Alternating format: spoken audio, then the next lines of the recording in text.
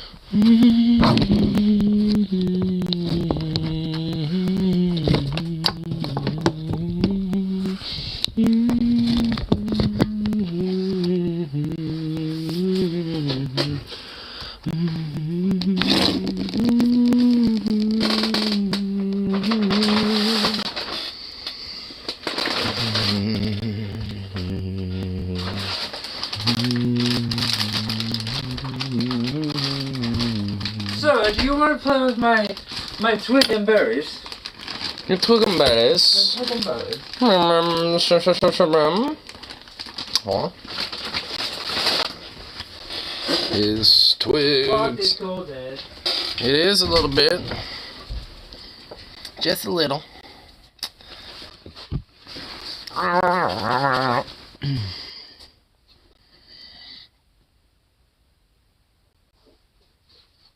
Is he outside in shorts and t-shirt? Like, what's he doing out there? Why? Don't do that to yourself, man. Let's go in his car. I don't know why, man. It's cold. It's be a cold. You don't want a cold. That's not good. Definitely not good, if I did say so myself.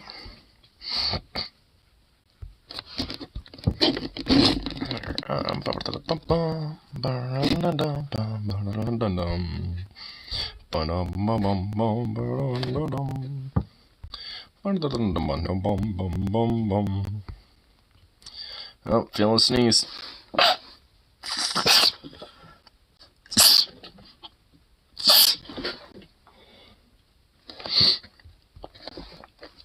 Ah. Damn. Jesus. That was very intense. See something really cool and really old? Huh? Oh, see something really cool and really old?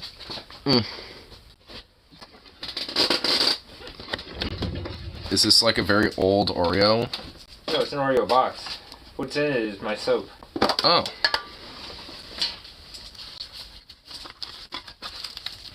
There's an Oreo in it. But no, the box is really old. From like the 90s? Or something? Probably older. Well, it says 1990 to 1912 here. Yeah, 1990. Something like that. I mean, right on. Give it to me. Right on that dot. Right on the dot. Twig and berries! Twig and berries. Yes. Snow on the Jetta. What about a Jetta? There's snow on the Jetta. Yeah, there was a little bit of snow, but not really that much at this point. What accumulated on the Jetta? It's cold enough for it, for sure. What, 34, but feels like 30? Fuck yeah. Yeah, I saw it at, it said 36, not 34, so. And that's how, seems like it is for you. Sir. Huh? Right. Are you saying I'm wrong? Well, when you think you're right, you're wrong. Because I'm always right. Penis. No. When you think you're right, you're wrong. Oh, you don't? Because I'm always right. Okay. Huh? I said, okay. Okay. Oh, well, he kind of accepted that pretty well.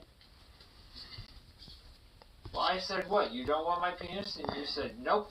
So I say when you think you're right, you're wrong. Do you have tits and a vagina?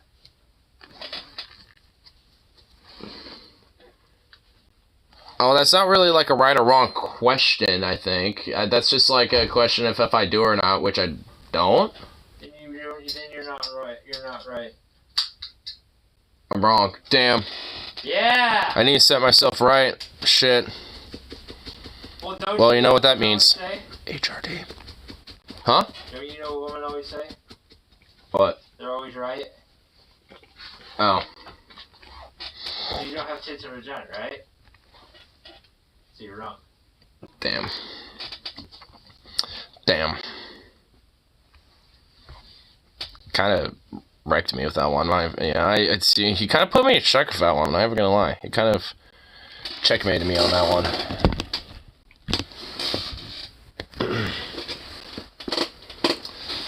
Just a little bit of a checkmate.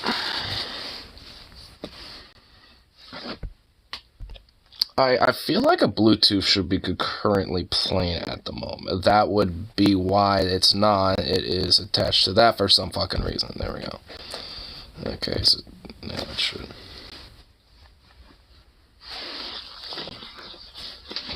It's probably gonna blast the shit. Actually, now I just realized. Okay, there we go. Now it shouldn't. Ah! No phone? Go back up there.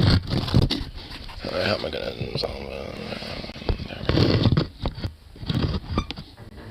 That works.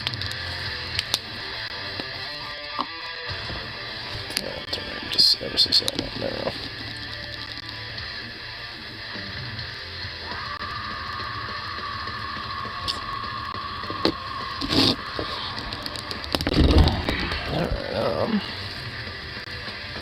Alright, let's see.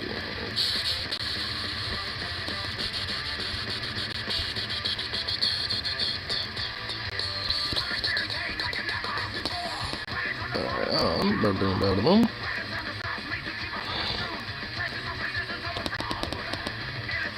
Here, what the hell? Oops. I don't know why it does that sometimes. There we go. There we go.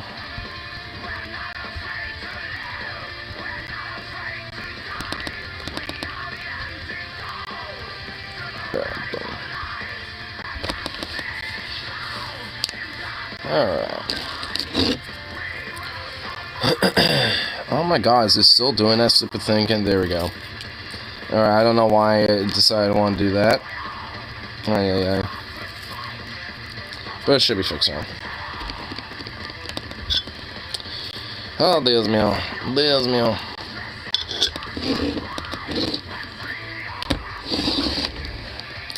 Actually, it is. Make sure it's all Gucci gang there. Cool.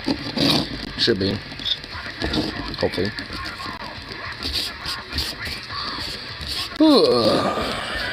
Today was just nothing but a hectic, absurd day, and I do not totally approve of it.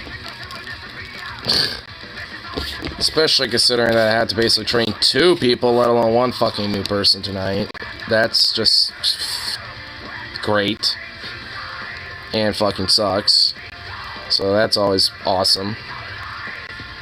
Ugh.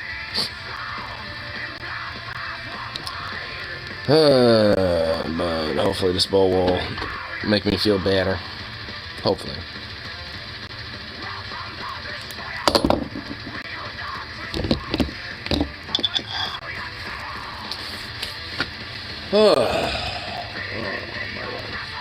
I'm just glad it's my weekend. And mine alone. Even though it's not during the actual weekend, but I don't care. I approve of that. Because then all the stuff that people usually go to during the weekends, there's not really people around because they're all working. So less people, better for me.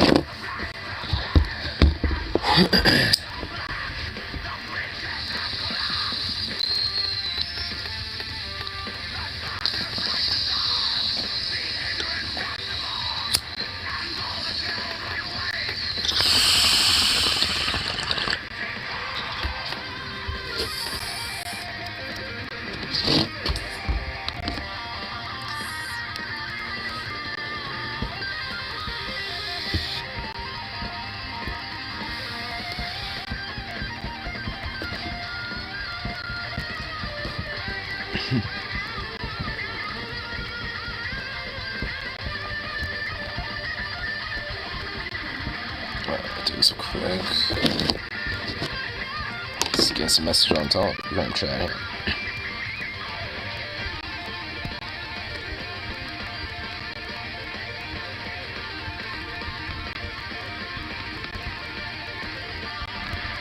There we go. Cool. Well, there we go.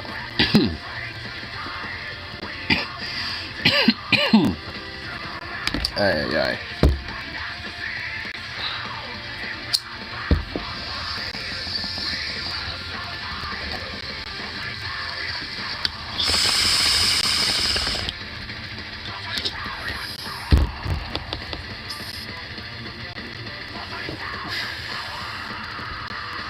Alright. Now, do I want to crack open a cold one now or wait a little bit? I think I'll probably just crack it open now, because I am really feeling it. I am feeling a strong urge. Just relax. And that includes a little mild inebriation. Just mildly.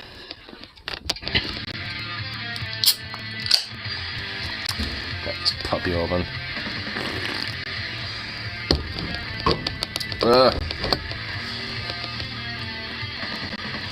Work sucks. What? Work sucks. Who? Work sucks. Why? Because corporate wants their bonuses and they suck. Thus makes... Huh? Well, no, they're cutting hours because they want labor surplus of hours so they can get a bonus when it comes to, like, extra labor hours being not used. So people get fucked over for that. And management gets all the nice bennies and bonuses off of it. Yeah. And store director was so fucking insistent about, like, getting snack packs, pre-sliced sandwiches all fucking done and shit, and I was just like, okay. And I was like, you know, telling the newbies, like, look, I just want to make it bare minimal, so just, like, see a couple of these open chubs, just, like, for pre-slice, just cut some of that. I'm just going to literally do, like, 6 of 2 different snack packs and just call it good with that, and then just fucking, you know, just have the other kid, you know, make a, you know, like 3 different sets of sandwiches, you know, and just make 3 of those, you know, different sets, and just, like, keep it good with that. Because, because it's just, like, there ain't no way we're gonna be able to, like, you know, try to keep all that up and deal for our case keeping that maintained, which it wasn't. It was, like, bare scraps.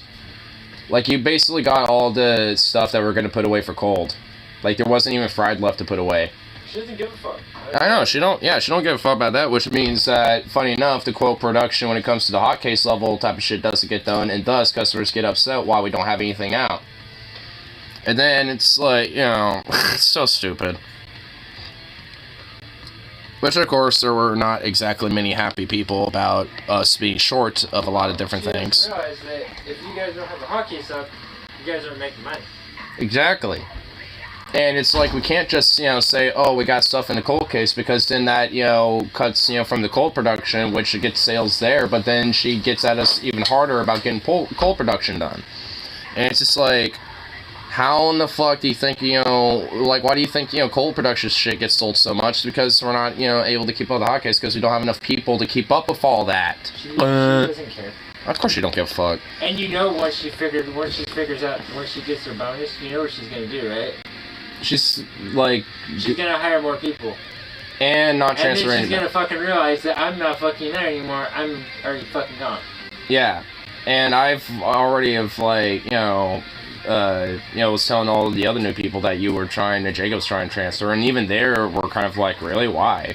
Because it seems like y'all still need extra people, because I was telling them, like, yeah, I mean, they basically kind of had me today, you know, just to try to help train you two, which unfortunately, you know, I can't really do in totality, but hopefully at least, you know, there's more that you were able to learn, you know, at least. But nonetheless, like, because I have to basically make sure that they know what they're doing when it comes to just, well, everything at this point, at least for right now, and make sure that, you know, they're okay and not going to be, like, flustered while I'm gone on my breaks and shit. And then, on top of that, also, like, make sure these different things in production, okay, so all that shit's all kept up, because none of them know how to, like, cook things in fryers yet, outside of maybe, like, Joe's or Tenders or whatever.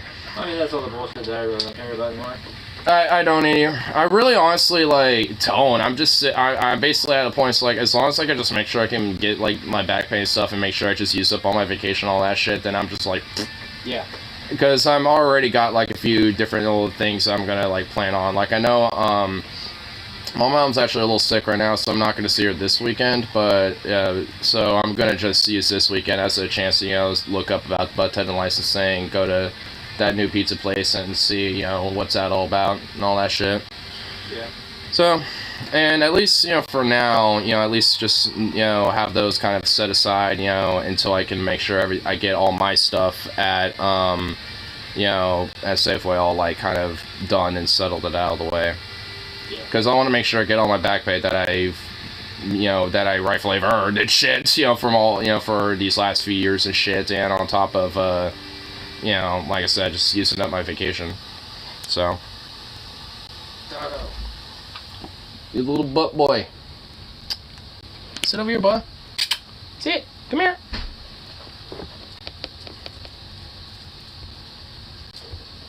Goofy little dog.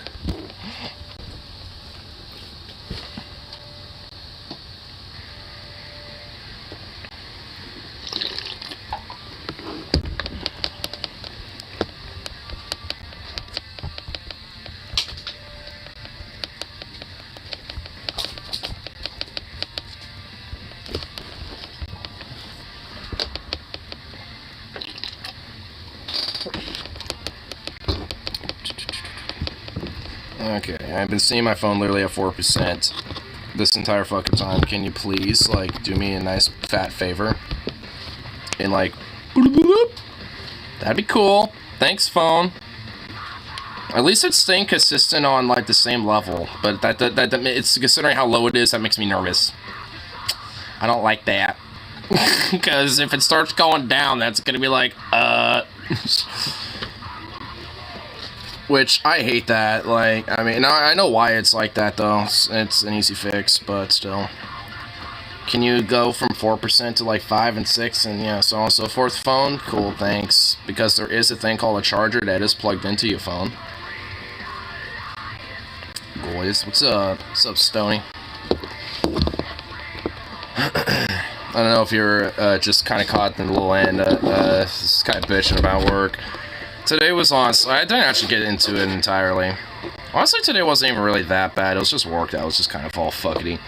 But, honestly, like, when I woke up this morning, the front yard of my house is like a crazy, like a weird Disney Wonderland again. Like, it has that, that happens every now and then, where, like, there's, like, a whole murder of crows, a bunch of scrub jays, a bunch of squirrels, you know, all just kind of, like, roaming around in the, like, fuck a dog, in the, hold on, like, in, you know, in the front yard and stuff. So I had a bunch of peanuts. Hey, come on, what the fuck, dog?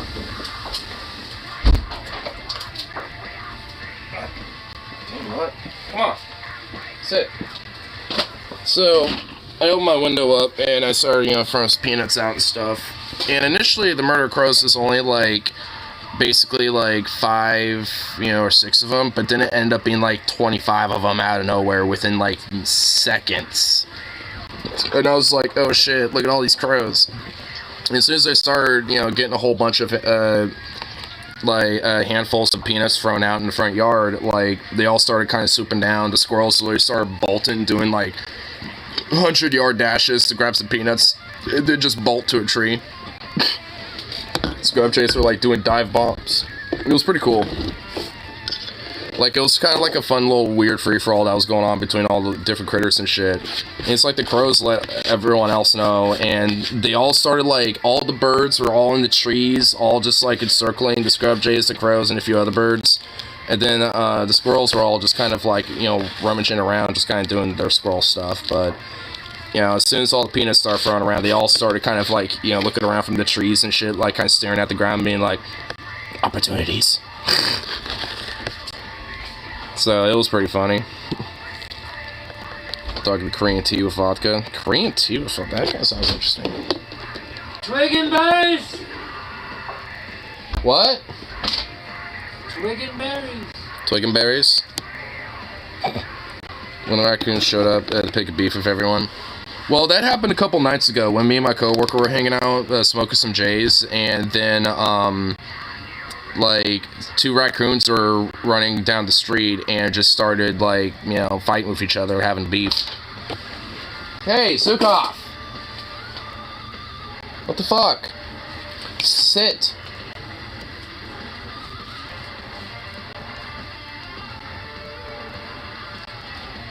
An Assam Korea milk tea? I don't think that's Assam. I think he meant to say Asian Korean milk tea. Chocolate version is way too sweet, but the traditional is perfection. Ooh. Dude, that sounds good, honestly. I'm intrigued. No, but...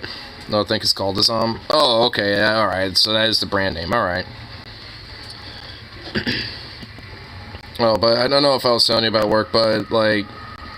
I mean, at least with the geologists, like, it was, like, corporate always is now insisting they want their production so their quarterly bonuses, you know, can come in. So they can get, like, you know, a fucking fat load of fuck you money and shit while we get nothing. And today was, like, one of those days they just insisted, while me, the only dude with experience there, basically, has to train 2 newbies, you know, to close on top of fucking, you know, like, having to deal with production and the hot case, which that just did not even get addressed barely at all. Amongst, you know, like, making sure that, you know, these 2 new people are at least set up and shit. And, also, okay.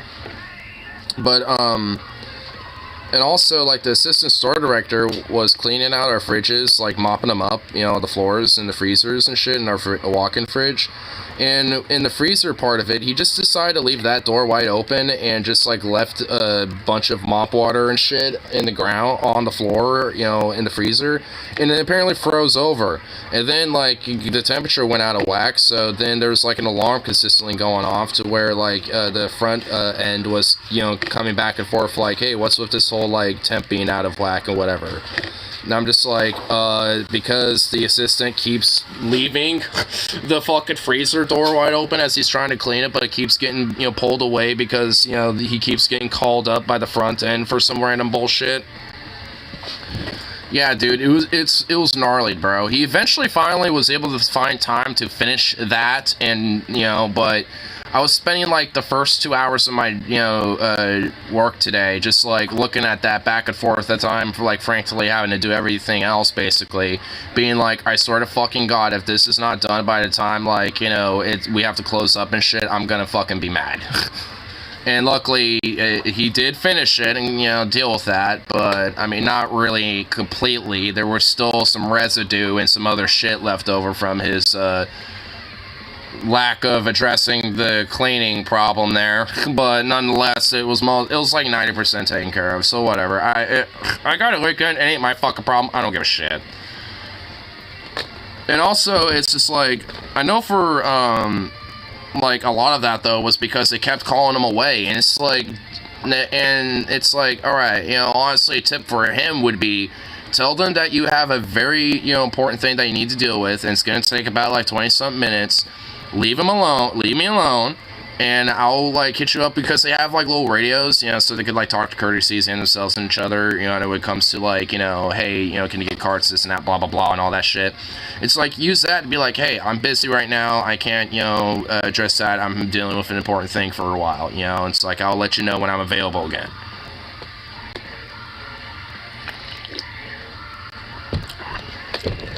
They're cutting fucking Snap money. I kind of overheard about that a while back. They're not, like, outright cutting the funds, from my understanding. They're cutting the accessibility of it.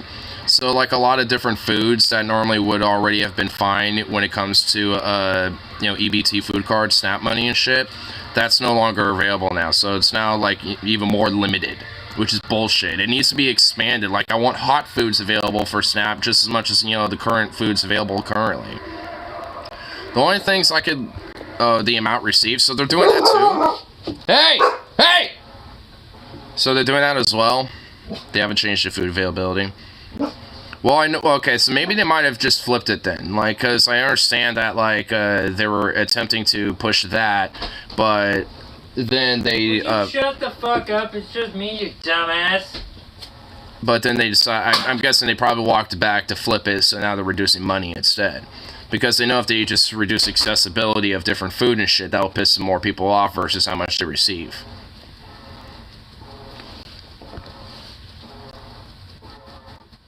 Oregonians brace for reduced SNAP money in March. Great. COVID bump in SNAP money expires. Well, that's okay. Well, so there's their excuse. They're basically just saying, hey, instead of, like, you know, maintaining the quote COVID bump in SNAP money, we're just gonna let that expire. They're just letting it, basically, the whole, like, COVID funding that went into the SNAP money and shit just expire, so they, you know, instead of maintaining it. That's essentially what it sounds like. So, yeah, by March, you're just gonna let it expire, and they're not gonna give a fuck. They're just like, yeah, whatever. You get reduced money, you know, and income when it comes to your snaps? Oh, that's a shame. Republicans are changing eligible food in some states they control. It isn't the feds doing that. Okay. So, alright, so it's basically, well, it seems like, I mean, from what I understand, I think Republicans are on the national Fed level are trying to do that across the board, but it's probably because Republicans are just statewide have been doing that. So they just want to do that across the board to make it easier on their state level compatriots.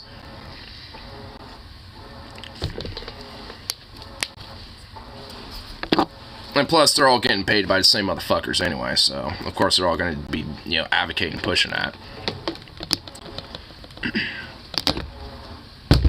They don't have the power at the Fed level, Biden doesn't support that as of now. Well, yeah. It doesn't mean that they don't support it and want to try to weasel in what they can, but yeah, they, you know, when it comes down to what they really want to do, of course, that's what they want. And, you know, just because they don't have Fed power right now, all it takes is one election cycle for that to flip. So, I mean, and it's sadly, kind of unfortunately, a coin toss about if it will flip this cycle. I hope not. I mean, but, you know, it's just like, there's a possibility. I mean, even then, Biden, maybe as at least for right now, isn't supportive of that. He might be willing to make, quote, compromises to where maybe, like, payments, you know, receivements can stay the same, but they might, at certain accessibility, might be gutted, or vice versa, or some shit. As, like, a, quote, compromise position, because the Democrats love doing that with their GOP buddies. Bullshit program entirely. The far right consider hunger a feature, not a bug. Well, yeah. Well, at least for the more, quote, moderate conservative types that at least have this soft veneer of trying to pretend that they're pro-working man and shit, you know, they'll say, well, there are people that earned their keep and stuff with that. You know, so it's like, when it comes to that type of stuff, you know, we'll gut it, you know, just so the people that earned it, you know, can basically have access to it. And even then, it'll be fickle-fuckle. And very, you know, weak and not much, you know, available when it comes to that, but nonetheless. Like, I can see Romney types, you know, basically. And yes, yeah, they're a sad standard where I'm saying, sadly, there aren't many, like, the, quote, Romney types left, you know, that would basically be that motherfucker, where it's like they basically have it as minimal as possible, so those who, quote, earned it, you know, will have, you know, the availability to that. But outside of that, like, those old dog Republicans are fucking gone. Now it's just either just straight up, like, conservative, not moderate, just straight up, you know, through conservative, or far right, you know, on some various level, or just outright fascistic. Like, I mean, and it's more or less far right and fascistic with how the GOP is at this point. It's not really, like, there's not really too much of the regular old conservative / moderate conservatism going on anymore. I mean, you might see that on, like, a local level when it comes to, like, maybe local politician types, maybe, but not really. You might really see that more or less if, like, just some, like, you know, dive bar with a few old boomers or something. And even then, probably not. Dude supports flat tax that would massively reduce tax on work class while cutting already insufficient tax on wealthy. Because at least when it comes to the status quo, that he is a moderate. Like, he's a moderate loyalist to the status quo, where he wants to moderately change some stuff about it, but relatively wants to keep it all the same. You know, if anything, he wants to moderate changes so him and his lackeys get more benefit out of it, you know, with things like flat tax rates and shit. So it's just like, I mean, he's, you know, like, he's still a scumbag and a piece of shit parasite through and through, but he just seems a lot more civil and friendly and has a nice little smile on his face when it comes to, you know, how he presents himself. So it just seems a little bit more palatable. So people are sold on it easier. Well, not anymore, really. I mean, back in the day, that used to work. It's why they don't really exist that much anymore. Like, the GOP are way too extreme to be a, quote, major party. Well, unfortunately, unfortunately they are. I mean, that's the thing. It's like you think, oh wow, why is this so extreme? How in the fuck? Well, it's just like, I mean, look at the Nazis. You know what I mean? Not to do old Godwin's law fallacy here right now, but I mean, it's kind of true. They were extreme as fuck, but you know, they not only were able to get electoral power, but also co-opt the actual, like, you know, laws and the processes of government and shit, and force their way through, you know, and all that. They weren't necessarily, maybe, at least especially at the beginnings, a major party, but as they started gaining prominence near the early 30s and shit, by the time it was like 33, they were kind of a big player at that point. So, it's just like, I mean, you would think, especially if all the extreme shit that comes out of them, especially if, you know, social media and internet these days, of how easily accessible it is, like, you think, how in the fuck are these people a major party? But, I mean, it's just kind of a sad consequence of how easy it is, you know, that type of shit gets sold, especially when you have improper education and lack of critical thinking, and an easy scapegoat when it comes to something that is, you know, for the most part, on a, you know, like on a general social zeitgeist, kind of considered unknown to people. Like when it comes to like trans issues, or, you know, I guess to a far lesser extent, like, you know, gay, you know, issues and stuff like that. But nonetheless, you know, to a lot of people, that's still kind of like an unknown thing to them. So it's easy for someone to sell it as like, oh, it's this big agenda, if they don't know fuck all about it outside of just vaguely hearing about it here and there. I mean, anyone that at least has two neurons to rub together will understand that it probably isn't, but, I mean, people are gullible. So it's like, you know, and honestly, there could be some pretty smart people that can be gullible as fuck, so.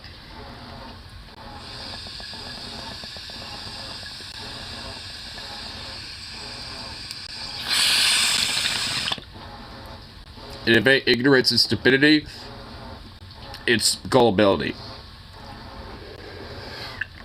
That's kind of the big thing about, at least, Americans. It's like we're either very ignorant or really dumb, or very fucking gullible.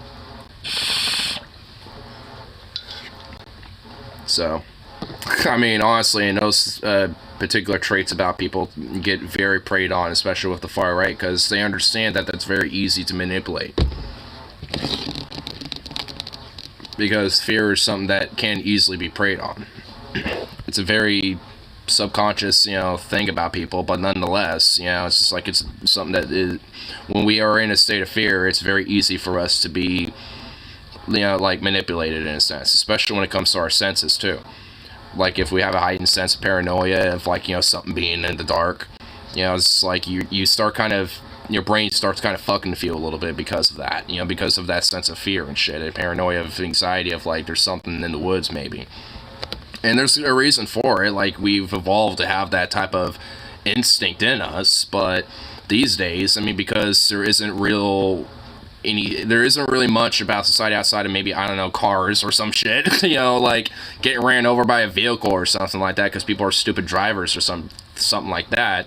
There really isn't much of a fear where that instinct needs to be applied as much anymore, but it's still there. And, you know, and it's easy to use that as a way to manipulate people into some crazy culture war shit or something.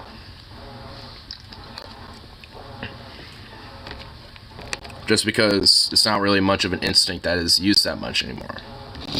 I mean, it's one that we still have and still pops up and shit. It's why we still have fight and flight responses.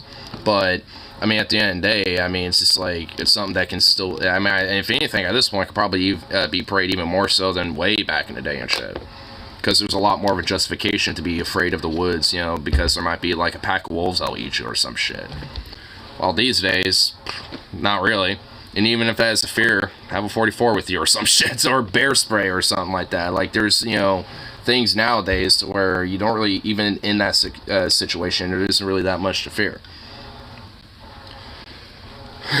So it's just like, you know, I mean, that instinct isn't really much that, you know, is used anymore, but nonetheless, I think because of that, it tends to be more manipulated, or, you know, just because it is easy, you know, to prey on that instinct now. Just because it isn't really used for things that can be legitimate, like, you know, predator in the woods, or, you know, like a raiding party that might hit your village or some shit like that. We don't have those problems anymore. At least in the modern world, and, you know, and like in the US and shit.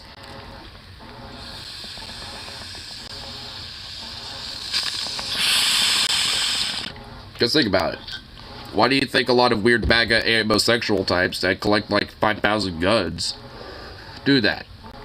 Because, you know, they always have like this weird fantasy that someone's just gonna come in their house and they need to have like a gun in every room and shit, you know, just to be ready and all that. Like, you know, those weirdos. There's a reason for it. It's because they've been basically had their fears manipulated and fucking preyed upon to think that there's like some force that might invade their house or invade their property and hurt them and everything, and have been propped up in the sense of paranoia to where essentially their whole like fight and flight is always like on, essentially, to the point where it's just like they end up being in a way more dangerous, not just to themselves but other people because of that, because, you know, there's, you know, they have a lot more of a heightened sense of like something might be after me or something's gonna get me or some shit, and it gets preyed on, and especially when it comes to a lot of culture war shit, when it comes to like the trans issues and, you know, and all that, because it, you know, that same type of thing could easily be applied to that type of shit too. Maybe not to the same extent when it comes to like, oh, someone's gonna rob my home or something.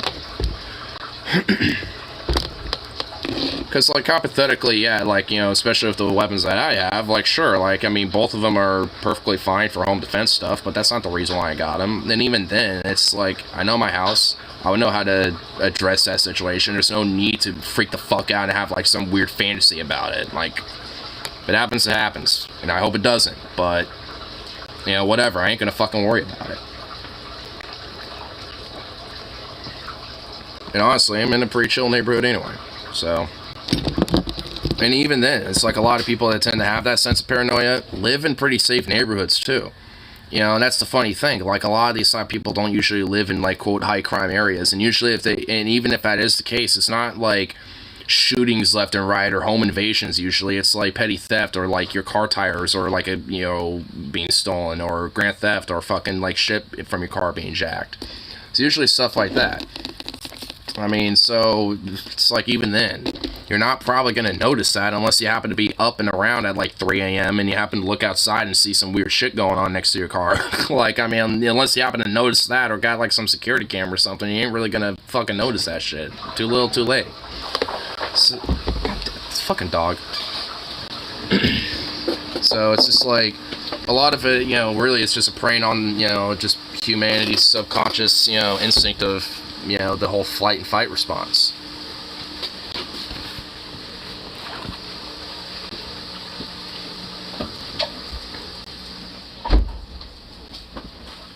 You're a dork. Man, what a little asshole, dude.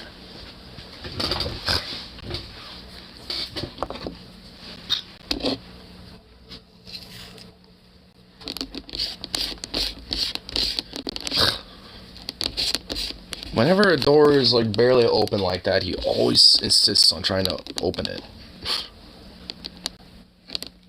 Curious little bee. That dog is a curious little bee indeed.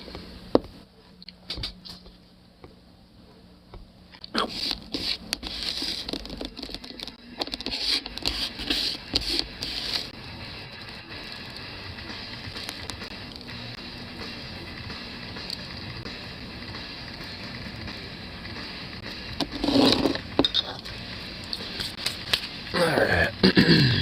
Now let's see. What type of things go off of the tube here?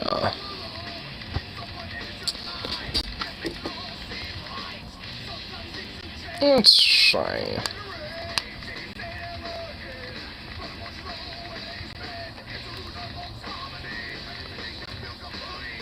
Oh my lord, you gotta be kidding me. This happened earlier tonight. Michigan State University shooting. Are you fucking kidding me? First, just America going on a conniption fit about balloons and shit. And now this app. It's how many happened last month? Like what? At least once a week, and now we're not even halfway through this fucking month, and when you know, wow, another one. Aye. Well, go figure.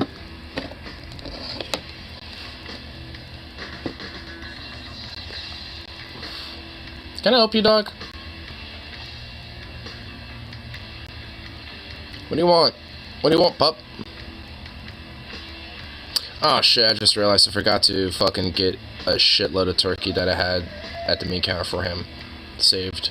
Damn. I'm sorry, bro. I forgot to give you your meats, because we have the meats, but I truly, at this time, do not have the meats, and now I feel bad. I just remembered that. I had it back in my mind that I was forgetting something. Now I know what it was. It was his turkey. Shit.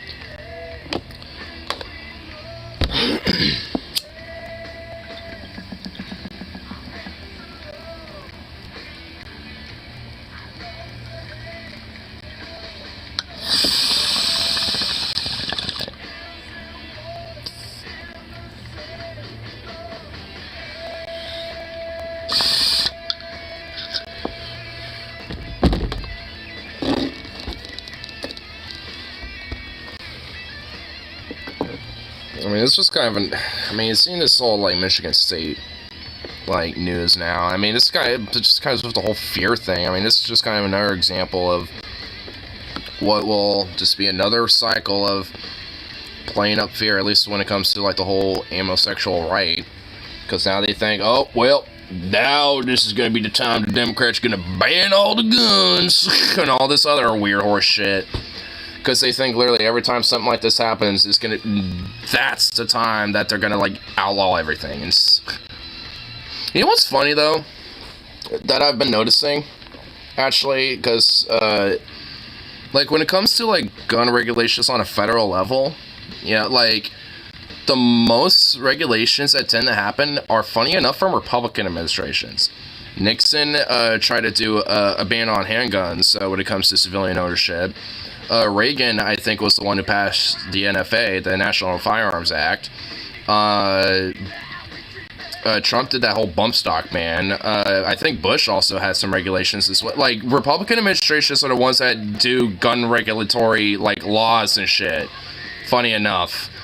There's been different, in past Republican administrations, if you look at, things that those presidencies have done, some of them are straight up, gun regulatory legislation that gets passed through, or at least, challenged, or at least, supported by those presidencies and shit.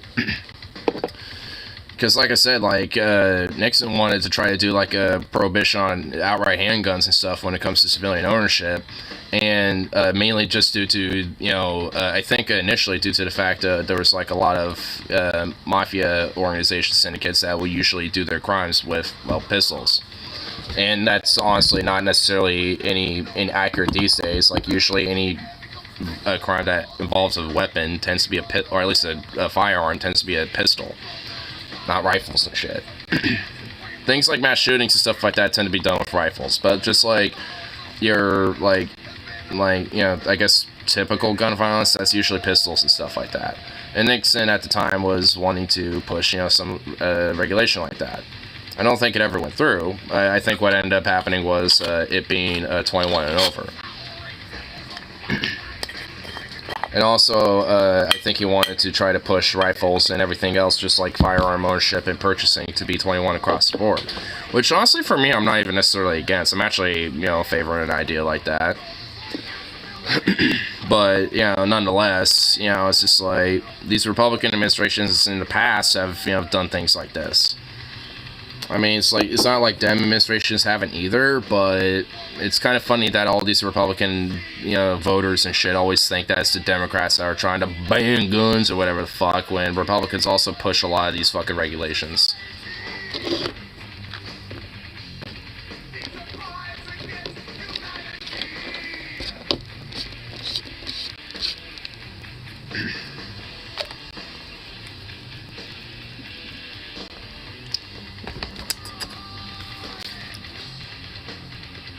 Sweet little dog.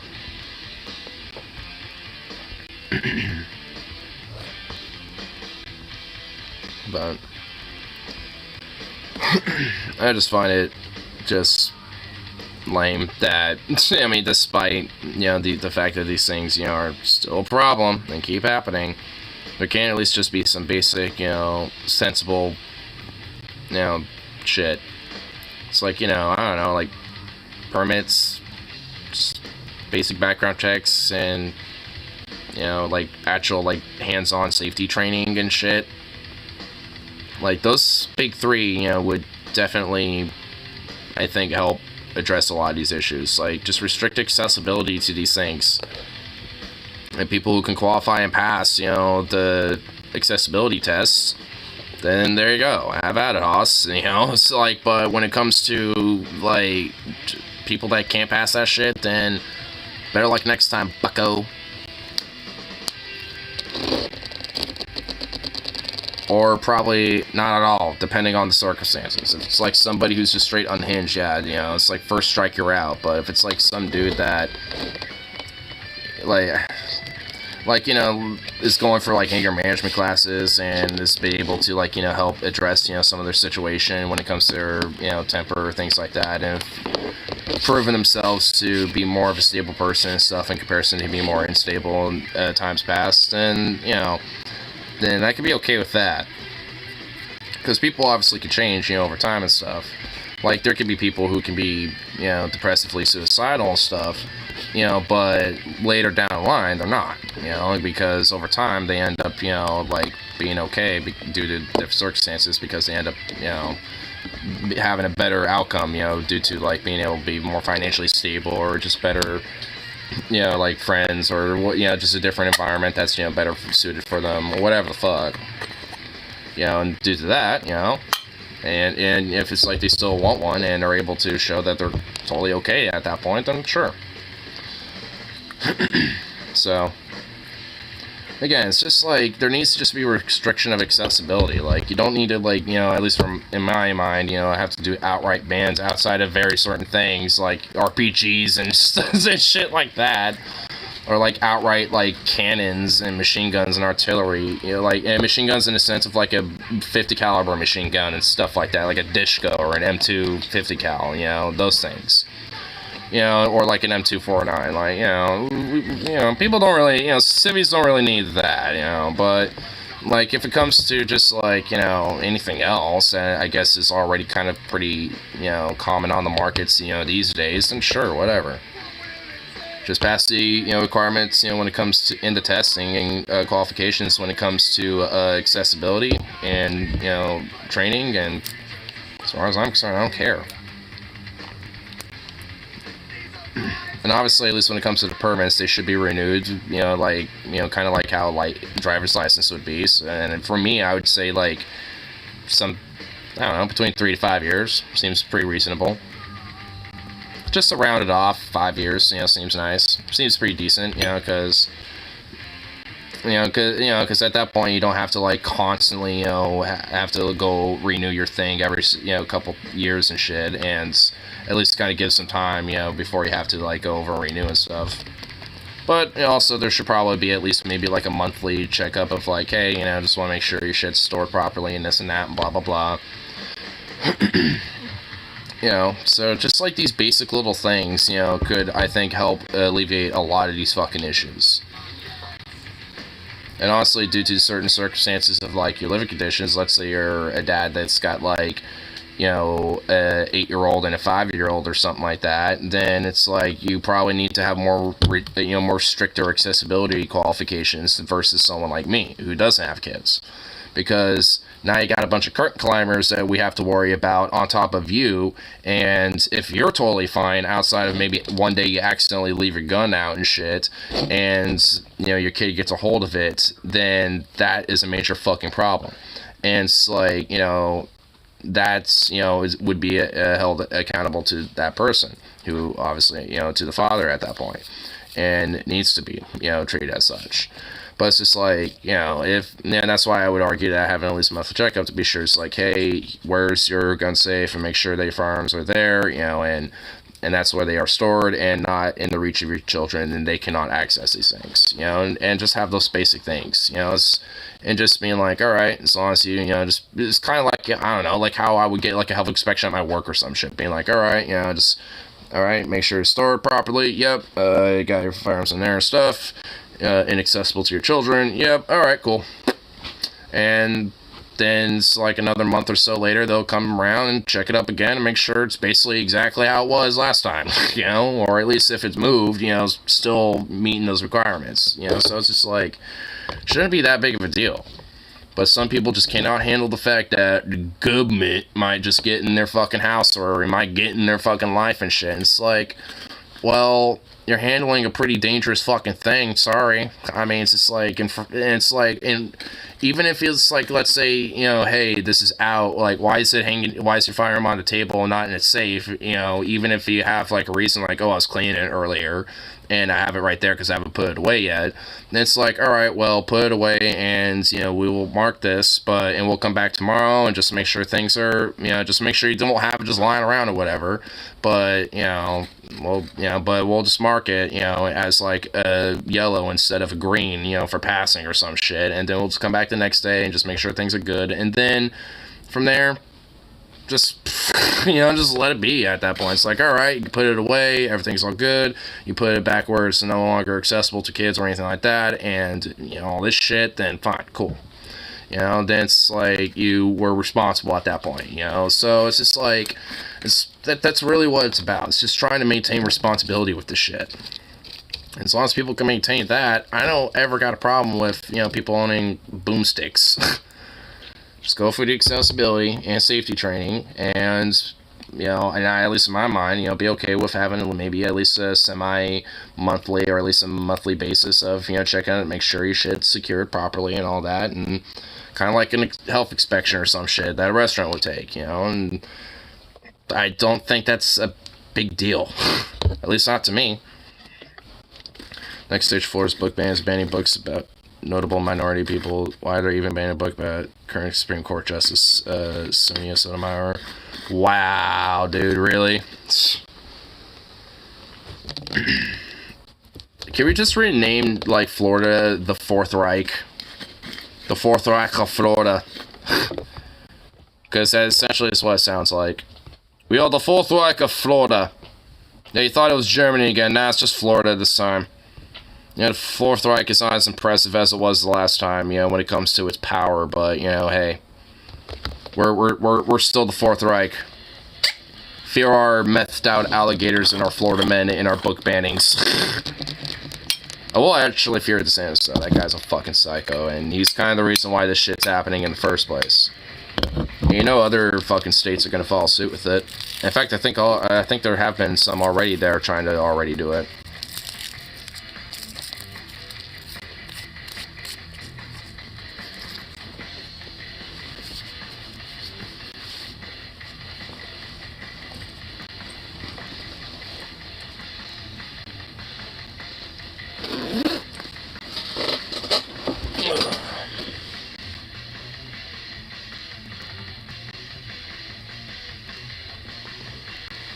And Karen, Celia Cruz, Barbara Clemente, and other notable people biographies being banned. I'm pretty sure, like, Lucy Parsons, and a bunch of other people probably too, like, in their writings and shit. I see this as a problem. Because they could just use it as political ad campaign points, so they can just be like, see, you need to vote for us. Vote harder. So they could just do that instead of actually addressing the problem, like, right the fuck now. You know, so they can, you know, so, like, this kind of, like, the whole reciprocal back and forth that these, you know, parties do with each other. I mean, and they use a lot of these issues, you know, as basically wedge issues, you know, to enable and exacerbate more of these type of problems, so it galvanize, or at least the idea is to galvanize, you know, people on their side to vote for them, because they're gonna fix things, quote unquote. Moderates trying to meet the Nazis halfway. Yeah. And then basically, you know, a lot of the different leftist organizations and groups within the Weimar Republic at the time basically got ostracized and essentially, like, exiled over time. And outright banned once the Nazis took over. Like, the Communist Party of Germany and Ernst Thälmann were basically the like, biggest party outside of the Nazis prior to the Nazis taking over and shit.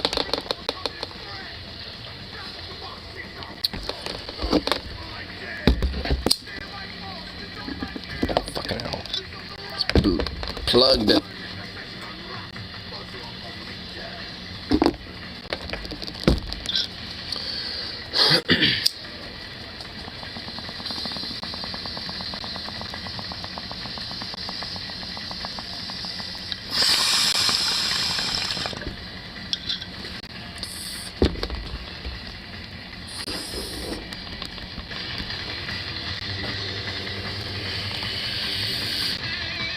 You're awake? Good, stay up. You're to stay up all night, you bastard. For I demand it. Government's literally banning books to see on the First Amendment. Well, that's kind of the problem. I mean, unfortunately, it's that they, you know, the parties see that as a wedge issue. That doesn't mean that it necessarily isn't, because, yeah, this really is a major fucking problem. But neither parties, you know, see it that way. And, of course, the feds aren't going to give a fuck.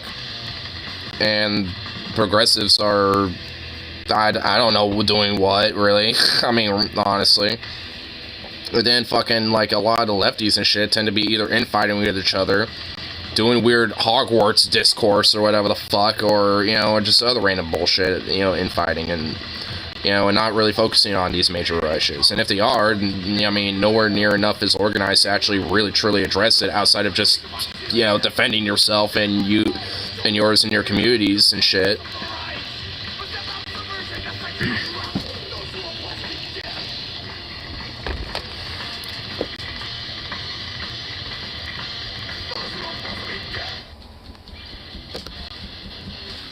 Don't expect to be alive in 5 years, to be honest. Well, you will. And you'll be okay. You'll be fine.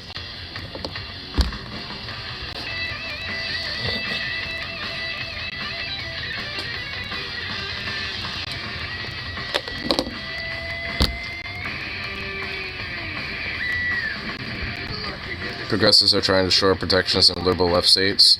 Well, I mean, the thing is, they need to really be doing more than that. Here, address domestic issues. Yeah, they don't. Which is why, frankly, they need to be kind of, you know, like their authority needs to, as far as I'm concerned, be kind of disregarded. Ignorance did not take over. Yeah, because I'll defend you, sir.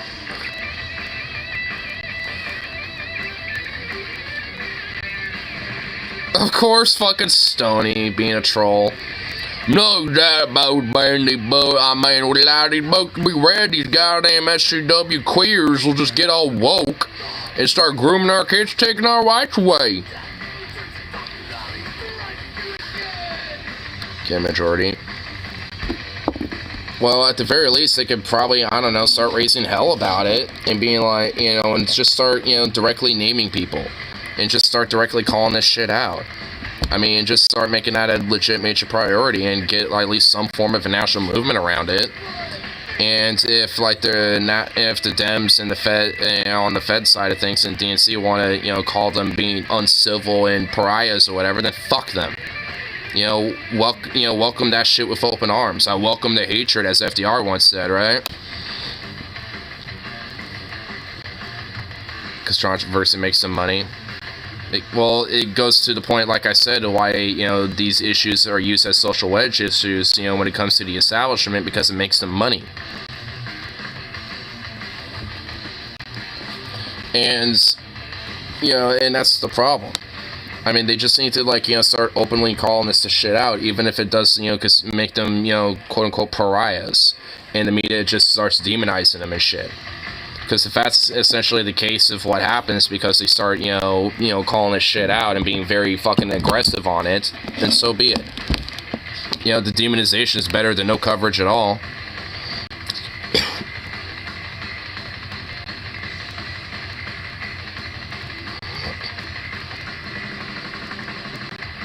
But definitely more live in Oregon. Okay, new rule. When we say Washington, we mean the state. When we refer to our capital city, we say District Columbia or DC. Well, I think for me, it's easier for me to say Washington if I'm referring to government, depending on how I'm, depending on the context of what I'm talking about. Like in this case, I think it'd be understandable if I say Washington, referring to like the feds and stuff like that with this conversation. I think it's easy to refer DC, but I guess, with Chad, it's different. Feds aren't allowed. Why should we allow activist judges to take lib-less states down with fascists? What, with like the Supreme Court?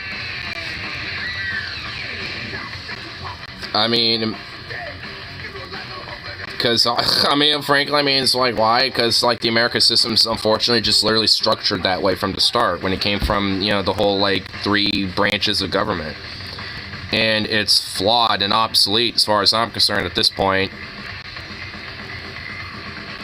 Like, the whole judicial branch seems like it's just more or less, continuation of just, like, activist judging, which has basically always been the case, frankly.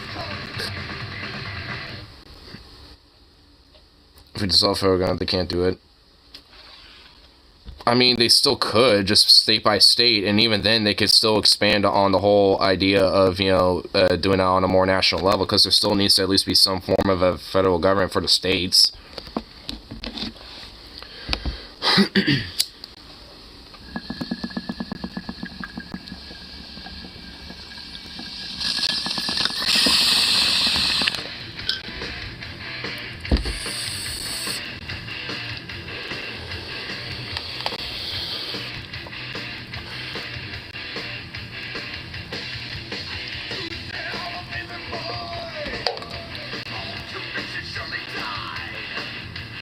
Each state of region is a separate country.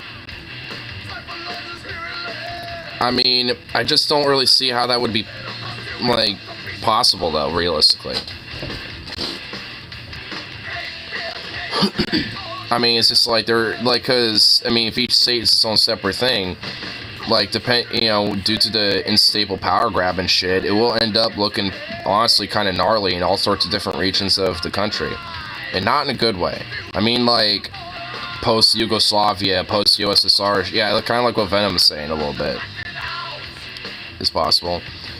Well, I also don't necessarily think having, like, 50 separate countries is either. I don't really think both is possible, necessarily, but at the very least, exploring what is possible, when it comes to, what can be, I guess, quote, either saved or mitigated, then, I'm just obviously in favor of that, and at least just maximizing the, just general outcome, for just people abroad. Well, abroad nationally. So tilted towards the fascists. I wouldn't necessarily say it's, like, impossible, but I wouldn't necessarily say it, is just, like, something that is very likely either. But I do think it's something that can potentially happen due to the fact that most people, like, when it came to knowing that a lot of, when people kind of realized a lot of these substations being attacked were done by the far right and fascist elements and basically Nazis and shit, People aren't necessarily were being like, yep, damn, that's right, taken to the woke electrical grid and fucking hundreds of thousands, potentially people over and shit during the winter. Fight for reform in Oregon. I mean, I will too. But, I mean, if fascists go too far, I'm hell out.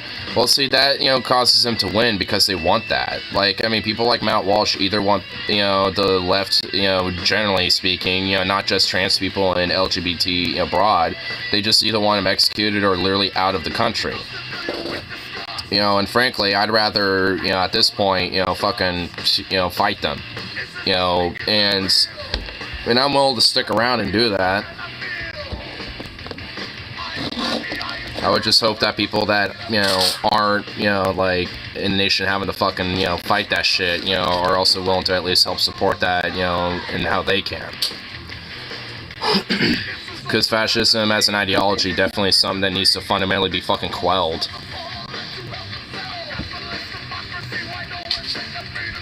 50 separate countries that would completely kill the military-industrial complex. I don't really think it would.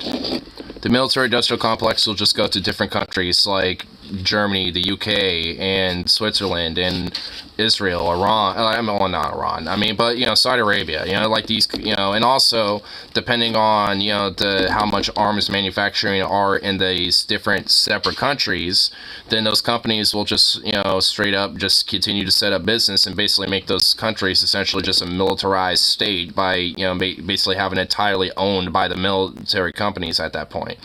That are at least that are within predominant manufacturing in those states. Like Washington, for example, with Boeing. It's like, if Washington was its own state, I bet your ass that Boeing's owning like half of the fucking government. Like right off the bat.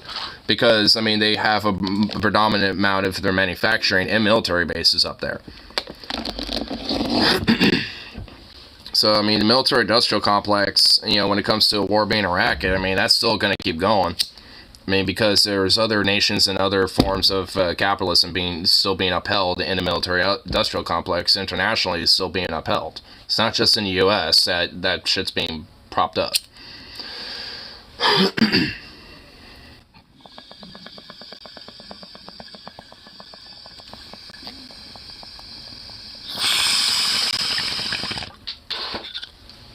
Oh, diesel brought up.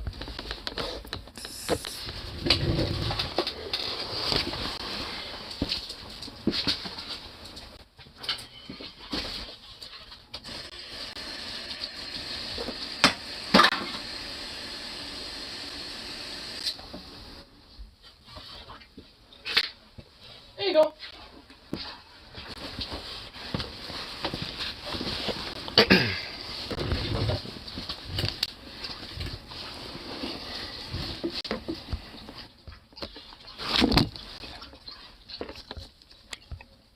Whether Americanized necessary point was voting war, breaking up would do just that. I don't really think it would. I mean, breaking up the states, could still be very reliable for a power grab and a lot of different, well, I guess for lack of better words, just basically like different warlord and militarized factions, especially in the South, that would rise up and try to garner and take as much power as possible, especially with force. And by force, I mean with a barrel of a gun. And also, there's a lot of American federal government military shit, around, that is in, that's left in storage and all these different military bases. I mean, where's all that? What's gonna happen with all that? Because, I mean, that's just not gonna sit around and just like rot randomly. It's just it's either going to be captured and used, by different, various factions because there's no federal government to maintain it anymore. Or at least, by National Guard, which I guess would be the military for the state at that point. But even then, it's like not every base is occupied by the National Guard.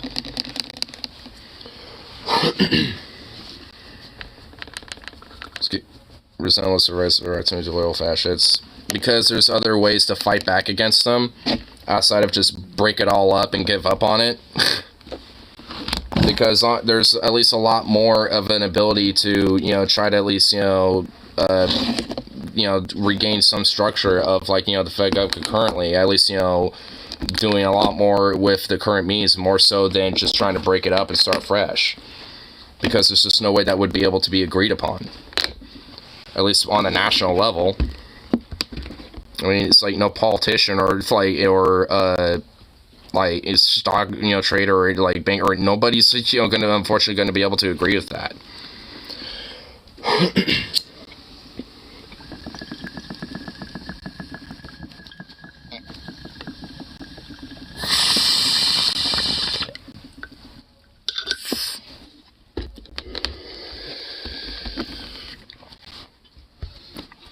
Strategy. I mean, I think it's kind of pretty obvious, at least especially when it comes to like what I talk about, right?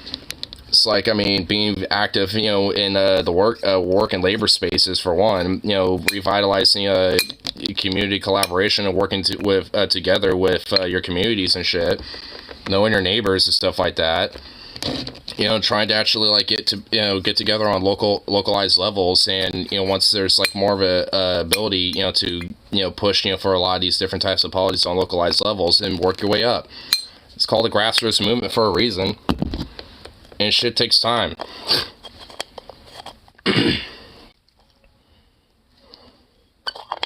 I mean, it's like, trying to break it all up essentially just, like, restarts a lot of these entire processes. And the fascists, honestly, just, like, look at that as just, like, a welcoming party. Because, I mean, for example, like, the Italian Civil War and shit, like, when that broke out, it wasn't just, like, just basically, like, one side versus the other. It all ended up becoming, total variations of micro-factions and shit that ended up becoming a whole interwar thing that basically allowed a lot of different international bodies from Germany to Italy to the USSR and UK and likewise, to go and send a lot of different things over there. I mean, same with Ukraine now. And a lot of different other Civil War incursions like that. Even with the American Civil War, it happened. The British and the French and all sorts of other European powers were funneling shit in as that war was going on. So it's like if there's any element of those type of forces that would prop up due to breakaway states and shit, then there's going to be money being made out of that, and it will be taken advantage and exploited for the basically detriment of everybody else around it that has to unfortunately suffer underneath all that.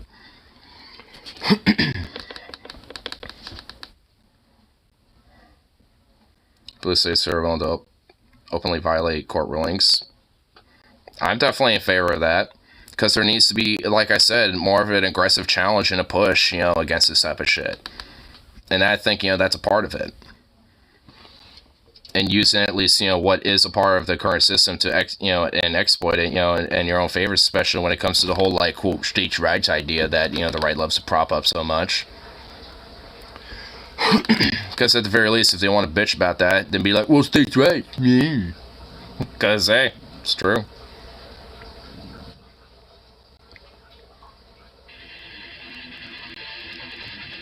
Needs actual leadership. Well, I think that's kind of really fundamentally the root problem of why I think we kind of go back and forth about this, is because that's really the thing. The left just, while the right does have leadership, and that's kind of fundamentally the threat, the main thing that I try to kind of highlight is that they have leadership, they're organized, and a lot of them are essentially, for all, intents and purposes, are out for blood and shit, and are ready for that. And the left doesn't have any, much of leadership.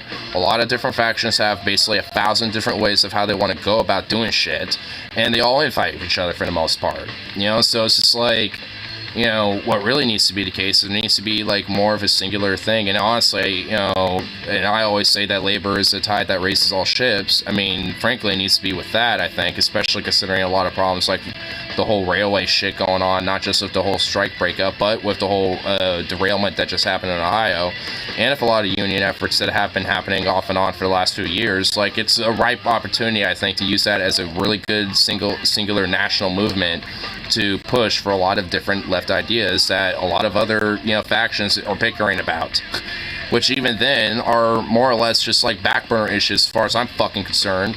It's like, It's like, oh, you know, you need, you know, because really all the whole infighting shit is more or less just like, you know, who's out-lefting the other person and just gatekeeping what is the true left or shit. It's like, fuck you. Like, there's bigger issues than that, motherfuck.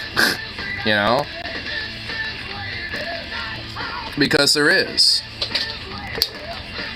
I mean, you know, the boat needs to be rocked, and we need to have a genuine, you know, sense of leadership. You know, especially on a labor level, there's at least one that I think, you know, already has, you know, very strong leadership qualities, and that's Chris Malls, you know, with the Amazon Labor Union.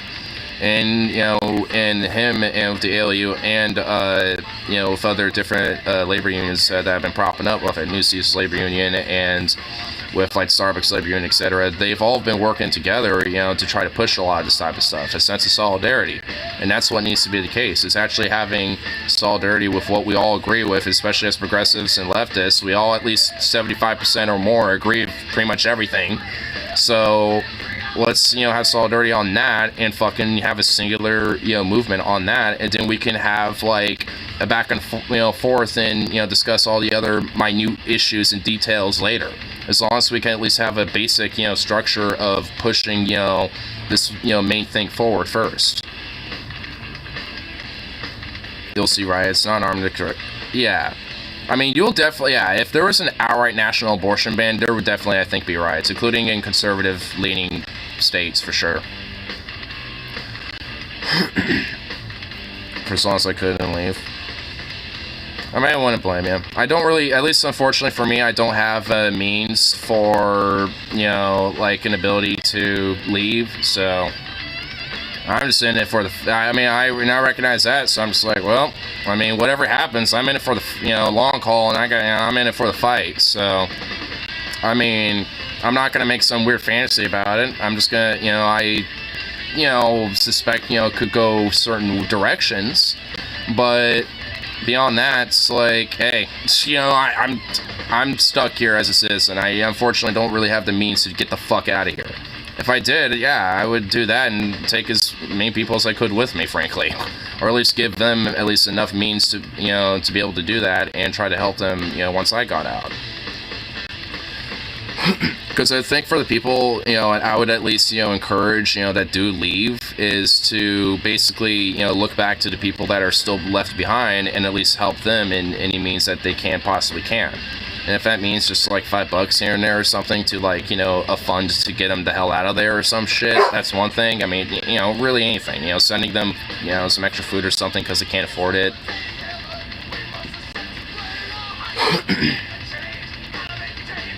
I have citizenship elsewhere, I could just dip and leave. But yeah, I don't, so that's why at least I recognize that I have to stick around and, you know, stay in for the long fight, basically. I mean, it's why I have a different tact about this, basically, because I have, you know, I'm stuck here, you know, and if shit goes so bad, I guess I could just literally fucking, like, you know, illegally, like, smuggle myself to Canada, but it's, like, that's gonna work.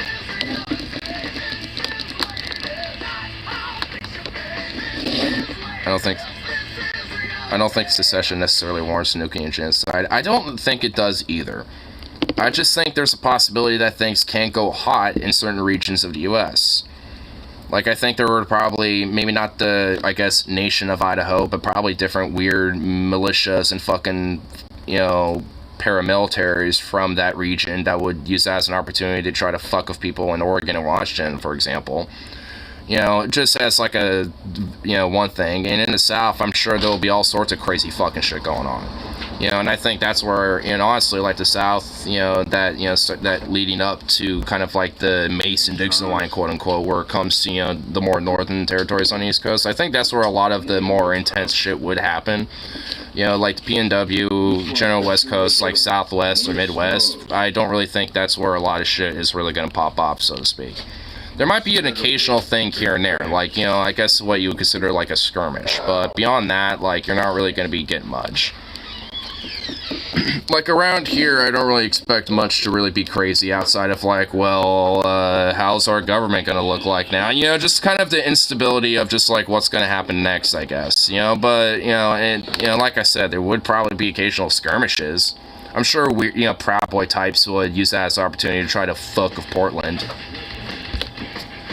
But I mean, you know, I'm not exactly really worried about that. Because if at that point, if they want to, there ain't no federal government or even really no established national government really to, you know, like, quell certain problems with that, you know what I mean? So it's just like, but like I said, you know, it's just like, it's, you know, it just given circumstances, like, you know, and especially considering, like I said, I won't be able to fucking just, like, migrate to another state, you know, I'll just have to stay here and stick around for the long haul and see what happens, and just act accordingly, basically, and just kind of shrug, you know, I guess, you know, but in the meantime, just do, you know, what I can and what I think, you know, is the best means of trying to get people, you know, to try to, you know, get on the right path towards, you know, trying to change things for the better.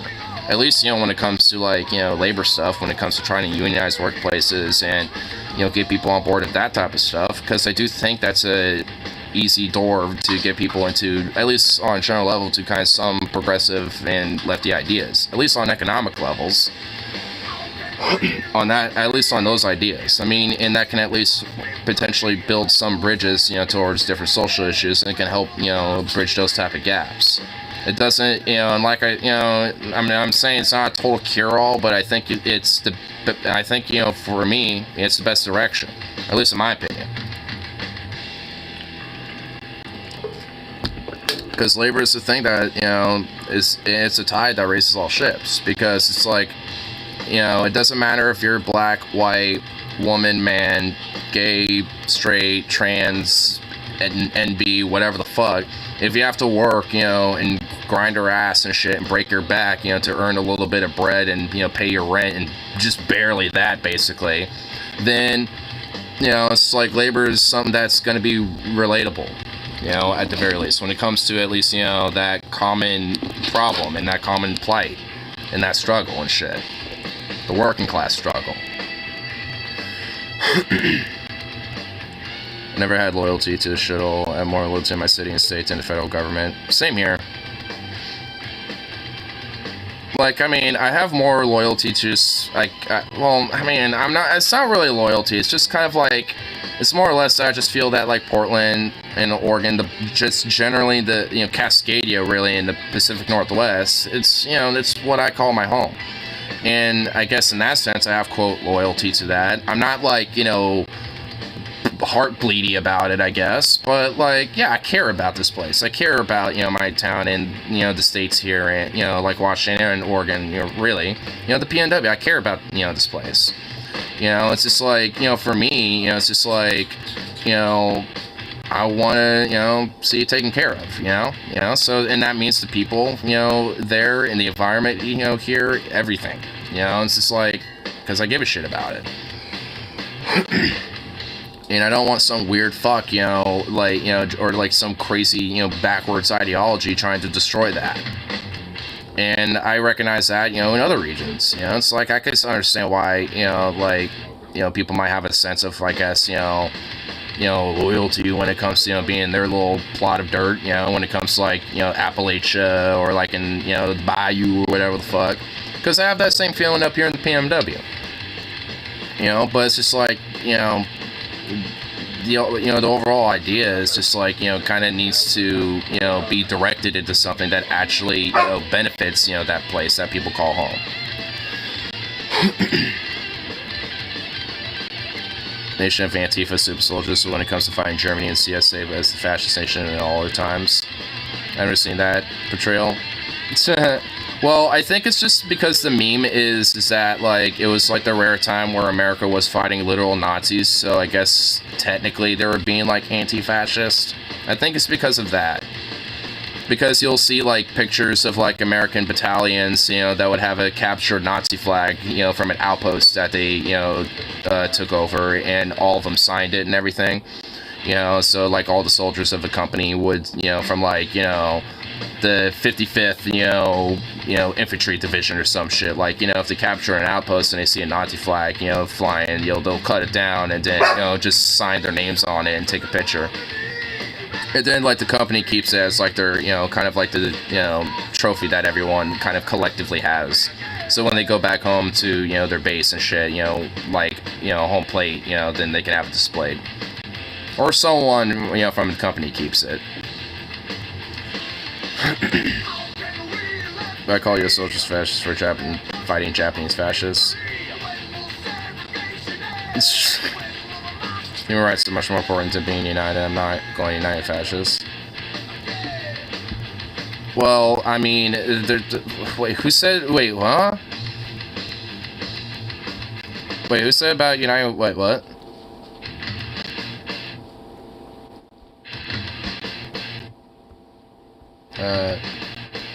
There was care what unites the country so long as we're actively trying to control like we would if the U.S.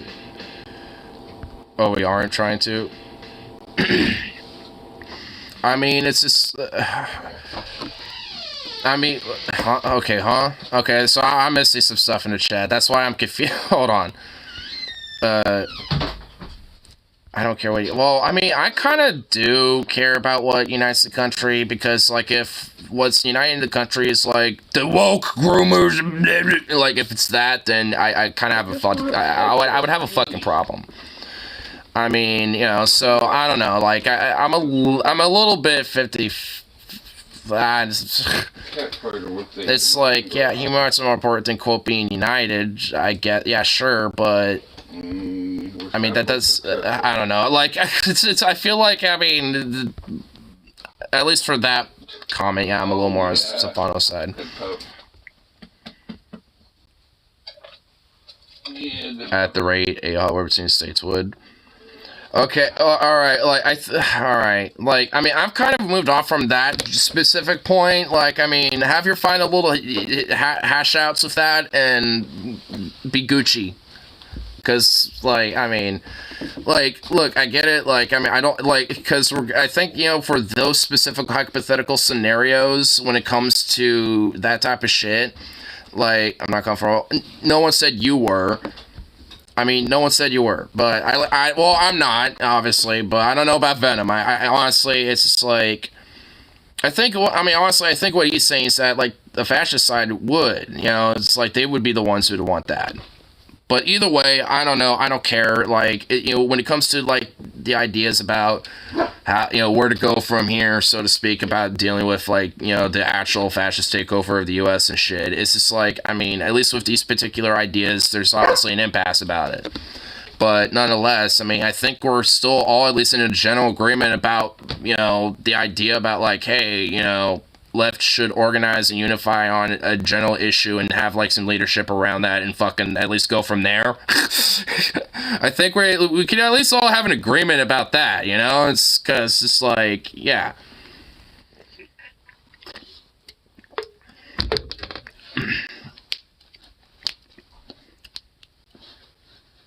That I vehemently disagree. Well,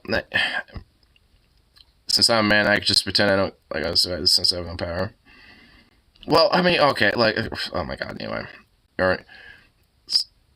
So, well, I'm not even, like, talking about that specific, like, that's, like, that shit was, like, between you and Venom. Like, I mean, I'm whatever about it. Like, I mean, I've moved on from that a while ago. I've kind of moved on from another, you know, more broadly about, like, the unify, you know, the left issue at this point.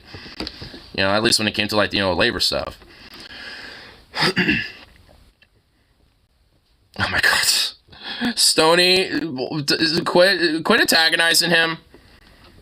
I'm just chilling. Like, I'm just trying to chill at this point, you know, with this stuff. Like, I've moved on from, like, the other shit. Like, oh my god. Stony, quit antagonizing Rip. Good lord.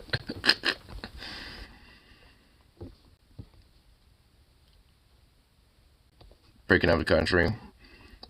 Well, I don't think so either. I just wish everyone else in this damn country thought the same. But, you know, unfortunately, not everyone does. I do. Like, I mean, if that was the case, I would like it to be very peaceful and just chill, and everyone just kind of, like, does their own thing for a while, and then, you know, and just being like, hey, let's fucking, you know, just chill and shit. You know, at least for a while, get our shit, you know, in our states, well, which are now nations, you know, set up for a while, and then we can all just, you know, start dealing with each other at that point, and go from there. You know, it's just like, for me, that would be like the best outcome, like, you know, best ending, so to speak. Civil War proves secession is unconstitutional. I would disagree with that. How that specifically happened was, I would consider unconstitutional, because that was just basically done on a whim. And those secessionary states were the aggressors in that conflict anyway. They were the ones who attacked Fort Sumter. So, you know, they got that coming. Anyway, but that's really neither here nor there, though.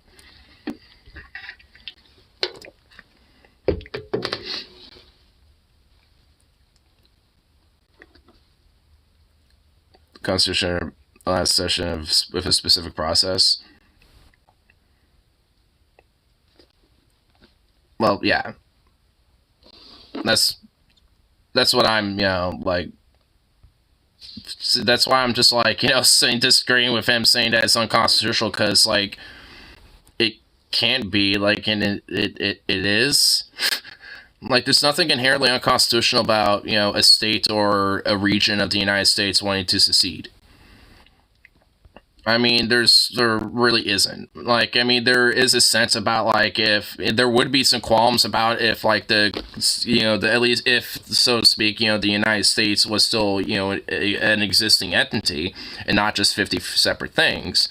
Like, you know, how it was, you know, with the, like, Civil War era shit, like, you know, or at least pre-Civil War era with the Confederacy seceding from the rest of the Union, you know. So I mean, you know, like, there would be differences in that case, but let's say, you know, before it totally, you know, went into different 50, you know, states or whatever, it's just like, I mean, you know, with it being a, you know, a total constitutional process, there's nothing really wrong with having that, you know, be the case. Like, it would still be fine.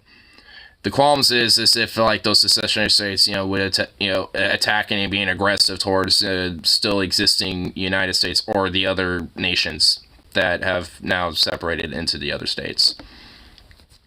Like, for example, Texas invading New Mexico or some shit, or Idaho invading Oregon. Like, I mean, it's just like, you know, those would be the problems. Or California invading Nevada for some reason. You know, just to throw a lefty state invading something, or lefty state, you know, to invade something just to, you know, even it out or whatever the fuck. But yeah, you get the point, though.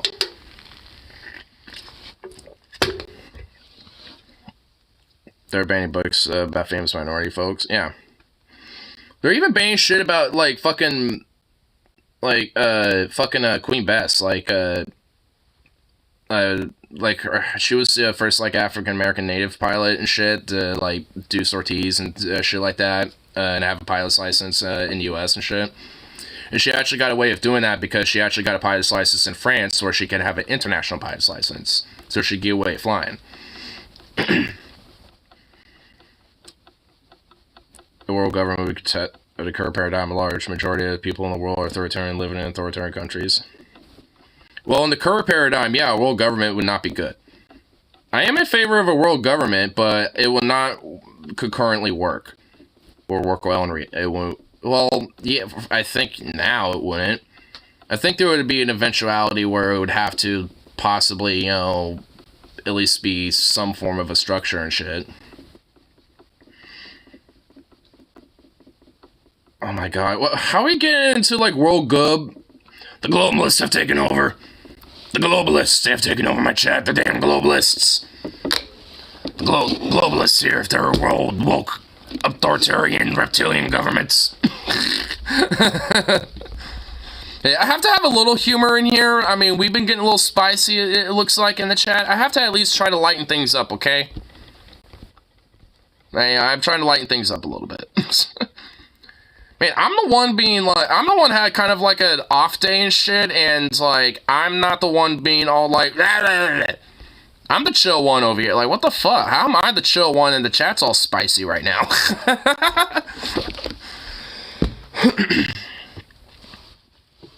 Is better than being the CIA aiming nukes at each other. Well, no, no, not any. I'm not just in favor of just any. You know, it's like, at the very least, it should be at least somewhat, like, market socialistic-y in nature, or at least, somewhat, like, social democratic in nature at the very minimal. Like, again, at minimal, like, basic foundations. So it's just, like, not just any world government's gonna do there, buddy. Like, if it doesn't meet, like, a basic foundation of the structure of how it should work, then... I'm okay with globalism with certain priorities and, like, specific, criteria. So, that's how I am about my globalism there, baby. I'm not just about any form of globalism. I'm about a very particular form of globalism. I ain't about that reptilian woke globalism.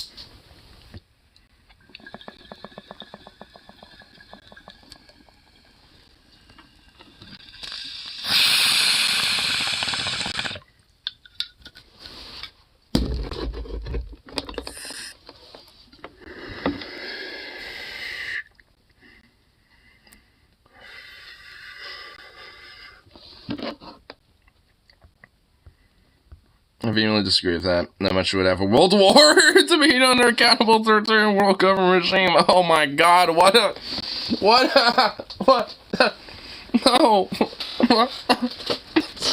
What the fuck? What is going on? No, Diaz Mio, I keep, like, agreeing with, like, both of you at different intervals. Iron fascism. Well, I mean, who said it would directly be like, let's say, like, this whole hypothetical world government, is in, like, I don't know, 200 years. How about that? So, it's just like, I mean, world wars were fought for way less. I mean, there was two. One, because a Serb killed a guy, and... and then there was fucking, like, the second time because there was a Nazi freak with a mustache. So, talking now. Can't predict 200 years in the future. Well, we can make a hypothetical.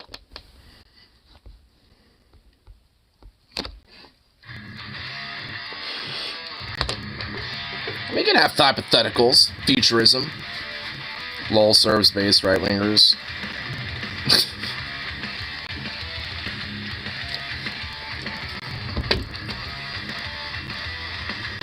But by authoritarian countries. Well, that's why I'm saying the hypothetical from 200 years. Like, let's say there's a hypothetical world government from 200 years from now where that isn't necessarily the case. I mean, it's all about just entertaining the idea. It's like, let's say that, like, Iran, like, the Middle East isn't authoritarian anymore due to, like, various different, like, Arab Spring Revolution style things that happened. Iran had a total successful revolution or some shit. Stuff like that. Just, like, these different things that lead up to not as many authoritarian countries, and thus, a world government not having that.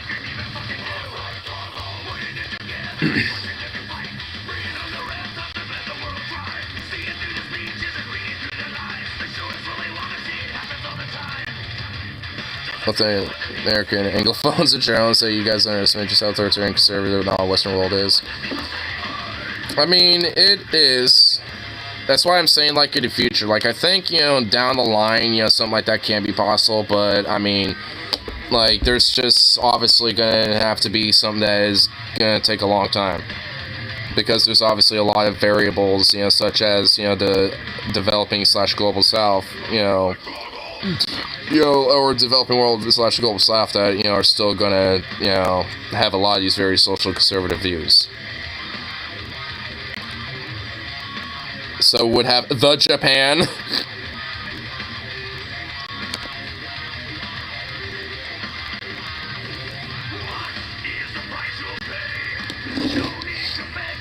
Fascist is inherently unstable without an enemy to fight. Well, luckily they have an endless list of scapegoats, including within their own ranks. So they always have something to fight when it comes to an enemy. They just take out the easy ones first. And then they start eating themselves out. Well, usually they do both. which they initially won with their conquests. Yeah, in China, they actually, yeah, like, Japan, honestly, if they, you know, just didn't attack America and just totally focused in China entirely, they actually probably would have been a legitimate, formidable force. As a main standard arm and reconcile Navy and Army together. That, too. There was some internal politics and stuff like that that played a role. And also, you know, did more developments of their armor when it came to tanks and stuff like that. Because they basically only had tankettes and light tanks as, like, their main tanks. So, like, whenever we had tanks, you know, to throw at them, those tanks would go popping off like little cardboard boxes with a little thing of tannerite inside of it, you know what I mean? It's just like, those things would go boop! Just pop like a little nut.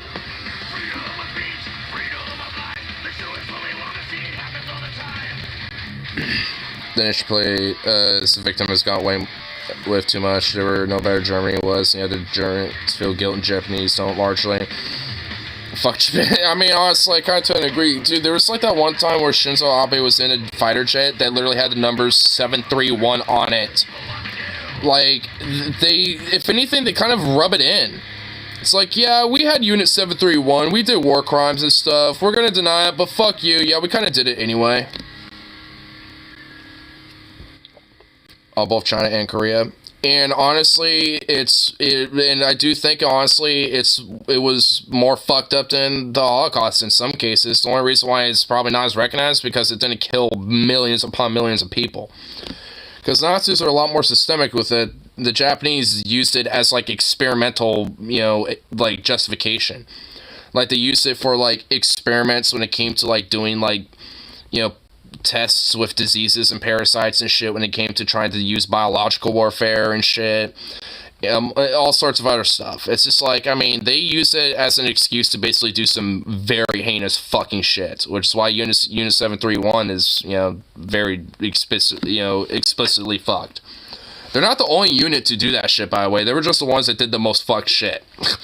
And are the most known. Like, there's, you know, like, a lot of other, there's, like, different units that have, you know, done similar shit that aren't as known because a lot of archives aren't really as, you know, have been recovered and been lost and shit because they burnt a lot of it.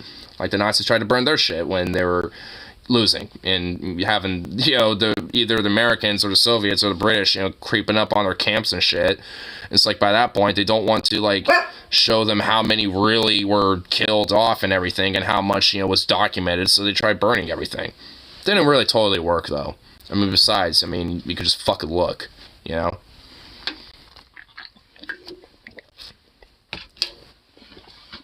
What was that about?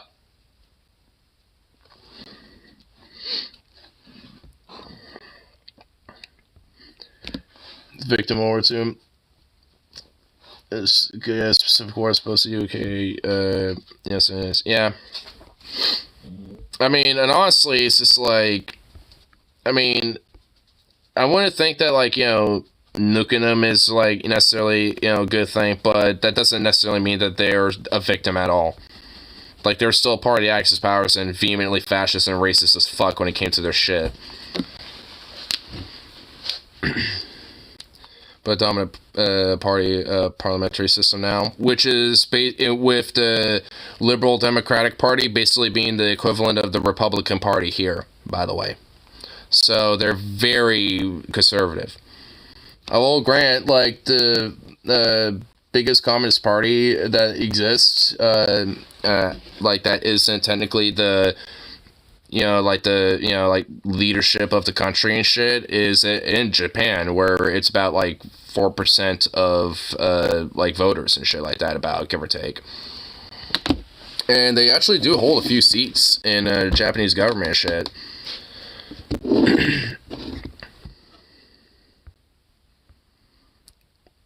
Offered since Shane saw a very young age what happened. Yeah. At least acknowledge me. You're just wanting to get fucked, okay? Like, I mean, I'm desensitized. There are way too many furries in Montana. Well, that's how you slowly but surely get progressivism, I guess. You know, just, you know, get a bunch of gay furries, you know, to just co-opt Montana. Well, you need to have them get in government first, actually.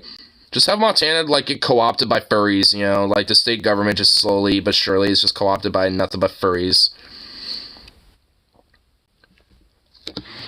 There's a ton of furries that want to meet you for some reason. Dude, well, Hots has probably told a lot about you, has told stories about you and shit, and all of his furry friends are like, I want to meet him. I know, oh my god, dude. Well, Hots was gossiping about you. He was talking about you, and now they all want to meet you. I have to admit something, guys. I'm a fascist. Venom, are you? No, you're not. Quit being silly. Hots is a right ringer. Oh my god, are we? You know what? I'm a fascist too. You know what? Fuck it. We're all. Hey, Rip City, we're all secretly fascists. How do you feel about that? We were fascists this entire time. It was a psyop. The CIA was paying us, you know, to try to pretend to be lefties. But yeah, how do you feel about that? You know, I really can't even keep up with that with a straight face. I was gonna see if I could, but nah, I can't.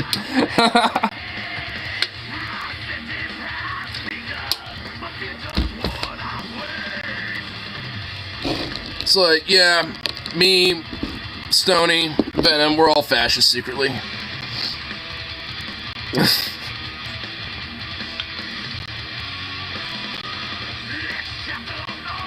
Don't get me wrong, I love Japan. I lived there, I liked it. Yeah, honestly, I'll grant this. Like, I bet if I visited Japan for like 2 weeks, I bet I would love it, honestly. I bet I would. You know, like, you know, but like living there and actually having to like deal with like the politics and the conservatism there, like, fuck that. Like, I wouldn't want to deal with that shit. I mean, obviously, I'm about to do a not all, but, yeah, I mean, obviously not all people in Japan currently that live there are conservative shitbags. A lot of them tend to be, but not everyone is. A lot of people who are young tend to not be as much, but there's a lot of them that are very nationalistic as fuck still, so.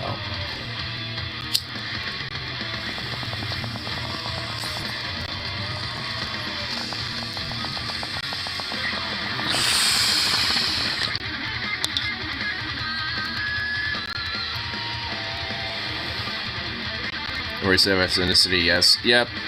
Like, they're very fucking racist. Like, I mean, way more so in Deep South, yeah.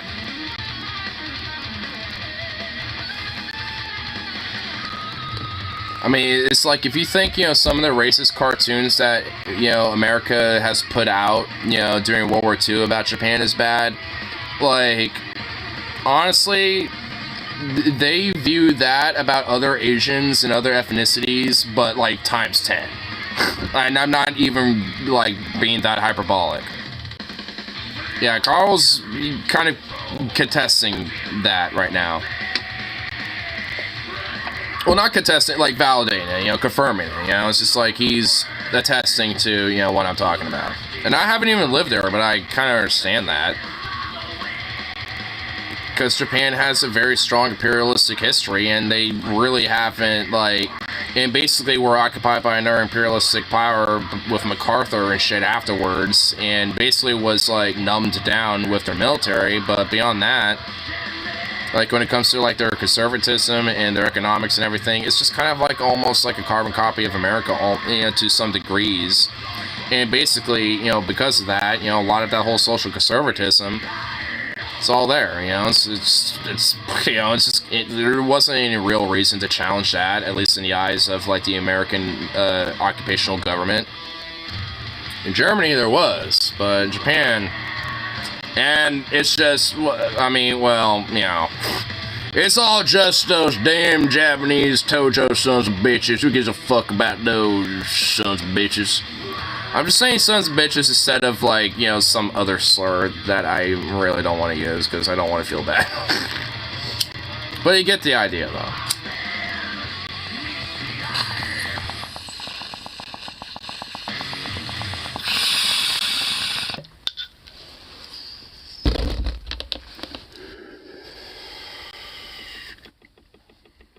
Based? Not really. I mean, honestly, not really, because the history, though. Like, I want to see, like, that shit in museums, yo. I want to see, like, dude, like, all their planes were destroyed because of kamikaze attacks. They belong in museums? Yeah, museums. Japan doesn't have that many guns. Also, dude, guns like military, like, you know, like the Arisaka Type 95 or some shit, dude. Like, I mean, that stuff. Like, not like, you know, the Japanese, you know, like licensed AR-15 or some shit or whatever the fuck. I don't think that exists, but you know, you get the point. Like, it's just like, you know, what was, you know, used for the military and stuff, like, or like the Nambu pistol, or like the Chohi tank or whatever the fuck, or the Zero, you know, for the, you know, for their fighter plane, you know. So it's just like, I mean, and honestly, a lot of it was destroyed because, like, at least for the aircraft and some of the ships, it's because of kamikaze attacks.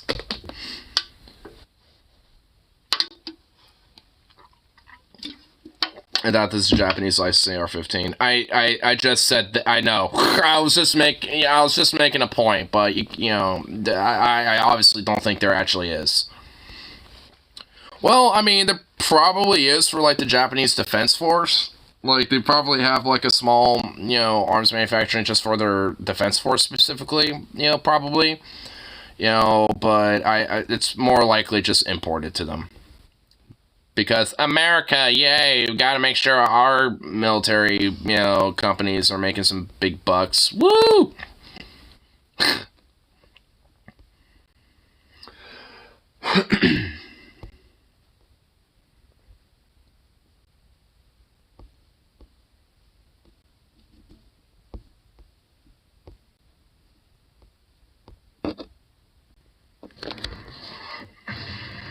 Sure, ranges and words to say the same thing won't come from me. I'm just regular. But yeah, Venom, you're white. You're white as fuck, okay? I think you're fine. You're cis and white. I just said cis, not cis head. You're bi as fuck, but still. Mestizo. Dude, you look fucking white as fuck, okay? You're gonna be fine. I look Mexican. Not. You look like a white ass Mexican. You look like a Mexican who decided to like skin graft snow on you. Like, I mean, you look fine. I think you'll be okay.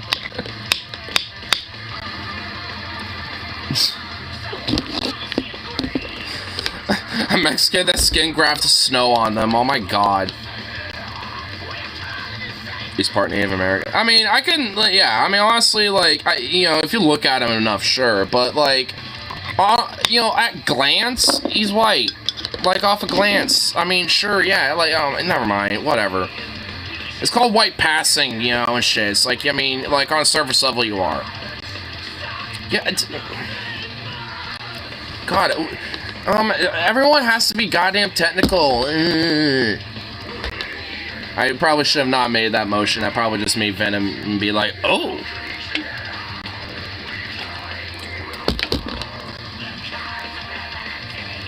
Also, I have less than 10% black in Alabama. All that means I'm black.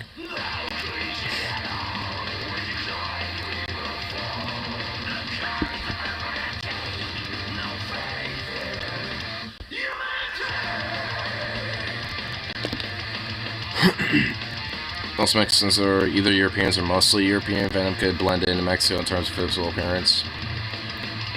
Yeah, I'm sure he could, especially once, you know, it starts getting, you know, good tan going.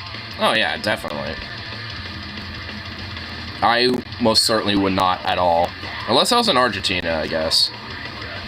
But even then, probably not.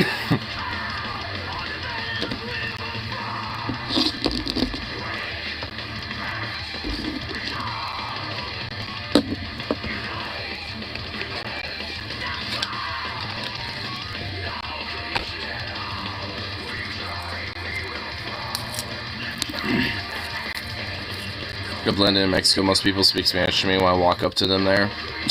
Damn.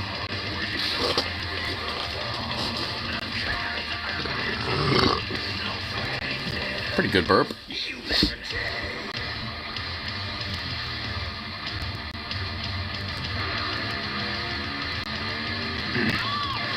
Someone should be a femboy when he comes down here to confuse my stepdad.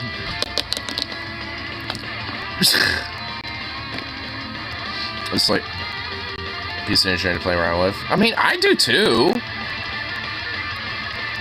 I mean, I guess there are. I mean, you know, I do have other reasons beyond that. Like, I mean, I want to do competition shooting and stuff like that, and you know, on top of just, you know, for fun plinking shit.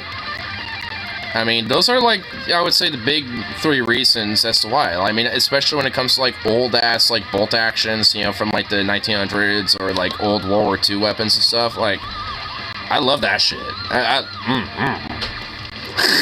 Like, that's my, you know, I'm all about that type of stuff, you know. It's like even Cold War era stuff. So I love AKs, you know. It's like, cause it's, you know, it was built I mean, hypothetically, if World War II for some reason or another lasted like a few years more, you know, then sure.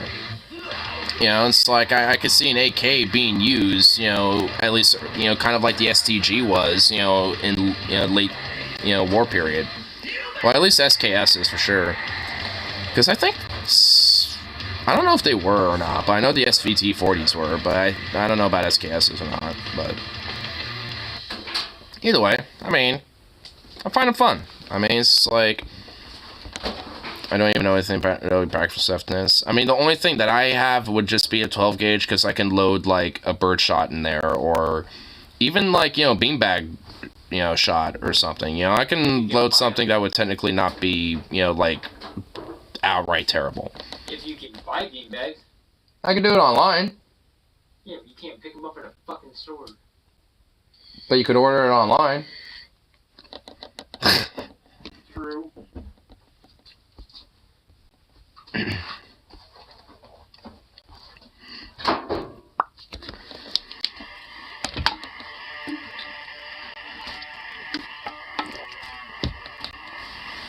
Is that Fred? That is. He's doing laundry. I washed my knife. The what? You washing that? I washed it. I threw it in there and it thud. I'm like, what the fuck is that going on? Fuck me. This kiss is signed right before the end of World War II, along with the RPD. Neither saw service before the end of the war. Okay, so basically just like, you know, right at the end of it, but not, you know, but basically just in like testing phases and shit. So it was produced a little bit, but just basically for testing. It wasn't really totally manufactured yet. Okay, I kind of figured that was probably what it was. Ask Fred if he can drive a U-Haul and would he be willing to come to Bama. Venom is asking if you're He's asking if you would want to come to Bama to help drive a U-Haul. No, he's shaking his head. No. I think he has just too much other shit going on right now for that to even be the case. I do have way too much going on. Yeah, he says he would love to, but he has too many things going on concurrently. However, they discovered that the silver wish to attend only police and machine guns is best standard service. Yeah. Well, I mean, the SKS still end up being, you know, used, you know, eventually. I mean, it saw service in different, you know, like in different, escalations and shit in different wars. But, you know, yeah.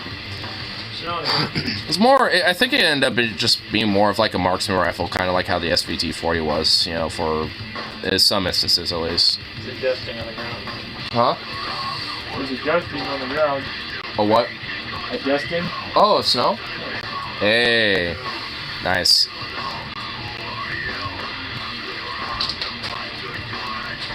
Venom's starting to get very aggressive about being yiffed here. Jesus Christ. What?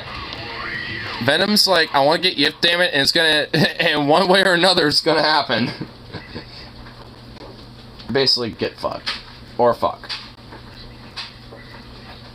Little bar finder bitch is fucking single.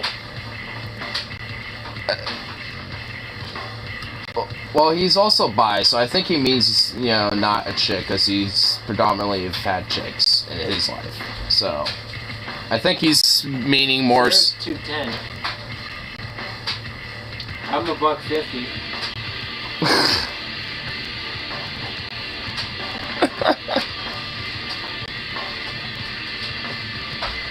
I think he wants your cock. That's probably why he's. Yeah, that's why he's like. Yeah, he's a nub. Sex with women equal boring. No, it doesn't. I mean, yeah, I tend to disagree. I mean, It's more fun. If you're doing Mormon style or, you know, just like vanilla ass shit, then sure. But if you got a little extra, you know... No, unless you're getting your dick sucked. I mean, that's even better.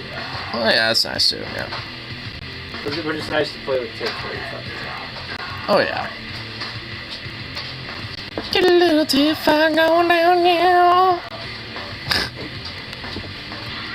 So is he more bi than you?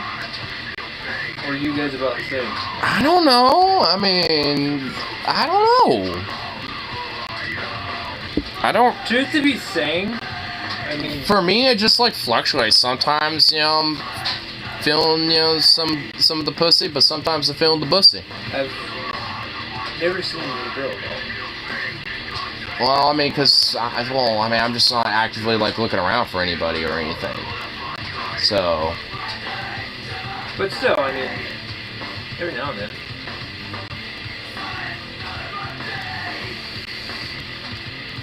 When I get a week off, I'm gonna use some of that time to just kind of, like, chill and maybe go to pubs and stuff, at least. I mean, honestly... If I come home here, I'm just gonna walk out. I'm gonna go sit in my car and drive somewhere. But if I do, I'm gonna literally get in my car and drive somewhere. Would you be the homie and hook up with, like, some TB afterwards? Sorry. What if I paid you? Nope. Fuck you! Even if I gave you money. Even gas money on top of it. That's my tip to you. Okay, what are you talking about? You have to use fucking... If you're driving around and I hit you up, be like, hey, I see your car gone, you want to get me some TB or some shit. Taco Bell, TB. Yeah. Well, okay, now you're saying... you were talking about something else. No! Oh my god! And he's like, I know you're in a relationship with your engaged. All that, yeah, and also I know you're, you know, you're straight, so yeah, oh my god. I know I wasn't saying that, Jesus Christ. You don't want to pull a three-way? Huh? You don't want to pull a three-way? Oh my god. Human triangle!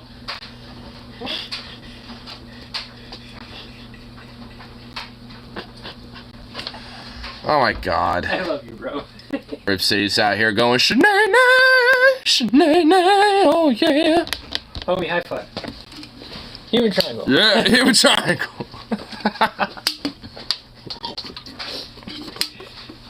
I asked Sarah about that one day. The reason she broke up with her boyfriend, because he wanted to have a three-way with her best friend. Ooh, well, that you can either contemplate a lot of things in very bad ways, or... No, she doesn't like sharing. That's... there's also that, too. She hates sharing. Well, sure, it's camera, damn it, but that's okay. I mean, you know, it's obviously a preference. Some people are just monogamous, some people tend to be a little bit more open with that, and some people are just poly as fuck. So... I think you have a poly relationship. I'm not even in one. How would I be in one? How would I be, like, poly if I'm not even... Because you go to everybody. Almost. Think about it. What? Think about it. I don't want to think about it! Ugh! Ugh! Whatever. I know you're half drunk, so that's why I'm doing it. You know it's gonna hit the fat pussy and never come out again. What? What?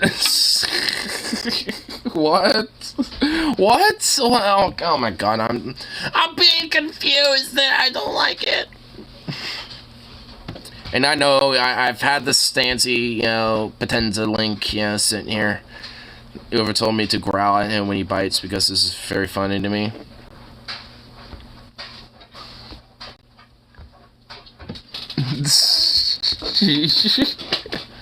Cute little kitty. Kitty is adorable. Kitty is adorable.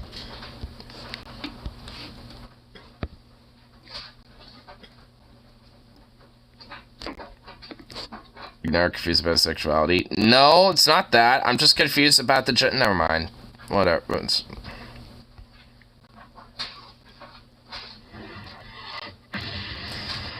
You know what?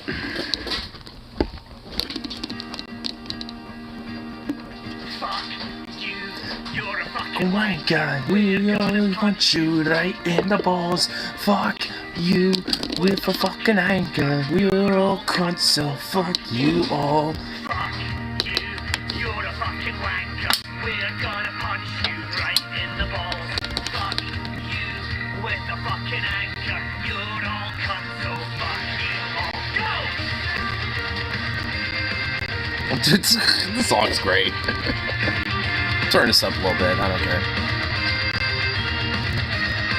Alabama Thunder Pussy. The Thunder Ussy, dude. So fat, double wide trailer that is close to the ground where the bed is poisoned. She lives on its position. Over the seas, casting a strange voodoo magic on me. Now when I speak, it's rather absurd. An endless terrain of Four-letter words. Judging on suitable things that I say. Fuck you, you're a fucking wanker. We're gonna punch you right in the balls. Fuck you with a fucking anger. You're all gone, so fuck you all.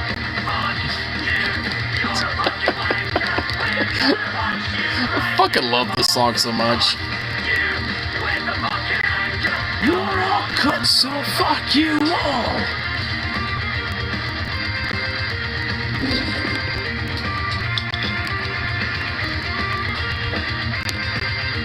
Stoney, what the fuck?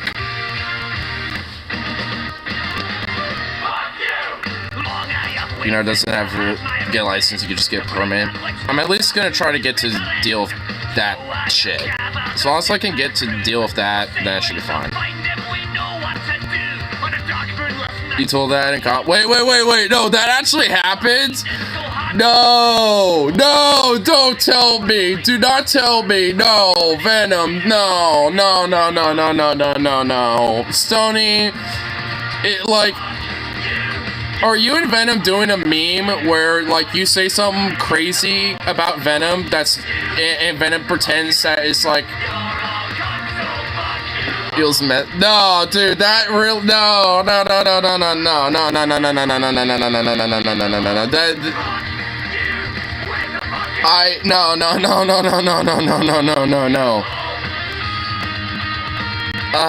oh god, dude, please tell me, man, was that, like, okay, Venom, I need you to be the confirmer, dude, was that real, dude, did that, like, man, as Ignore always says, a hole's a goal, nah, dude, please,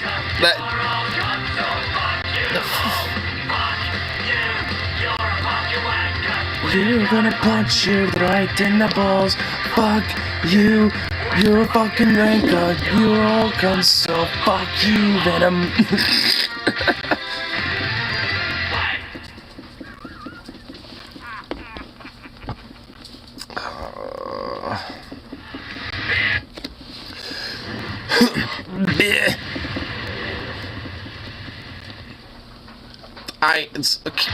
Can we just stop now? I'm not approving of any of this anymore.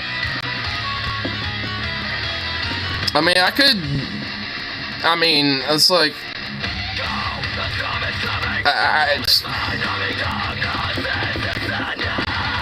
I could just, like, you know, retreat into another realm and just leave y'all here. I bet if I honestly just, like, randomly got up and left for, like, 30 minutes and came back, how much do y'all want to bet every single one of you would stay here? Bros, Venom, all of you would still sit here for a minute, praising this empty chair, wondering how long of a shit is he taking. Yeah, listen me, these are the things that a pirate needs.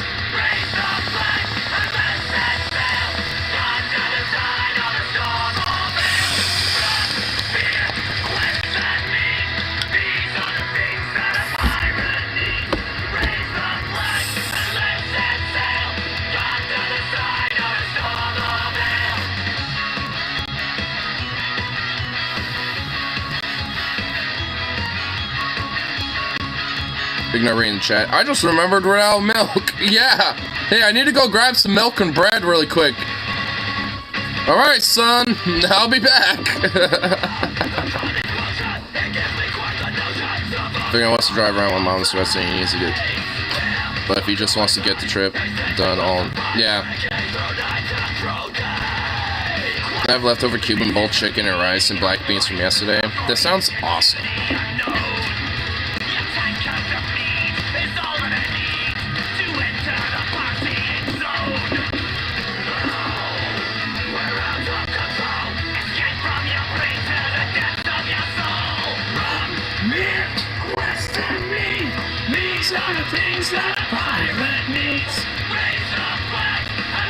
The schedule an appointment, which hopefully will not take that long, but if I can at least just get the fucking actual goddamn fucking permit, then that's fine. Hey!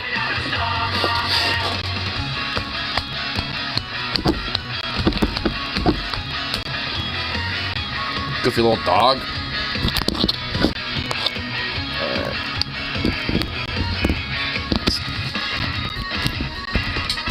This help.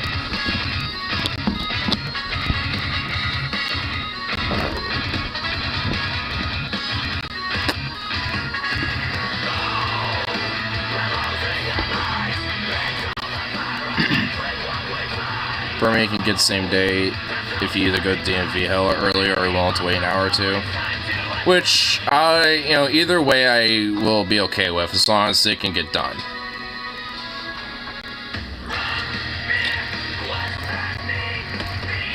I'm gonna see about trying to get that done here, within like next coming weeks.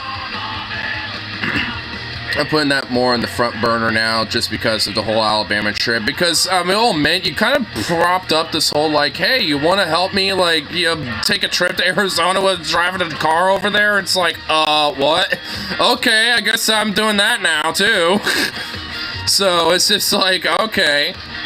So, I mean, that's now a front burner thing now at this point, just because of that. But, well, it's whatever. I mean, honestly, I need to deal with that anyway. So.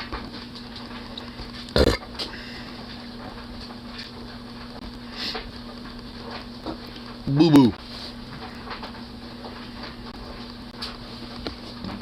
Alabama Thunderfoot.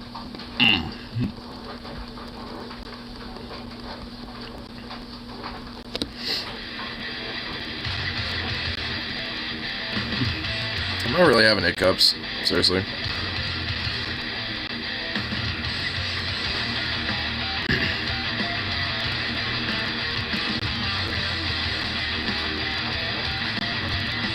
Thunder Guts when it can't. Oh my god! What can't we? It's.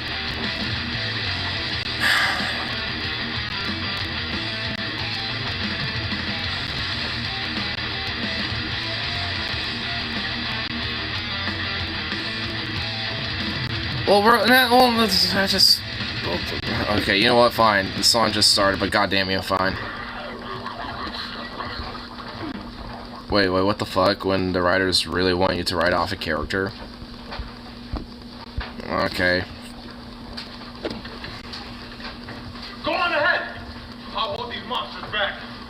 Wait. You don't have to do that. It's okay. I've already made up my mind. Just go. No, I mean... the back door right there. We can leave. There's no time! They'll get through at any moment. We can just leave before they get in those. That's what I'm saying. We can't get far if someone doesn't stop them. They'll be right behind us and you don't even have a weapon. We won't get away. Not on foot. Yo, is that... Yeah, Jasper is outside right now! With a car! We can leave with him! There's probably not enough room. Just go! Hurry! He's the only person in it. We definitely just hurry before it's too late!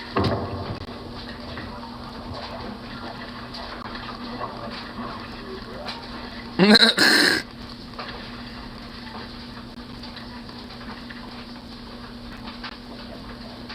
I can't even get in! Come on! Then I'll go out there. Why? Promise me you'll stay safe.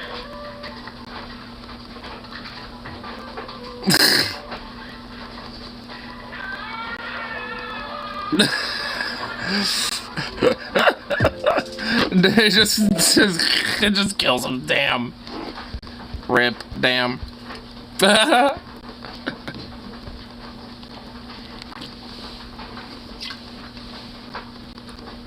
Try first. Yeah, if I actually got a full-on line, I'll just use his. Yeah, that would work. You know, honestly, I don't see why not. So, yeah.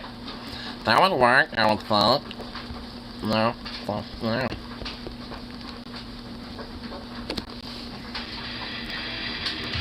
That's how it is in shows sometimes, so. I mean, it really can be, honestly.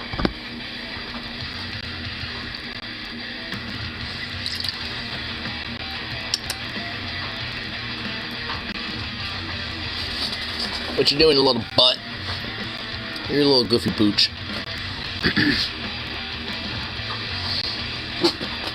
Schuster says hi. Well, Schuster is just a sweet boy.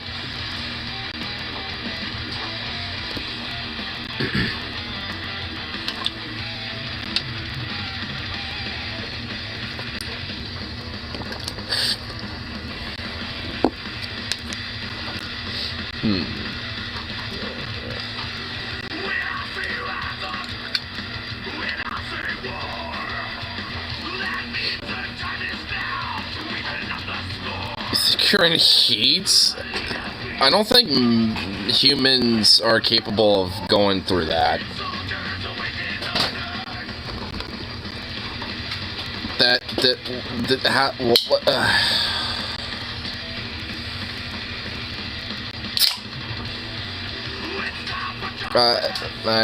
Alright, well, okay.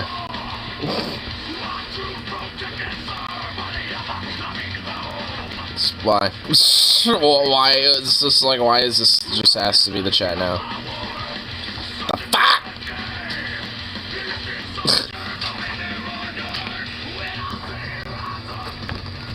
When a character dies in a way you shouldn't have died, Superman's dead. What happened? He got shot by kryptonite bolt. No lead. Oh, so he was wicked somehow? No, just no bullet.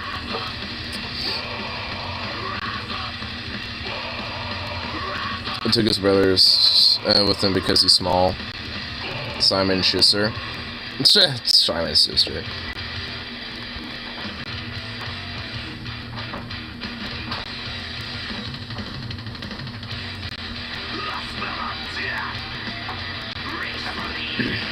Injustice, Batman defeats Superman with kryptonite knife.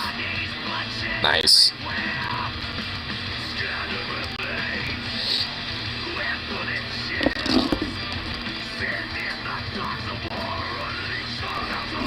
Have you read it?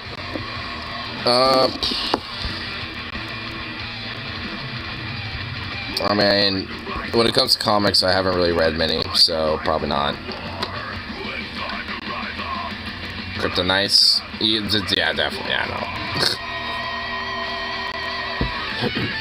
Not as much of a comic reader. Even though I could get into them, though, honestly.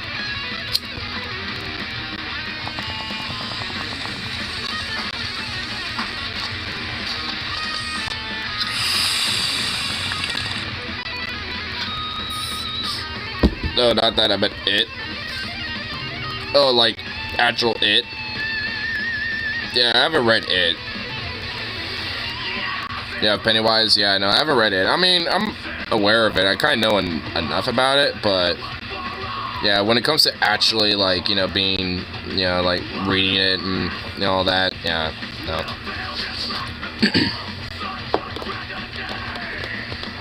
Like, I really couldn't tell you much about the book. I guess I could tell you a little bit about Pennywise, but that's pretty much about it.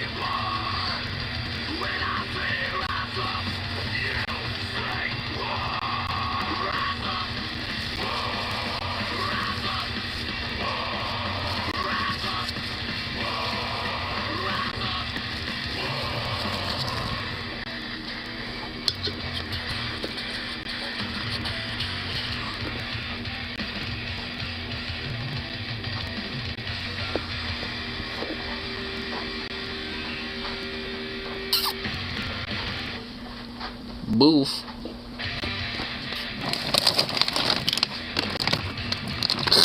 Well, suddenly you just got your attention up. Come here. Come here, buddy. We have to come here. Come on. Come here. Come on. Come here. Get up. Come on. Would you get the fuck over here? Oh my god, this dog. This audiobook's of it on YouTube. Now, don't be scared if you wake up tired to share a playlist of it on your phone playing one night. Okay, I guess I won't. I'll remember that. Oh my god. Come here, dog. Come on. Oh my god. Come here. Come on. Come here. What are you looking at me for? Damn dog.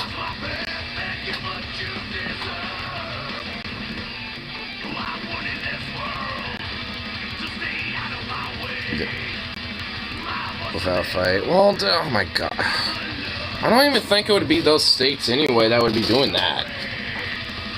Oh.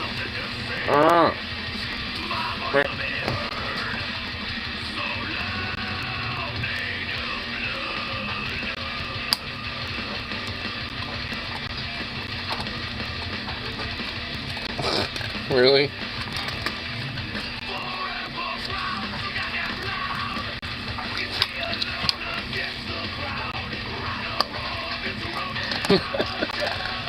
Good little booch.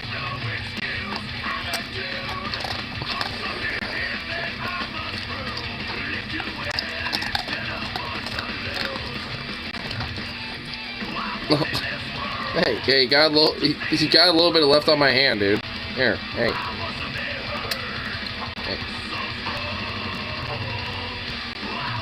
Get off my hand. There you go. You goofy little butt. Oh.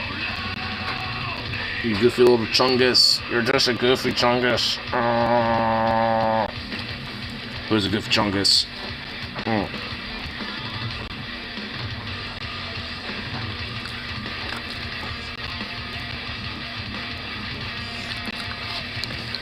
Would use Stacy's leaders to correct that.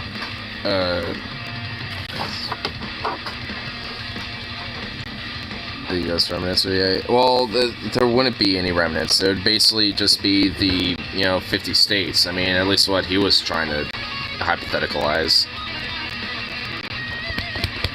I mean, I don't necessarily think it'd be like a total like Kaiserreich scenario. Hey, what are you doing?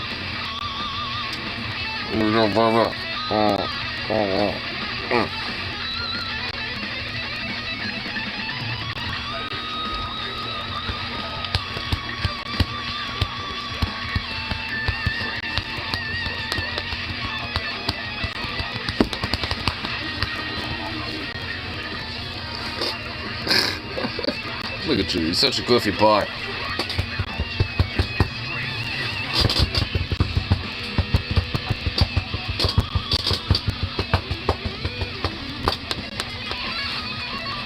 Goofy little butt. Look at you. You're a goofy dog. You're a goofy ball. Goof.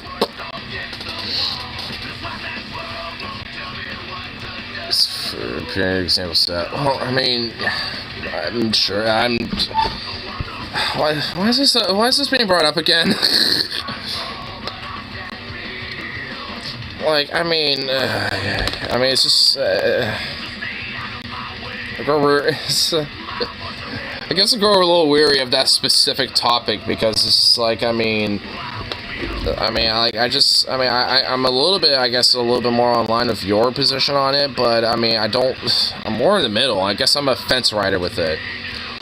Like, well, I guess in concept I agree with Rib, but I don't necessarily think that, like, it would just be peaceful.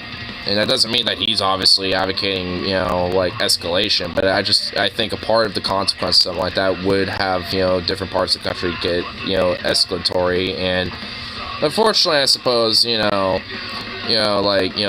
in nature. It's just like, and that's, I think, just a part of the consequence of that. I don't think that's just, like, something that he wants, obviously, He'd rather it go for a peaceful measure, but I mean, you know, to me, it just seems like something like that would just be a matter of time until, you know, different regions of the U.S., you know, due to, well, I guess the former U.S. in this case.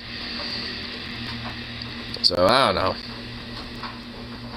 And goddamn, this motherfucking phone charger. I know what the issue is, too. It's like, cause, like, the interior of the damn thing is all, like, kind of gunked up, so it's not totally connected. And it's really annoying. It's maintaining a charge, but it's just not, like... it's not wanting to bump it up. It's like, come on, you piece of shit. Baby sweetie. I mean, there's a mini pets that deserve the rip right now.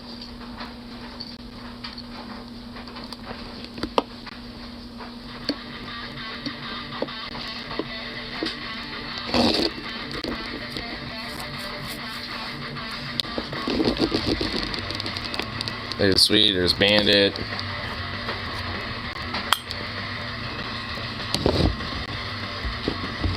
Okay, so ignore. Well, gee, thanks a lot, bro. And also, don't like. Oh my god, dude, never mind.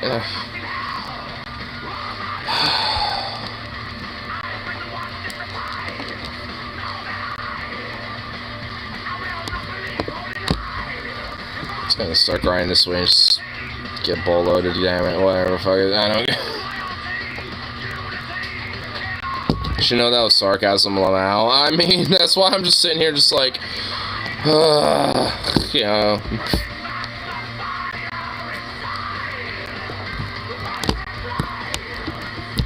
I don't think I'm just like, you know, high enough for this chat, so that's why I'm getting a bull loaded here.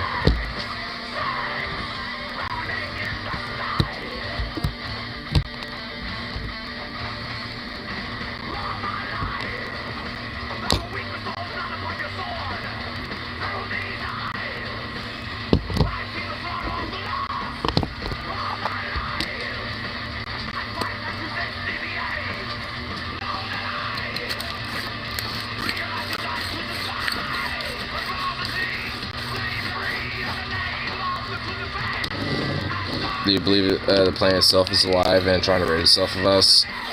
Well, like, kind of like a planet Gaia type of thing?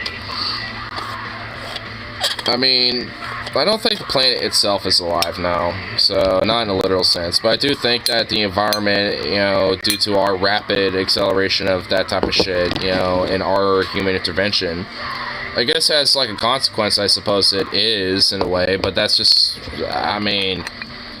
Yeah, like, yeah, I don't know. That's not really, but I mean, just due to the rapid acceleration with climate change as it stands. I mean, with that in play, yes, but I don't think it's because the planet is somehow like sentient doing that.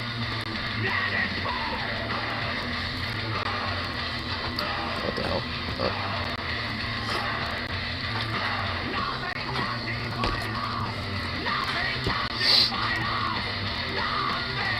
Have you looked in the core? I mean, it's molten magma and shit, isn't it? Like some molten iron magma core. Opposites has some sort of electromagnetic field currents in stars create logical circuit structures, thereby making a star sentient. Huh.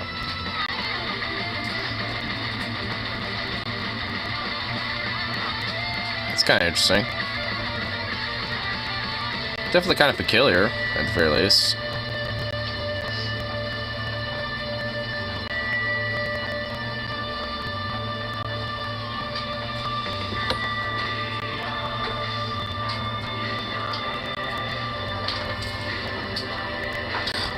Dog.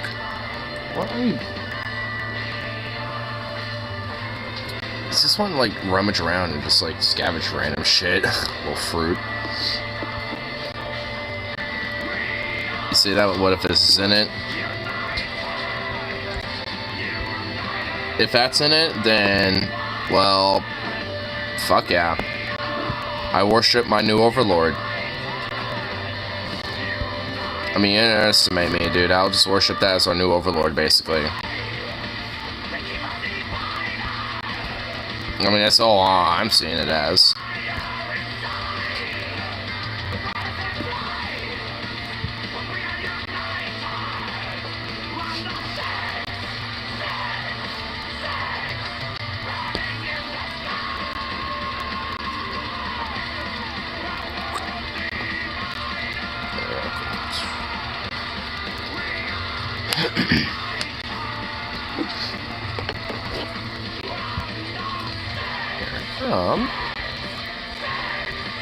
See what little things on to me, y'all.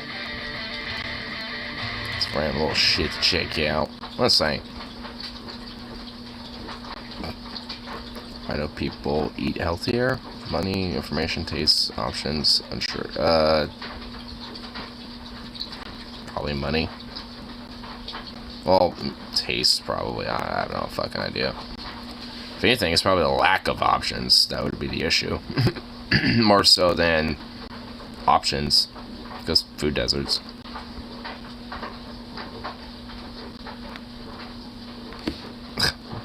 What a weird asshole poll. Like,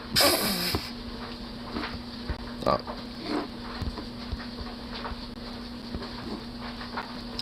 So if oh my, dude, whatever.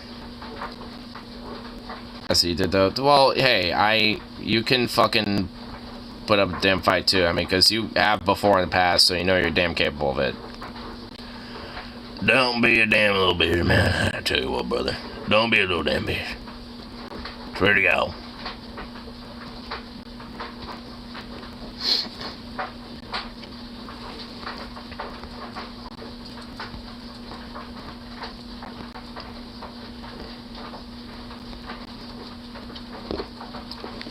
Oh my god, this piece of fucking shit, I swear to god. Come on, hope.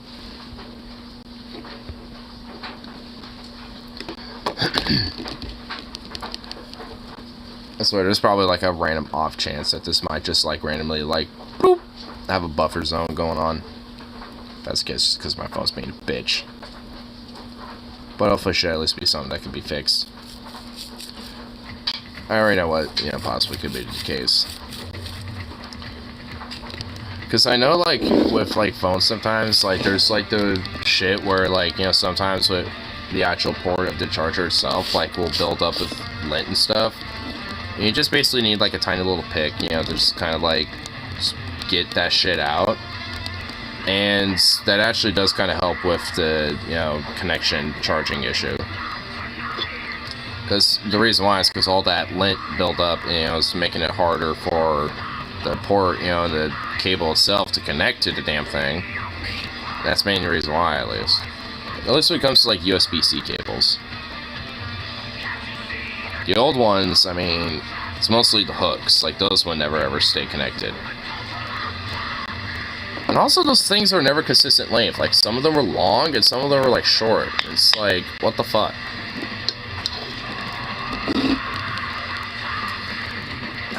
Like, I also want to try to clean out that damn charger right now, but I don't want to risk, just, like, having my phone die on me while I'm doing it. Because it takes, like, a minute.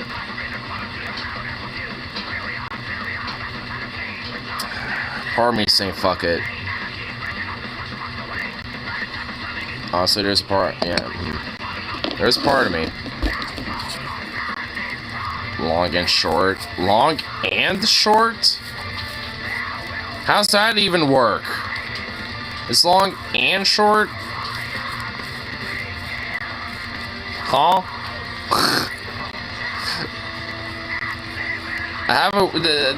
That seems like something that would just not work. This doesn't seem like it would make sense. Oh my god, why does this dog have to do this right now? Hey, shut up. Don't do this. You don't need to be doing that right now.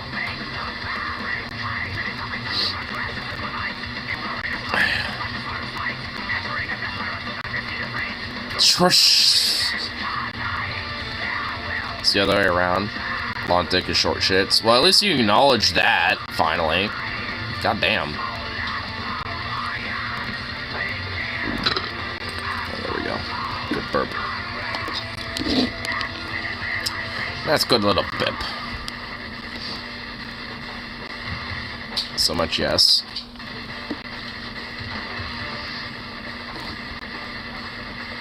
.30 next level nacho recipes that are all about toppings. I don't know if I'm going to be able to go for all of these right now. God damn. Buffalo nachos. Not the biggest fan of buffalo sauce. Cowboy nachos? Oh, hell yeah, bro. Fuck yeah. Oh, here. Screen this baby. I'm feeling those bad boys. Mole nachos. Spice Michael. Oh, so it's like a, so it's just like a dessert? Okay. I don't know. Barbecue chicken nachos. Yep. Down for that. Nacho bake. Okay. I mean, a lot of these are looking pretty dank, I'm not even gonna lie. Southern nachos? Oh, dude, those look hell good. Buffalo nachos. It's basically just like nachos with like chicken and buffalo sauce, stuff like that. Or, you know, fuck it. At the risk of my phone dying, I'm going to try to clean out this goddamn thing. Because this is starting to get really fucking annoying.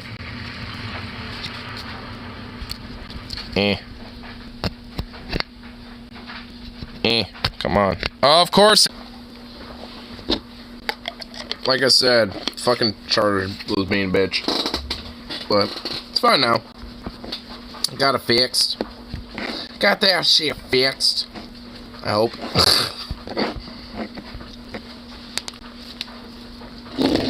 Still there. Yes, I am still here. I had to address a thing. And now the thing hasn't been addressed. I was back. Yes, I am.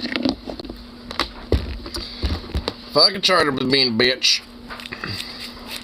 And I had to fucking address that damn shit. Because, like I said, it's like, I mean, I was kind of murmuring it a little bit, just kind of preempt, but I don't think anyone was, like, even remotely, you know, paying attention to that type of shit. Did you get the milk? Yes, I got the milk.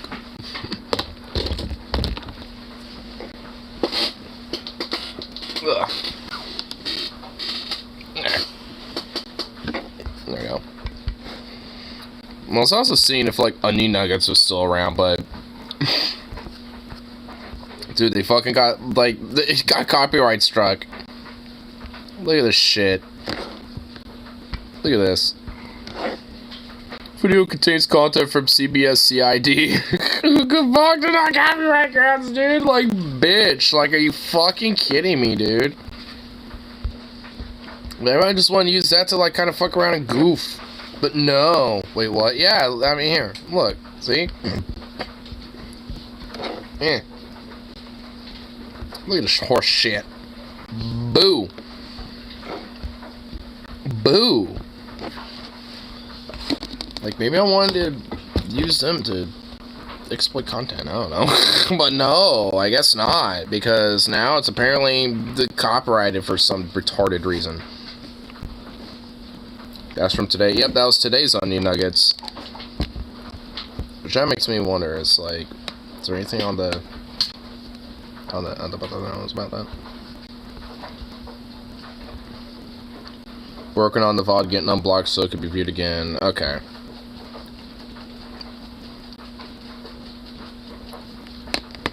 God damn it. I know, dude, like, for fucking real. Dude, they cannot win, bro. They just can't. Like, with anything. It's just so fucking stupid, man. It's like, can any of them catch a fucking goddamn break? Like, seriously? Look at you, you're a butt. Zukov, you're a big ass and a little bitch. That's what you are. That's what the hell you is, you little dork. Ugh. Anyway. I know you, TJ, at least upload a video. Ah, God, why? What the fuck? Fuck you. What? You can't connect to a damn. Oh my God. Wow. Okay, I thought I was immune to issues for the rest of this night, but I guess not. There we go. Now that should not be an issue. Now another YouTube woke scolding. Oh wait, this isn't even... Okay, never mind. I thought this was like a random little other thing. Never mind. This is actually a fucking reaction you have to some other random dude. Dude, this is like over an hour long. Oh my god. Okay, I thought this was another video. Never mind. I honestly thought it was like... I didn't even see the actual thing. Okay. I actually know what this is. I remember seeing this. What? What? Can I help you, you little fuck?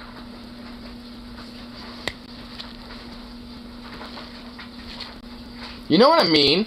Go on.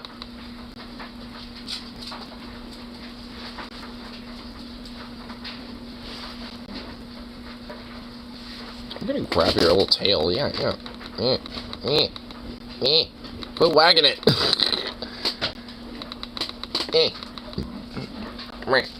Yeah. What you gonna do about that, huh? Little hoe.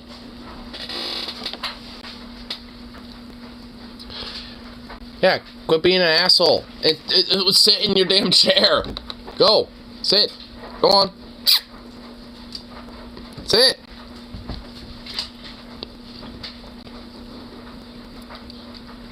Yeah, don't paw at me. Why are you pawing at my hand? Lay all the way down. Oh my god, look at this little bastard. Look at him. Hey, you. Okay, now, well, never mind. He's not looking at me anymore. Oh, no. Nope. Now he is. Hey, well, okay. Are you? Are you gonna cooperate, Doge? Or refuse to oh my god, yep. See, this is what I have to deal with. He's just staring at me like this. Lay the hell down. There you go. Boom. Damn. He's still staring at me. Still giving me the death stare. Judgment and woe. Can you just, like... Okay, now I'm having issues keeping this... Oh my fucking god. I... Can we just, like, not right now? Oh, okay, I guess we are right now, I suppose. Okay, oh my fucking god. This was totally fine earlier. I should not have moved this at all, and I just did. And now I am suffering from my pain that I've committed to me. Come on, you fucking turd. Fuck it, we're alright, we're at this angle. We're on this angle now. Damn it, I don't care. I'm not gonna fickle fuck with that son of a bitch, you know, for that long. Yeah, but oh, now you're back too. All right, now the whole game's returned. You know, I guess I was wrong. You know, it's just like I had to address my fucking charger situation because my phone died trying to get the lint out. Honestly, there was straight up a lot of lint in that charger. So like, and it's going fine now. Like, it's charging at its regular rate. It was really just because it was backed up with random lint and stuff. So, I mean, it's fine now. But, yeah, that's what happened, and it literally went from, like, 4%, and then it went from 3, and it stagnated there for a minute, and then went to 2, and that's when I said, fuck it, I'm just gonna clean this out now before it gets any lower, and that's when it died. That's why I tried to say that. It's like, you know what, I'm gonna clean out my charger port thing, you know, and if my phone dies, whatever, I'm just gonna do it real quick. And, of course, literally, like, seconds after that happened, it died. I was hoping maybe I would have had a little bit more juice so I could do a quick little rapid fire, you know, But since it died, I just took my time getting most of it out, and there's still some left. I need to get, like, a little, like, thin wire, little, like, brush thing or something like that to just kind of, like, get more of it out. Because, like, one tiny little, like, pick, you know, it's not really going to get all of it, you know, so I need to get something that, you know, could really kind of scrub some of it out. Damn technology. That's the one thing about charging ports and stuff, is that, like, half the time you think it's like the cable, or like it's just like broken outright. No, it's just backed up full of shit. Just over the years and stuff, you know, of use. That's basically what the issue tends to be most of the time. Now thinking about it, I probably went for so many different phones than I really needed to because of that problem.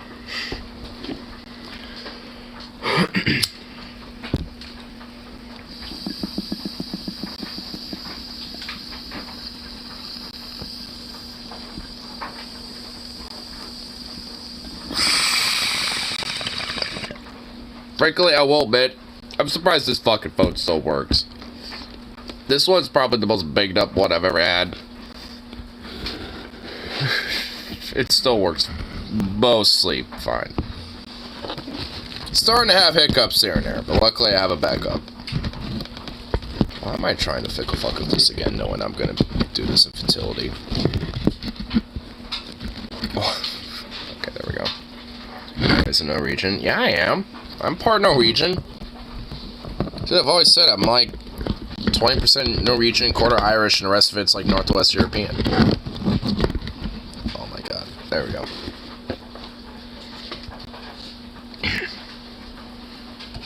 I would say I'm like a quarter Norwegian, a quarter Irish, and then half like Northwest European, but it's not totally like that.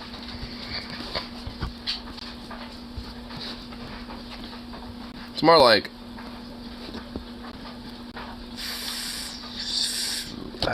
55 than 45. But broadly a Northern European mutt.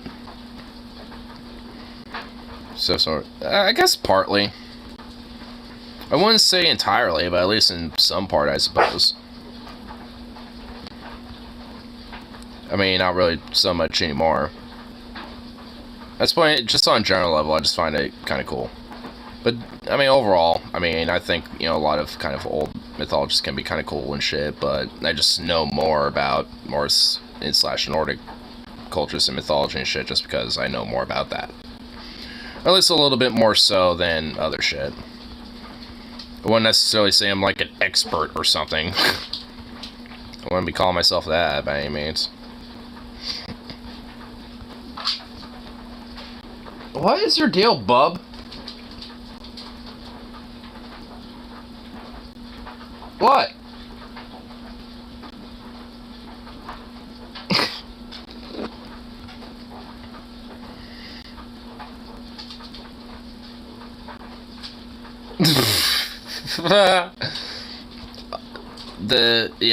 Whatever the, I don't even honestly, yeah, that was like when I was a teen and being a hardcore LARP. Yeah, that was like my teenage, like, LARP phase, okay? Like, I mean, cut me a little slack. I was a teenager at that point, to say the least. I also agree it was indeed cringe. Like, I am not going to disagree with you on that one.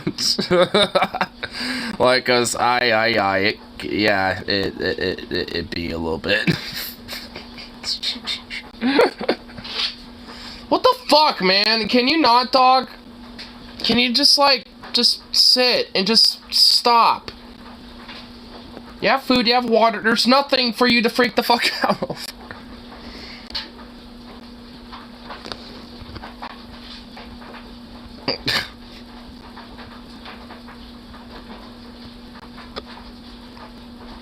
Damn, mutt. What a fucking freak of a dog. Well, I'll say it's just this guy, I'm not trying to live it.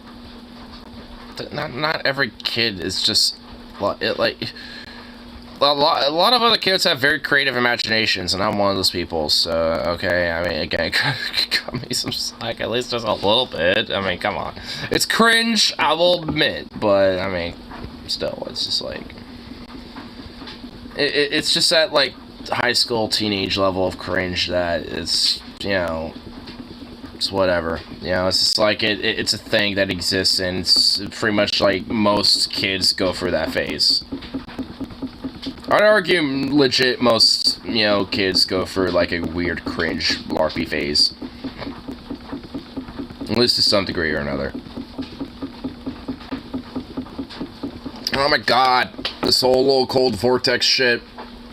I know it's like snowing hardcore. You know what, I'm just gonna take a peek outside in the detriment of my warmth that I'm gonna lose.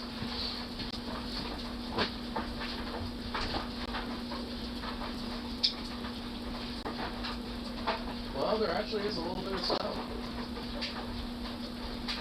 Do you really want out here to sit talking?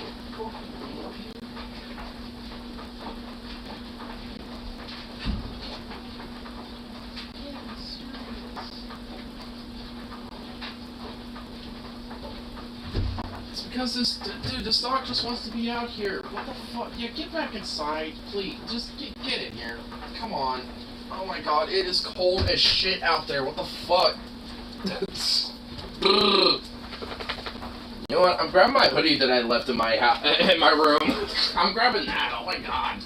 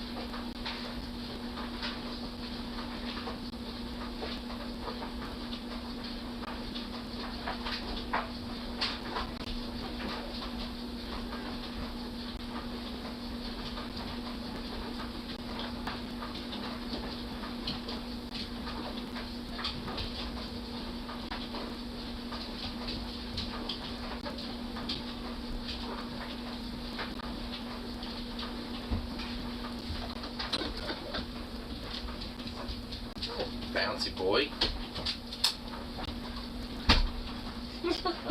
This dog is bouncing and prancing and prancing. And so glad this was in my room because holy shit, this hoodie is so warm. Because I have my heater in my room and oh my god, I just like stuffed these jackets right next to my heater while I was getting this hoodie on and holy shit. It is so much warmer. Though it's slowly gonna bleed away, but I'm just absorbing all of it. What the fuck, Alabama? Yeah, wait, what the fuck, Alabama? Huh? Yeah, what the fuck, Alabama? Why do you exist? Ignorington. Wait, if Slayer wrote Beat It?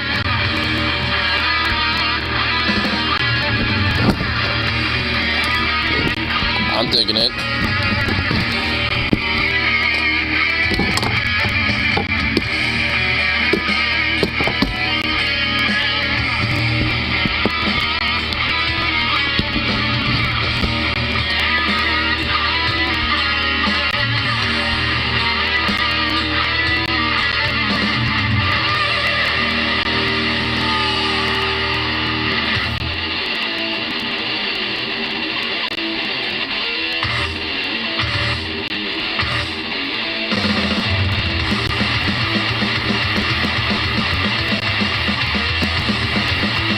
I like it.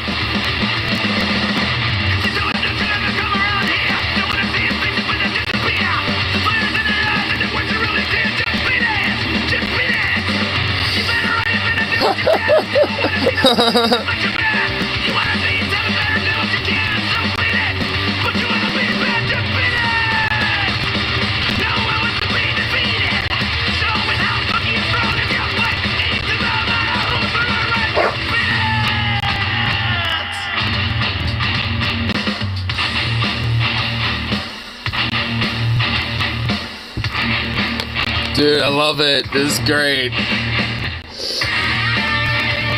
Dude, this is literally just a Michael Jackson cover. If it was done by Slayer. Oh, shit. God damn it. God damn it. Where was that solo part? Right around here? Yeah, it was right around here. God damn it.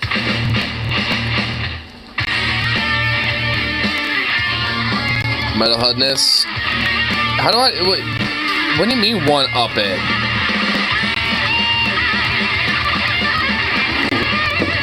Venom, not ignore. Oh. Dude, yeah. Dude, yeah. Dude, Slayer is thrash, yes. This is just a guy that's doing it in the style of Slayer.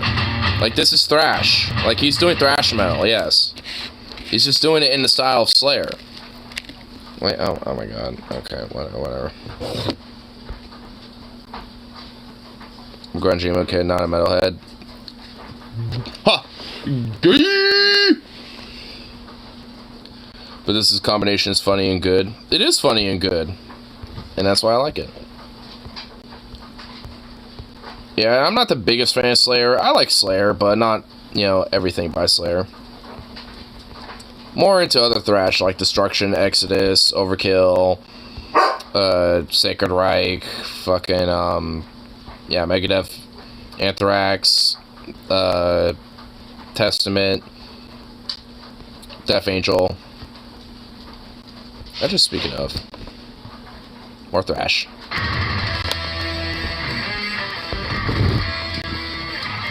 Shut the fuck up, dog, okay? Can you please?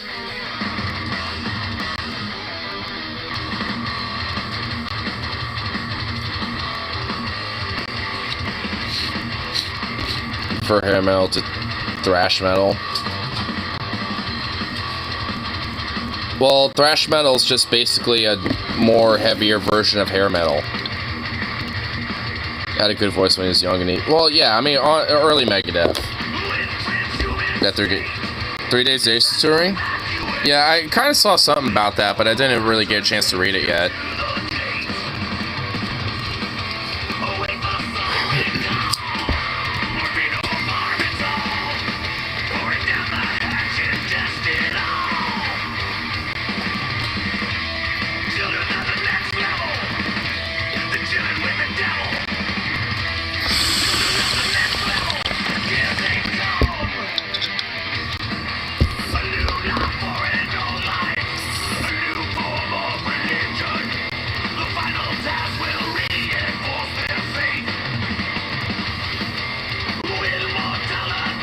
They're all basically the same band. I mean, they all have 3 in the damn name. 3 Days Grace, 3 Doors Down, Third Eye Blind. I mean, might as well be all the same. Fuck yeah. 7 Mary 3. Well, there's 3 in that name too. So there's that.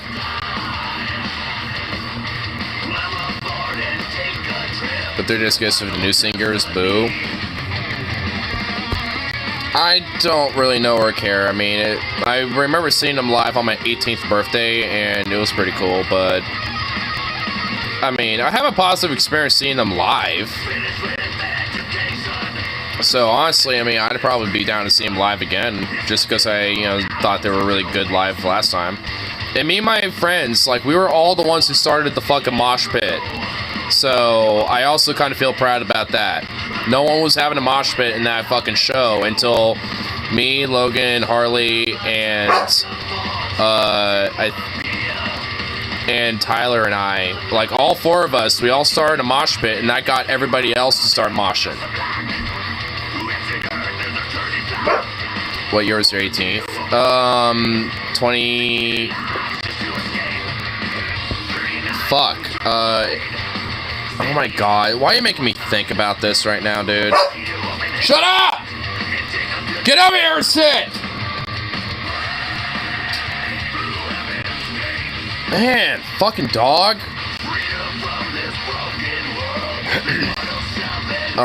Fuck, anyway. I was 17 when I graduated.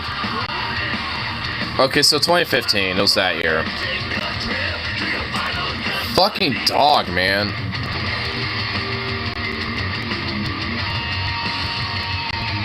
You know what?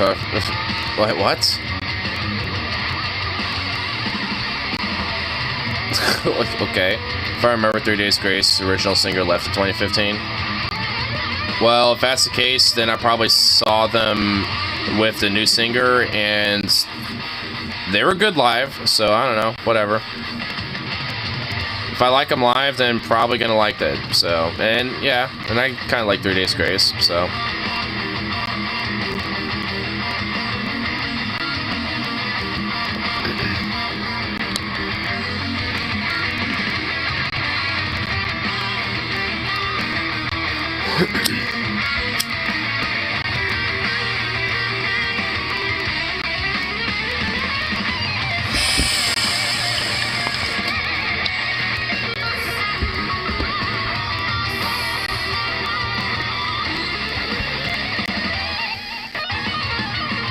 This concert wouldn't have a mosh pit though because it's an arena. Lame. That would kind of suck. This is where a band to play an arena show. Yeah, that really is. It is kind of weird, honestly.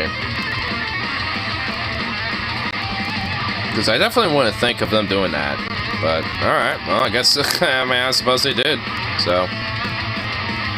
But, yeah, I would imagine they would do something different than that. Like, I mean, like the Roseland again or something.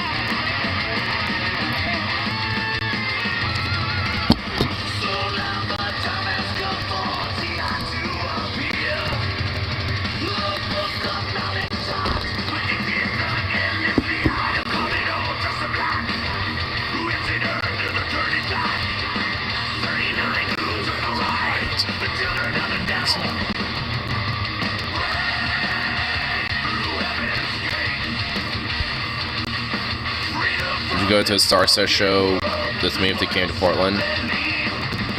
I actually saw somebody with a Starset t-shirt, and it was kind of making me think, huh, I wonder if they're touring, because, I mean, I know you've talked about them before. Portland needs a bigger standing room venue. The Roseland and the Crystal are too small for mini bands. They really are. I do agree with that. There needs to be a bigger one. Like, Seattle's got, like, a nice big fat one with the Showbox Soto. Like, that one's big. Like, that one's like the Roseland, but like times like 2.5. Built that one in Southeast, that'd be twice the size of the Roseland and standing room only. Fuck yeah. Showbox is tiny. Really? Because I thought, you know, honestly, I mean, it looks a lot bigger in comparison to other venues. Really? Might be smaller? Not, are you sure? I mean, I don't know. Seems big to me, but at least more bigger than you know, Roseland. But I think it's because the Roseland has those two beams in the middle. I mean, it's got that shit going on with it too.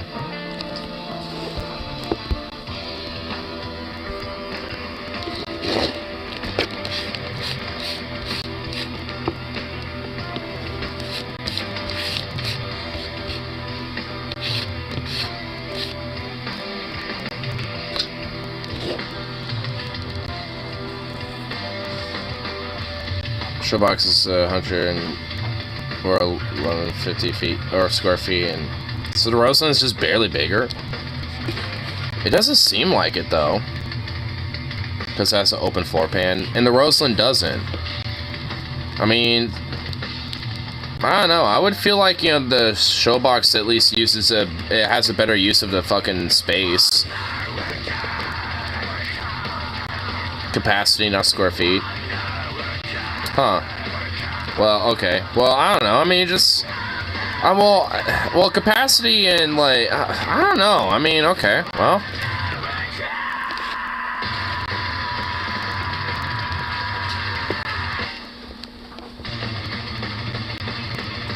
For music to play lighter music only, I don't think they have ever done that. Yeah, they never do.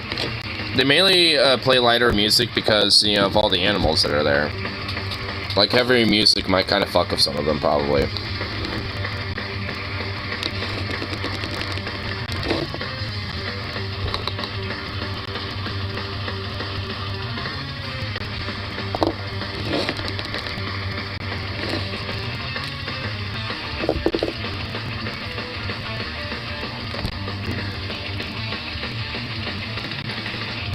Or end up with a metalhead orangutan.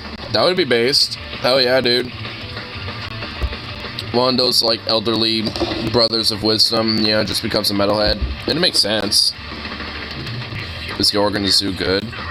I'd say so. I like it.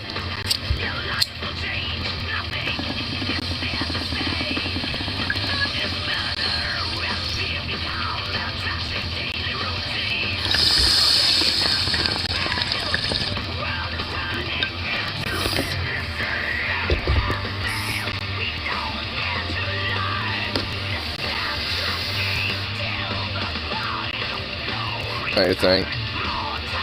Yeah, it's not like my biggest thing, but I don't mind going to them. I believe they're cool.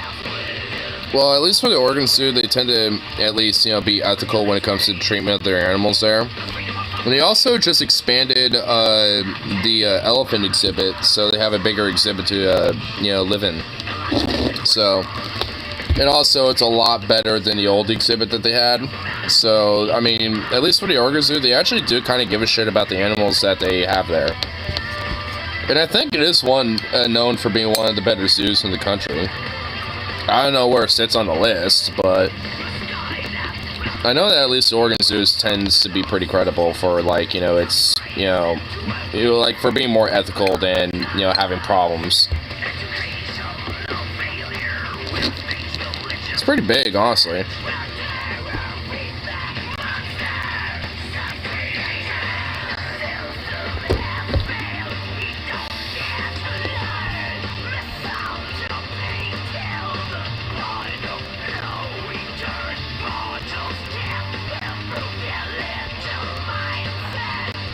You're gonna die, Bama. Dude, shut the fuck up. No, you're not.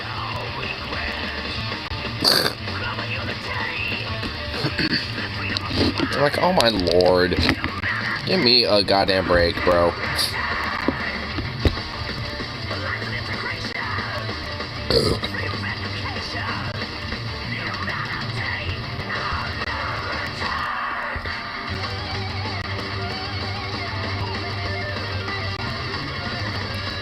Ronnie in Alabama soil for eternity deserves him greatly. Well, luckily, that ain't gonna happen now, ain't it, you damn fucking goddamn fucking doomer motherfucker. Like, do I have to start being, like, just outright aggressive about it? It's like, no the fuck you aren't. Like,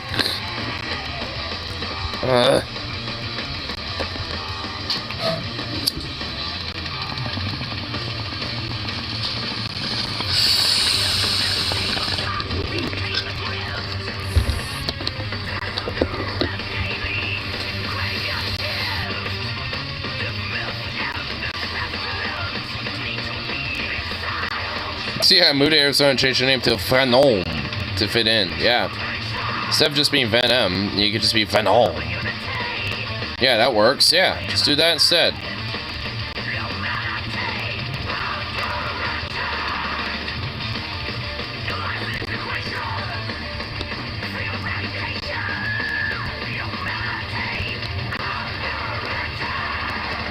Everyone has a nice big gold gut, you'll fit in perfectly. Yeah, I think you'll be just fine. I think you'll be okay. Let's go, Brandon. Damn right. Let's go, motherfucking Brandon.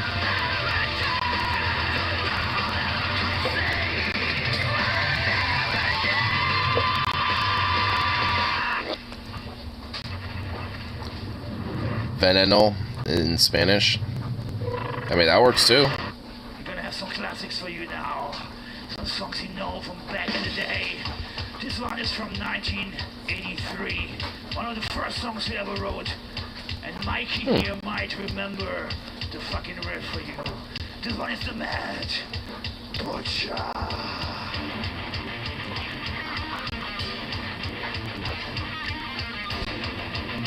God damn you, Rip. I hate that meme. Well, hey, you know. Too bad. Embrace it.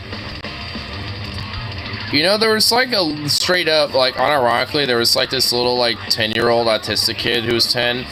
who kept seeing these "Let's Go Brandon" signs everywhere.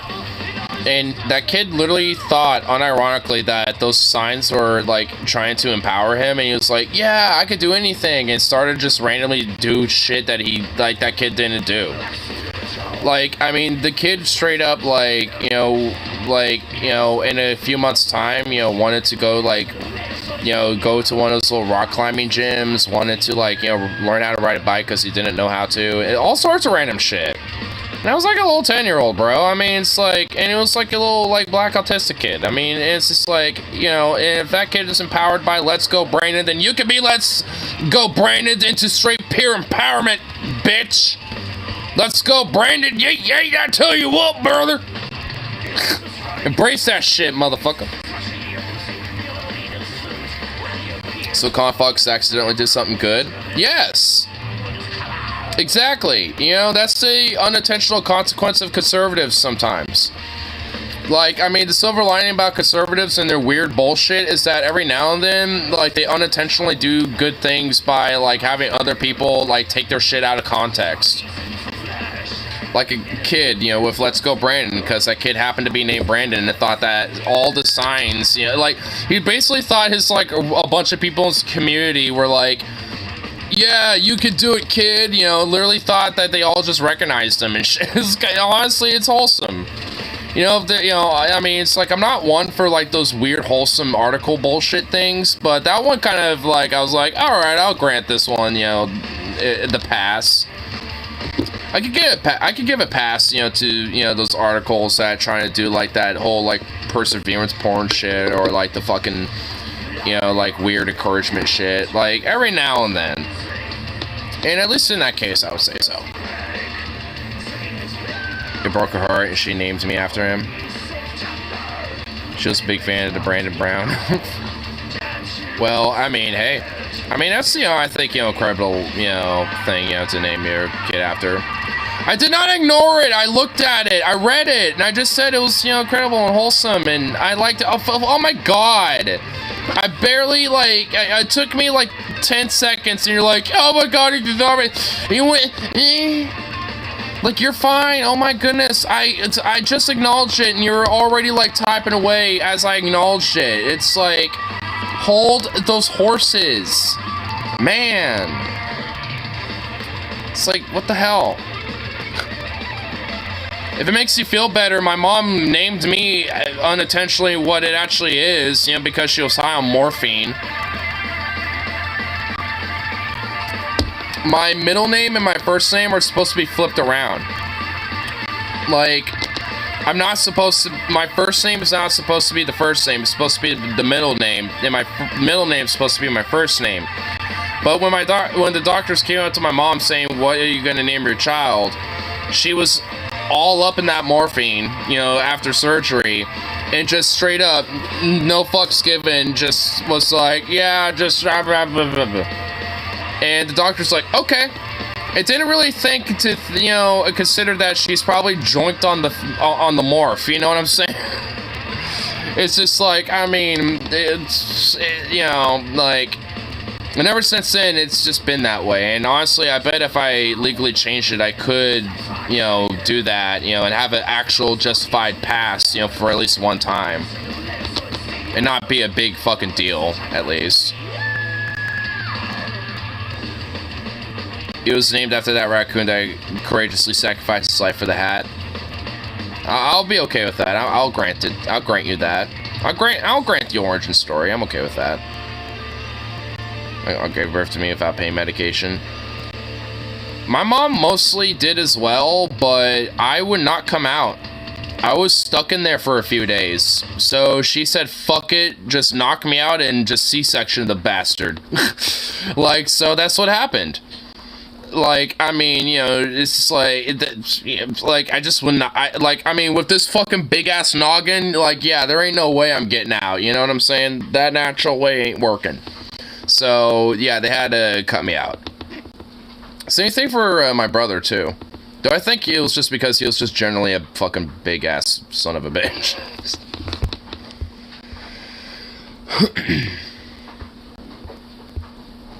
They used the vacuum on me to get me out. A vacuum?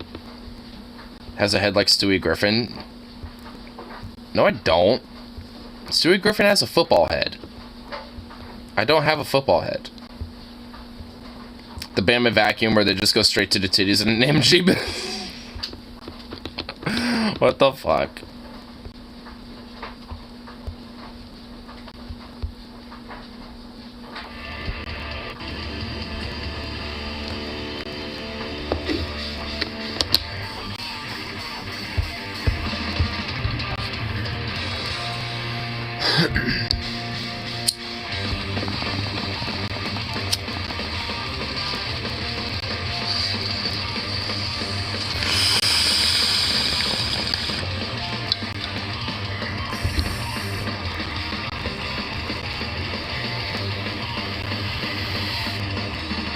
They stuck so hard on the titties that Venom came flying out on the other end.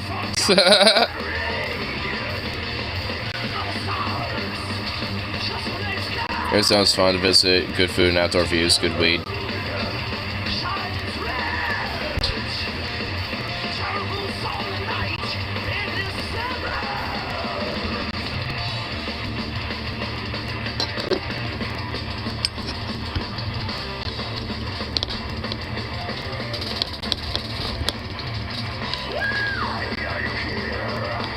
My God. Still a little dog. Carl's origin story since he was named after a war criminal. Unfortunately, but hey, you know, his real secret alias is Stony. You know, the good old Stony Lonesome. So it's just like, I mean, honestly, I want that. Rename Stony Lonesome to the Stony Wholesome, dude. The Wholesome Stony. Rename that to the Wholesome Stony. That's what it should be. The Wholesome Stony, dude. Whether out of irony or like actual genuality, you know, it's like, yeah.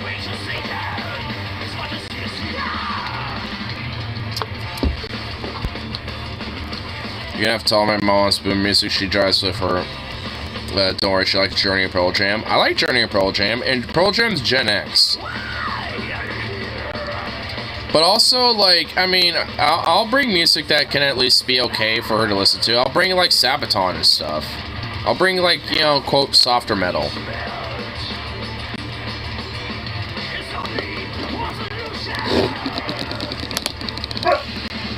Shut up! Stop! I don't need your nonsense.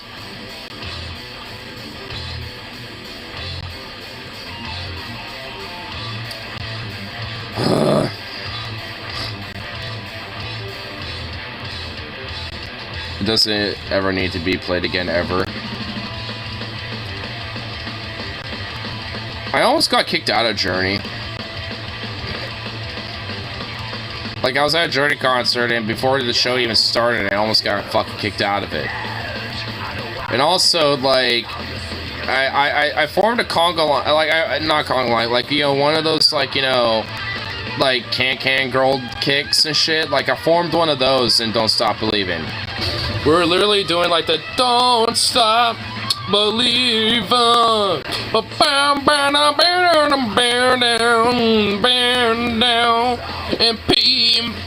Bear down. And yeah, we're just literally doing, yeah, like, it was me and my friends, and then we all got a bunch of other people to do it. Like, I mean, like, that's honestly, like, the only time, you know, I will ever like that song, but beyond that, fuck that song. I only have fond memories of the live performance of that song, Don't Stop Believing. Beyond that, fuck that song. And the only reason why I did that was because I just wanted to just, like, you know, goof off with the song, because I thought it was so overrated that I was like, you know, let's just, like, you know, be, like, hyperbolic with our enjoyment of this song, and it ended up actually being a fun experience to the point where I do kind of have, like, a little bit of a soft spot, you know, for the live performance of the song. You know, but beyond that, fuck that song.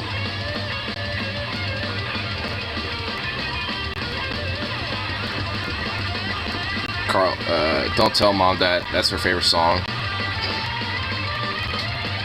She'll probably like my story about the song. Come here, boy. Get over here. Yeah, you're in traps now. No, get back here. Get over here. You're mine now, motherfucker. Come here.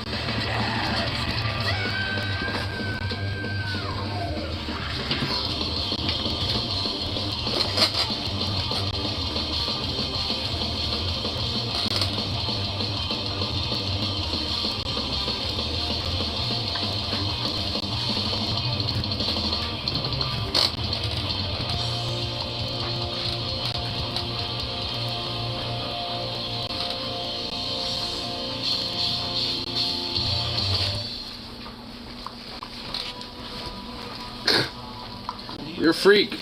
You're a little fruit. Oh my god, look at you. You're just a little freak. Should go for your black or death metal. Well, I won't bring any of those CDs now, will I?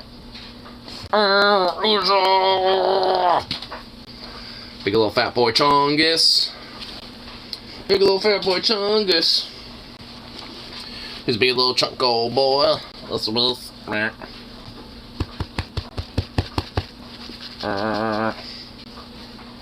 Look at you, you're a little freak. Yes, you is. You're just a little freak. Hey, what are you doing? What? What? What?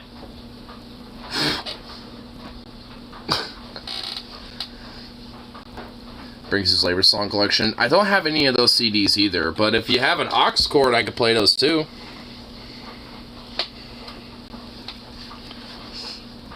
You've been a Bluetooth speaker. Well, I can bring one.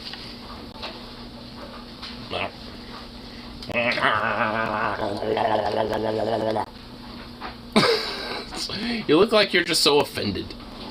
You're just like, what the fuck?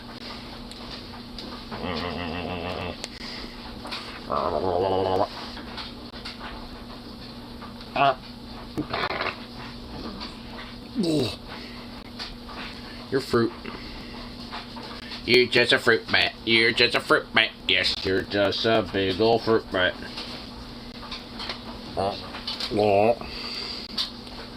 Downtown. No. I mean, I don't know. I mean, it's like, it's off of like a freeway. I forgot the specific one. Who's a sweet baby boy? Who's a goofy baby boy?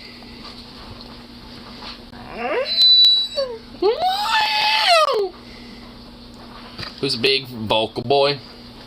Who's a big yawny boy?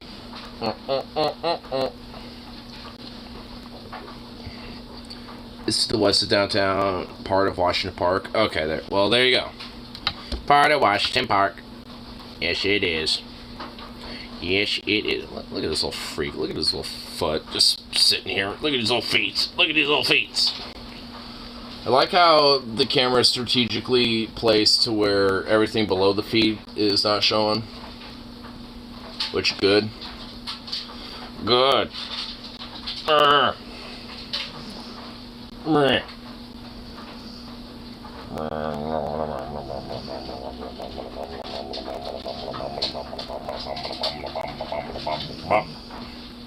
Chungus, who's a Chungus? Chungus is Chungus. So he goes for the first thing he sees. Damn right, I go for the first thing he sees. Which is whatever I see in the chat. I remember years ago, Stefan said he never smoked marijuana. Well, that is a lie, cause he does sometimes.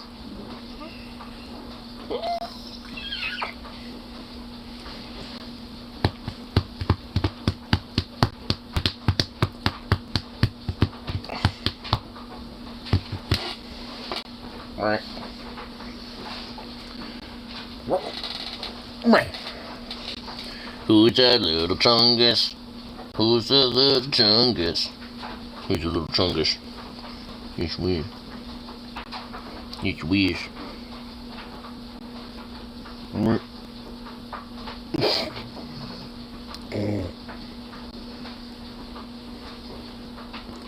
You just got so much flabbiness all over your face.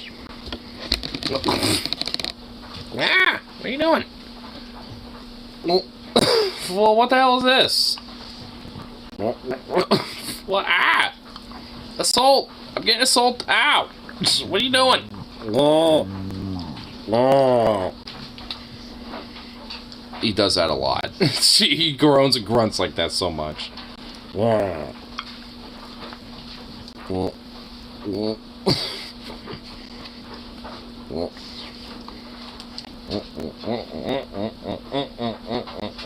What are you doing? What is this? You fruit.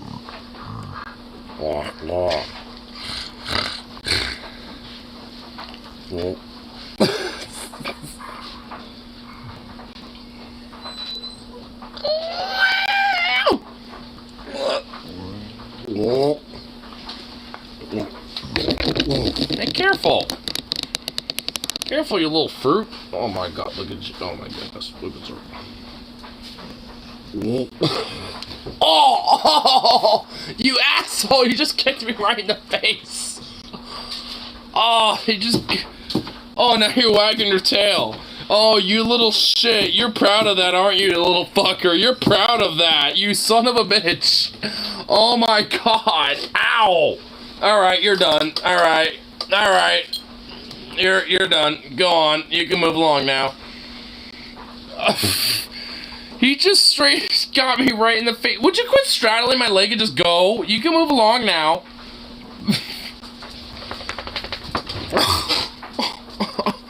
Ah. Yeah, well, fuck you too, you little piece of shit.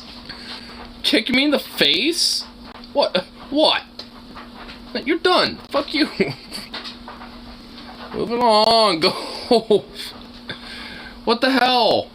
At least he didn't, like, kick me in the dick. At least he didn't do that this time, you piece of shit. What? Oogada boogada.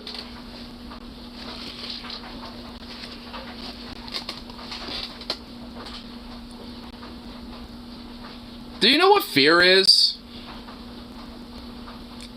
Do you know what, like, fight and flight is? Do you have that instinct in you, dog?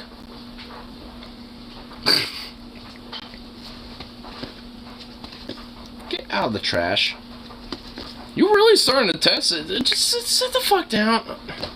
You're not gonna get a treat because you just kicked me in the face. Like, no. You can sit over there instead. How about that? Yeah, exactly. Fuck you, damn dog. God. Man, that son of a bitch just got me right in the damn face. What the hell?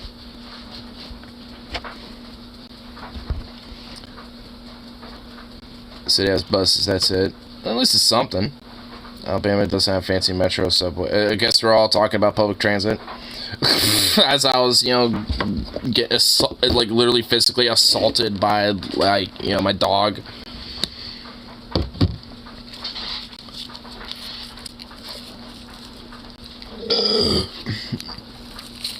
They could pay for national car insurance, or it could probably, you know, expand pedestrian, you know, like subsidize pedestrian public transit instead of subsidizing our highly car-centric fucking, you know, way of thinking in America.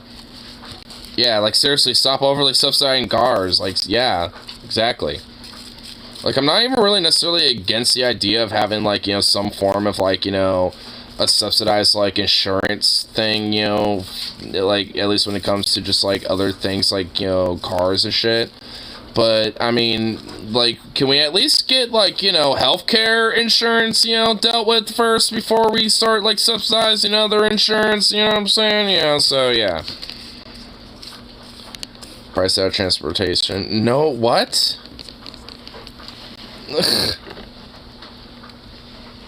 Why do you, like, do these weird straw mans at him? Like, what?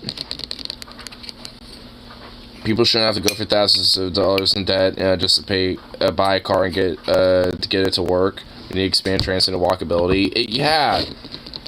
So what's with these weird, like, straw mans at him? Like, those don't even make sense. Or are you just memeing him? Because that would be my guess, is that you're just memeing him and just, like, so he wants, like, you know, places that you would live in should be, like, fucking have, like, easy accessibility towards public transit, and having mixed zoning, housing laws, slash, like, just mixed zoning laws in general, where it comes into having, like, commercial and businesses, mixing with some elements of housing, so then, things are a lot more close together. And actually have, like, a more rational look at, like, how we, zone things in cities and towns.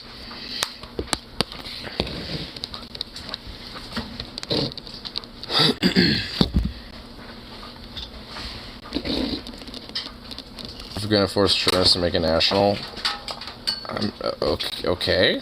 I mean, I'm not, at least for me, I'm not necessarily against that, but can we talk about nationalizing healthcare first?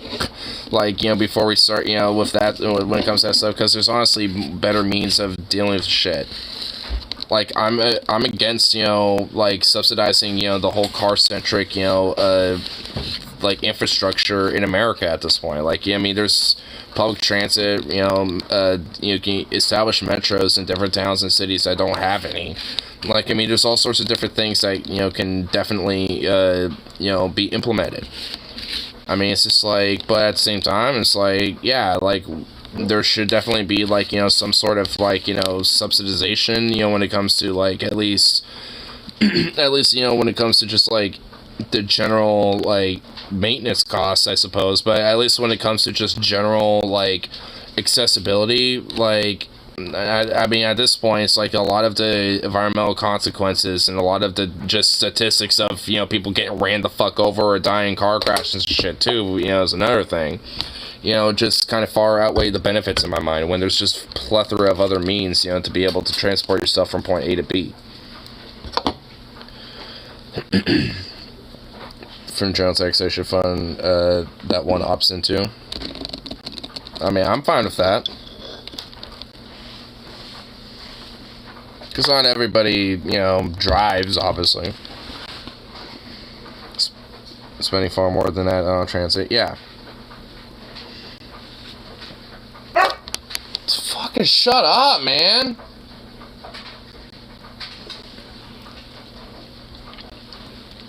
Seriously.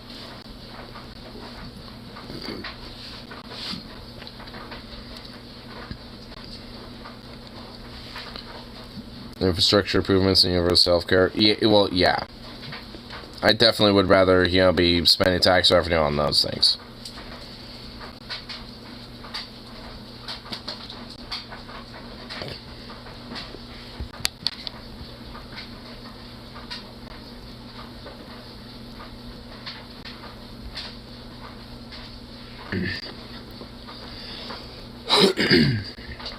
Here, plus more tunes here.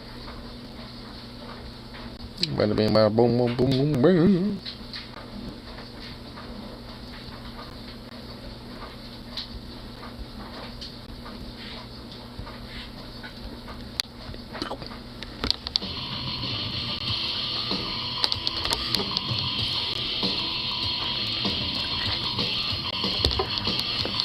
There to be laws regulating the amount of four-door cars that people are allowed to buy.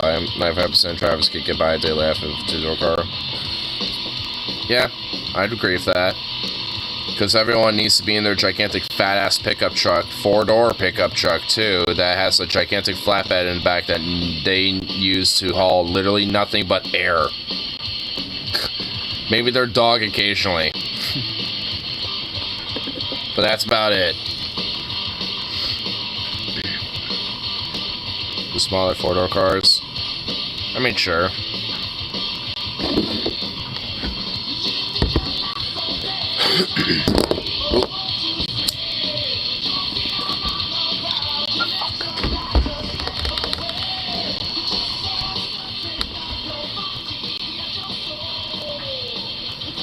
My brother has a two-door car that's larger than my four-door and gets worse fuel economy. Wait, hold on. Oh my god. It's fucking people like me who can't afford private shit or just like...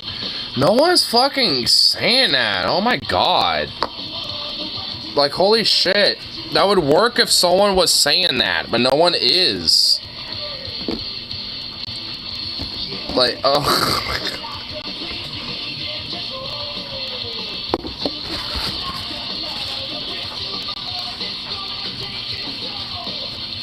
Aye. And also, it's not just so goddamn black and white where it's like, hey, nationalize insurance. It's like, well, how about we subsidize public transit and improve infrastructure so it's more, you know, like, so towns and, you know, and different infrastructure has better walkability and pedestrian, roadways, basically. So, you know, you can have bikes and other forms of, transportation available that aren't just cars. And it's like, oh, so fuck people like me, huh? You know, that just can't have a car and private insurance, right? And it's like, who said that? It's like, where'd that come from? It's like, no one's saying that shit. I mean, it's like, oh my lord. I mean, so if you're gonna, I'll give it for a little tip. It's like, if you're gonna do a little straw man, at least have a little pertain towards, you know, what is at least being argued.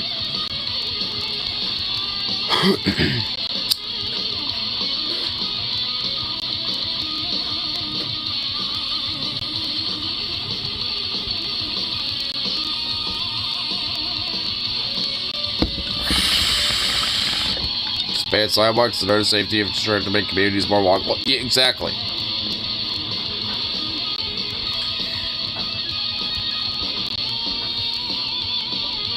And expand public transportation is actually convenient. Yeah, exactly. Where's private insurance or any of that have anything to do with any of that? A two-door car has the possibility of being much smaller and shorter than a four-door in terms of the same infrastructure. Manufacturer platform. Most people couldn't buy the smallest two-door city cars. I don't want to buy the smallest damn thing. What if I want to, like, go out camping or something? I mean, ugh.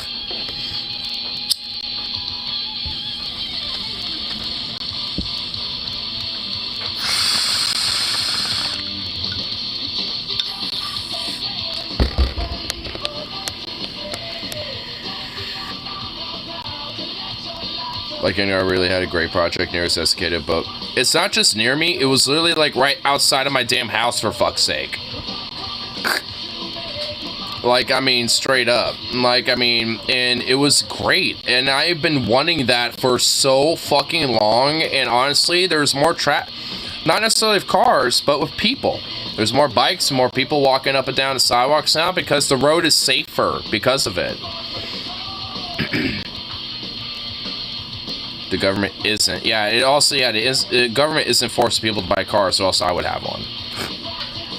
It's that if you have a car, you're required to have insurance and license and registration for it. Like, those are requirements for, you know, when you have a car.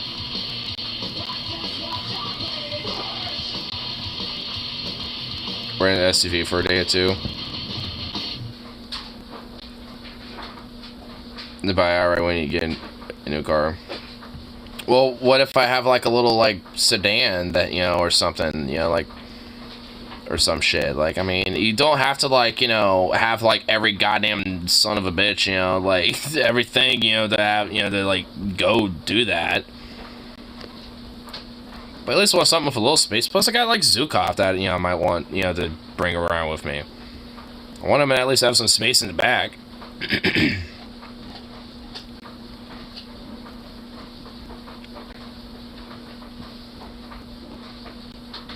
Private insurance.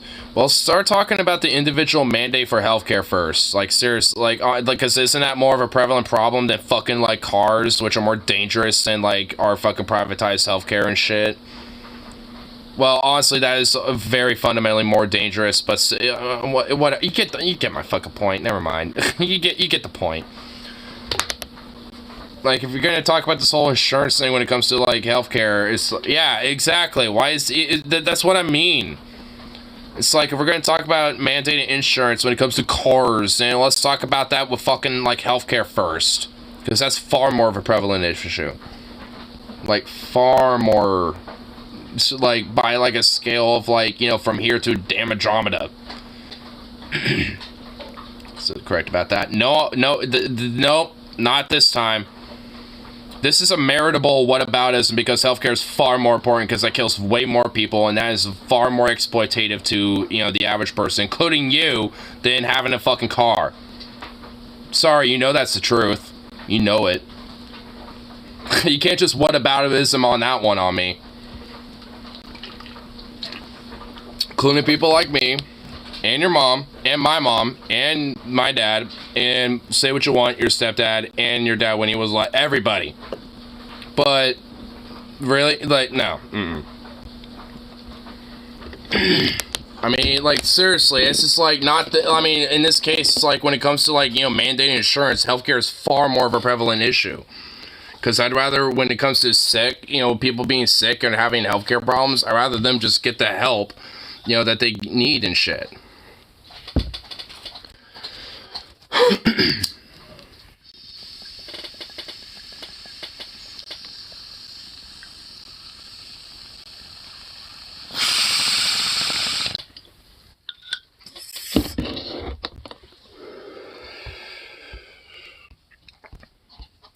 Here, getting a little thing going.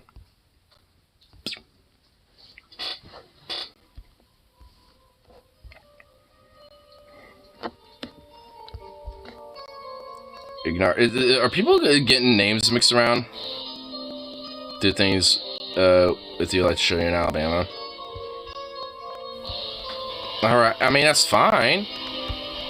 I mean, and, like, get out of the house. Like, I mean, no, I get that, but, like, I mean, the thing is, it's just, like, that's not the fault of, like, inherently not being able to have a car. That's the fault of the system being so hyper-car-centric, where everything that you need around you, especially when it comes to living in a small town, is basically, like, a mile or two away where you have to drive. And fucking, you know, just, like, you know, get around doing, you know, having a car, and basically, you know, by proxy need to be a necessity to live, even though that is not cost efficient by any fucking means. Especially with how it is now. So it's just like, when it comes to these type of things, for everything here, and that's because, you know, Alabama is a very hyper-car centric type of fucking place, where it's just like, it's all about, you know, needing a vehicle in order to, you know, get around and shit. Unless you don't have that, then you're SOL when it comes to being in Alabama, because it fucking sucks there, unless you happen to be in an urban city area like Birmingham or Huntsville or something.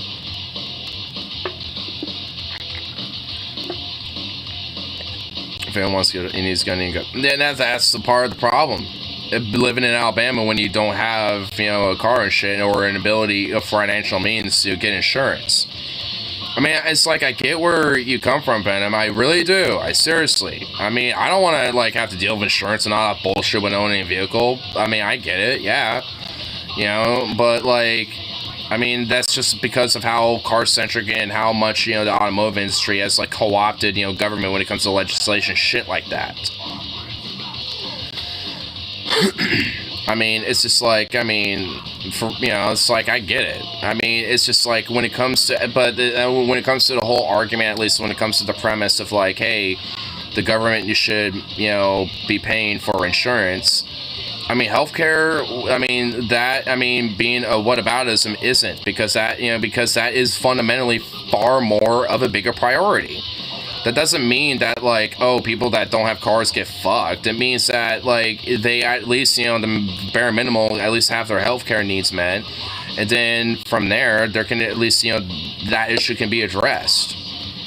At least, you know, more so. Because honestly, at that point, then our government would actually be starting to save money more so than anything, you know, because, I mean, we spend more on healthcare than countries that do have universal healthcare.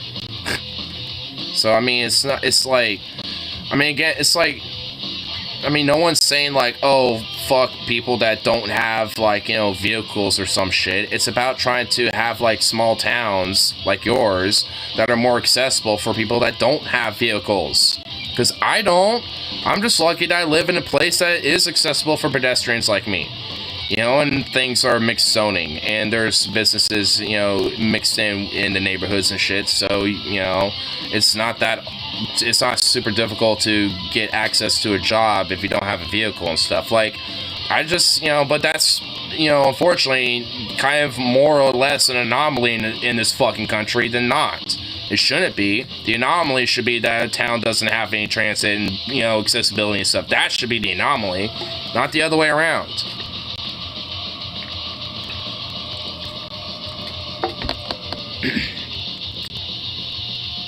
But I live as a carless person. I mean, did I just say go over the head? Did that just like fly over? Like, I mean, that's oh my, never mind. It's more or less that there needs to be a massive government project that actually, you know, puts money into that fucking random little shithole of a town that you live in, that you're leaving. You know, that actually, you know, puts more accessibility for people that don't have vehicles, and so, you know, it's possible to actually, you know, get a job and potentially, you know, save up so maybe you can get something better that you can drive to and shit.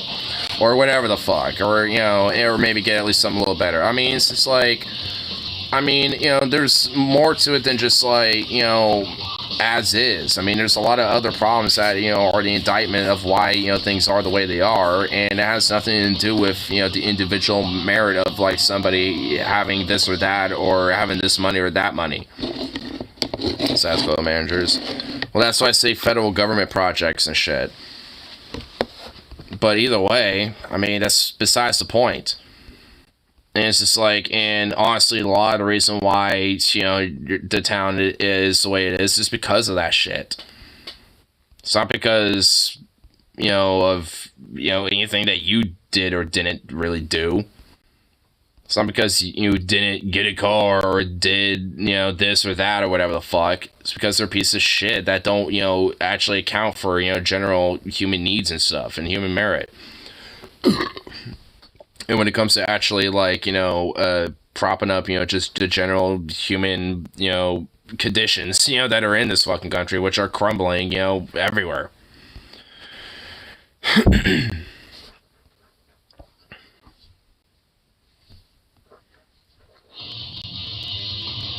Rig it, something up so you can fill with.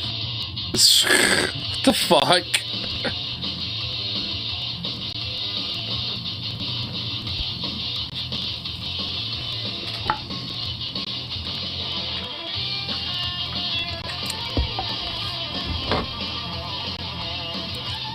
The nearest good store is 20 miles. And it sounds like you live in a blighted-ass food desert that has no actual means of living when it comes to just, you know, being in the, you know, little town that you're in.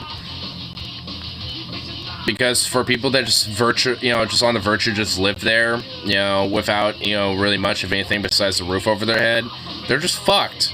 And that's not because, you know, of, you know, anything, you know, against them. That's just literally how, you know, that has been built up.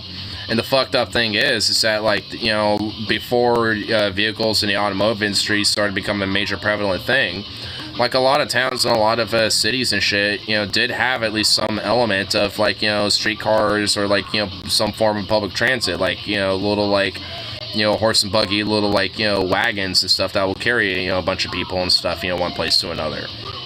You know, from, like, you know, different parts of town. It's like, I mean, that was a, you know, big problem thing, you know, where, like, a lot of, you know, pedestrian-esque, you know, forms of transit and public transit, basically, for all intents and purposes, you know, were put in place. But once the automobile became far more prevalent and the oil companies started really heavily investing into the automotive industry, so, you know, thus, you know, with that, invested in a lot of city councils and a lot of legislation to, you know, boost up and, you know, and basically destroy a lot of that type of shit.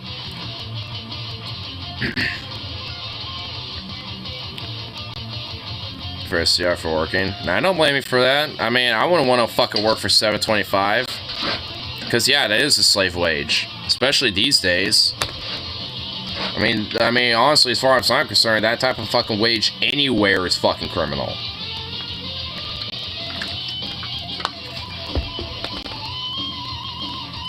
But still, I mean, it's just like... I mean, there are places that still have, you know, more that offer than just that, but, I mean, Just wait until you get to Arizona when you worry about, like, you know, wages and stuff. Because Arizona's different than Alabama. You're not gonna fucking be there forever. So why are you fucking worrying about, like, you know, what Alabama has to offer? Fuck that worthless, blighted, Christian, theocratic, fascist shithole of a shit stain on this fucking blighted country that is already a shit stain as it is. Fuck that state. As far as I'm concerned, just, you know, wait for that type of shit, you know, like, and worry about that stuff, you know, once you're in Arizona. Like, you're fretting about this shit, you know, about a place you're not even gonna be there anymore. I mean, seriously. Ripsy's saying it's like Vanity's supposed to big pull pants and find him some longer bootstraps. I mean, I know you're saying that sarcastically, but it's just like, I mean, he's unintentionally doing that as he gets slowly but surely to Arizona. I mean, it's just like, and the thing is, it's not just him, you know, that, you know, takes, you know, that type of shit. I mean, it's just, there's more than one person that, you know, that it takes. But at the end of the day, who truly fundamentally empowers, you know, that shit to be completed is that one person. Like, which in this case would be Venom. You know, it's like, it would be the one person that at the end of the day is, you know, been empowered to get all that shit done. I was just, you know, someone who's a helping hand. That's all the fuck I was. You're the one at the end of the day that got that shit done, though. So, the fuck you know, like, worried about Alabama. Like I said, fuck that blighted little shit stain of a fucking pile of diuretic dirt. And you're getting on my last fucking nerve, dog. I swear to God.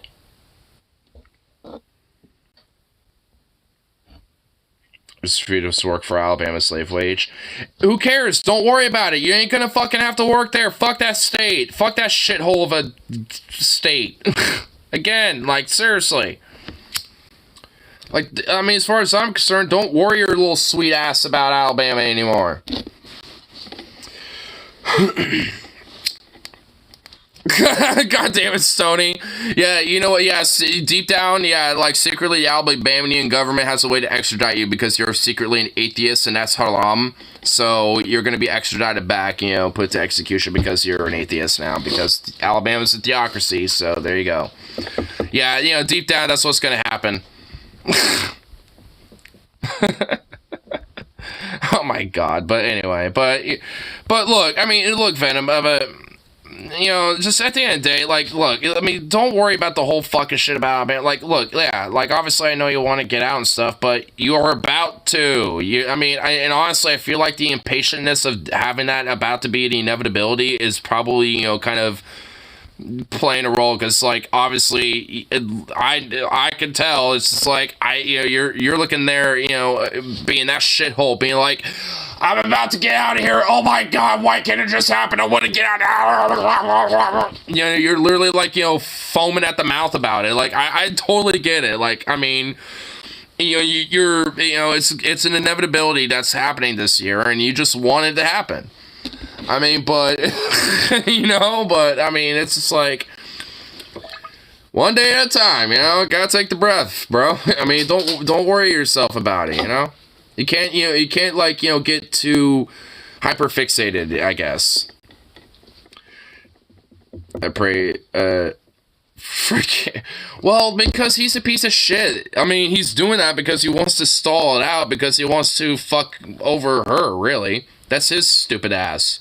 And being a piece of shit. Like, he's doing that, you know, not because, like, you know, please stay or something. He's doing that because, like, fuck you, piece of shit. You know, you know, he's doing it out of spite. And that doesn't mean that you're not gonna leave. That just means that he's just making it a little bit more harder, but that doesn't mean that it ain't gonna happen. I mean, seriously. Like, I say this, at least, like, I'd probably at least, you know, just take a tiny step back, at least, you know, from some of the extra drama that, you know, is built up with leaving and shit. Just worry about, like, you know, getting your shit set up more directly. You know, it's just like, I mean, for real, though. I'm the son you always wanted.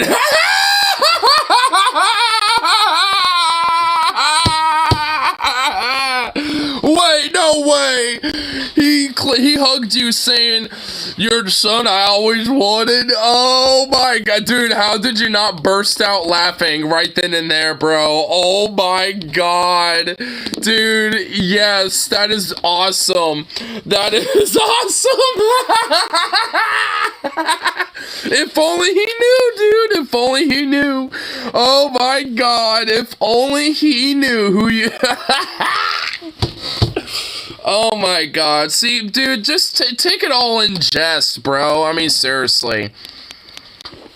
Like, honestly, I mean, because when you got shit like that happening to you, I mean, goddamn, I mean, dude, there's some silver lining to it all. I mean, for fuck's sake. I mean, it's like... I mean, it's because, holy shit. Because that is hilarious. Like, that is an hilarious silver lining amongst all the drama, you know? You know what I mean? That's just awesome. That's...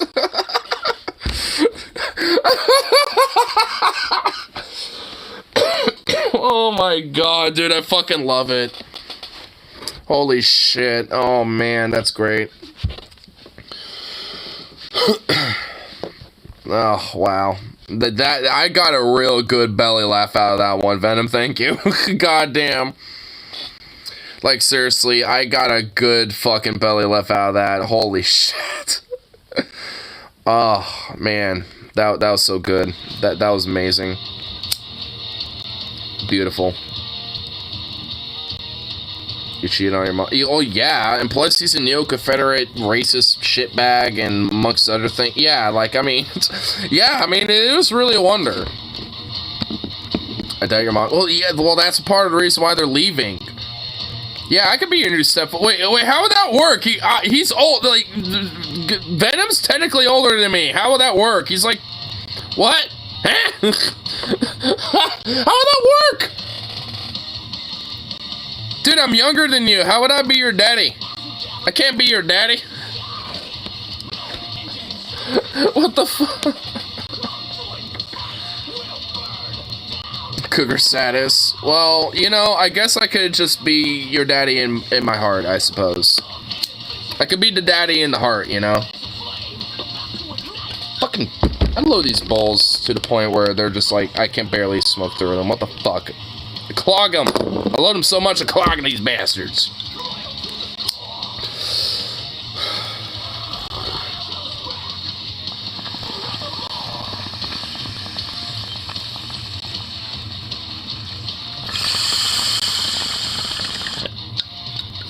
Hey, the real daddy's here.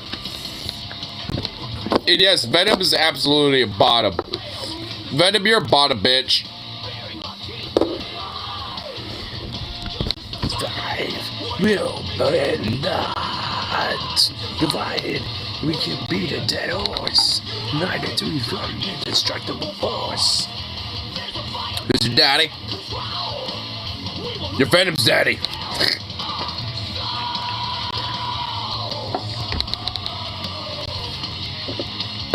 Honestly, you can actually be old enough to be pretty much all of our dads.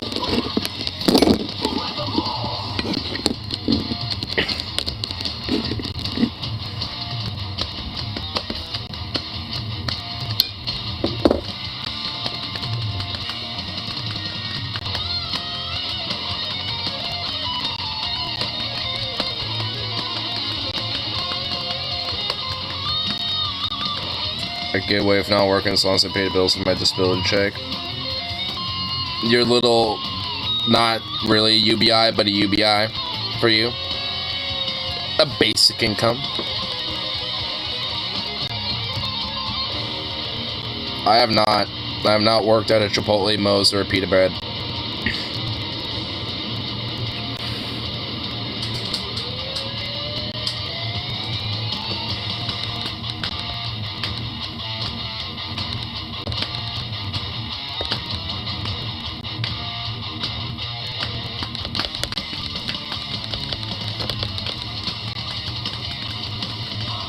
Never work at Fruit Prep, so help me science. Hey! Don't be talking shit about my line of work.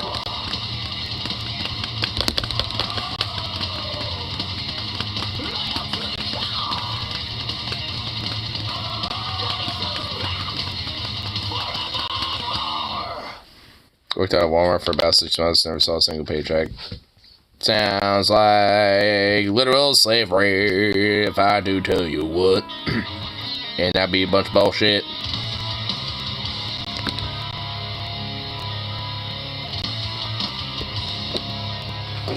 Making sense. Was it because it was like due to his like, I think it was because of his stepmom or some shit. I forgot why. I mean, he's told me before.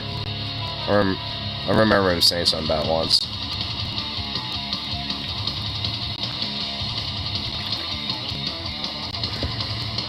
Peter Pitt was drunk central. We were the only place near the bars open late. Damn. Stepmother stole your paychecks. Well, yeah, okay, there you go.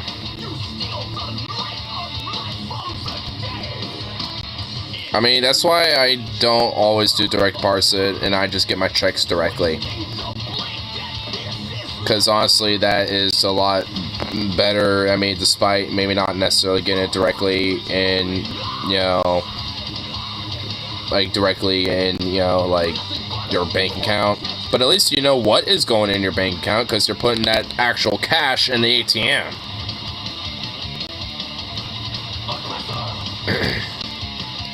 She used to buy tires and food for everyone but me. Well, sounds like she was a manipulative cunt fuck.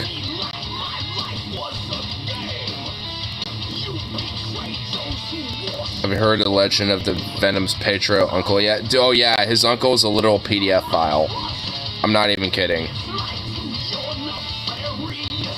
And honestly, in private messages, I have, like, unintentionally, I'm not even kidding, I've kind of inked him to be like, have you ever thought about maybe seeing if, like, he had an accident one day? And, you know, and, yeah, I was a bad influence. Because there's that one point where he, like, you know, was visiting him for a while or some shit. And it was like, It's like a PDF. Well, yeah, a PDF file, yeah.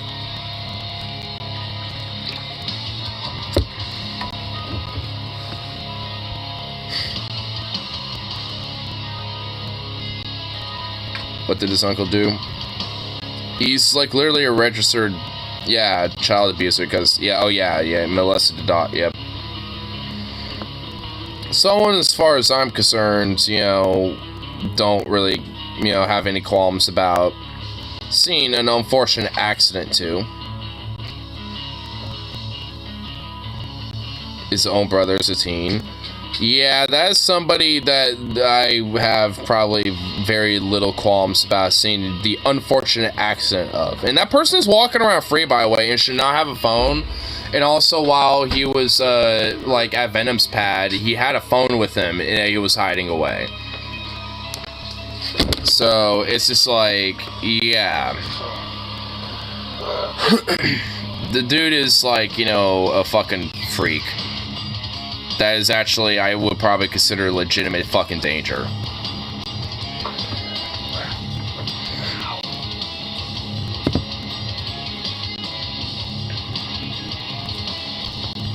His brother's my real dad.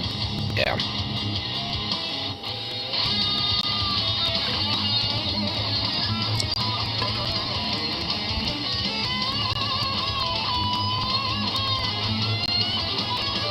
My uncle's the reason why I'm into real dad was homophobic. Yeah, it seems like an unfortunate circumstance. Was a Venom's dad just laughing about it also? Yes. In fact, they were actually kind of having a good old time about it from my understanding, which kind of implies that his stepdad is also kind of into that shit too.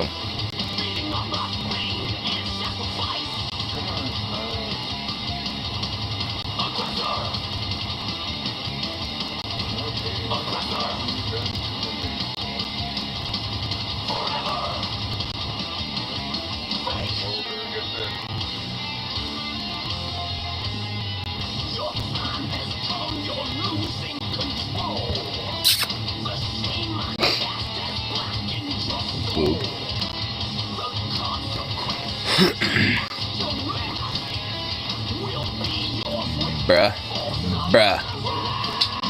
Mom is awesome. Yeah, your mom sounds really awesome. I really like your mom. She's pretty cool.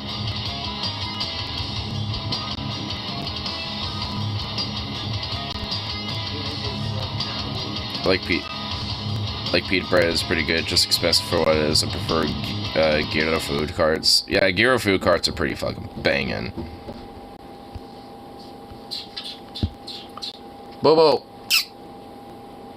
He pays attention to me because he's sweet boy. He's loyal to the true one. Come here. Yeah, exactly. He's loyal. He knows who he's loyal to.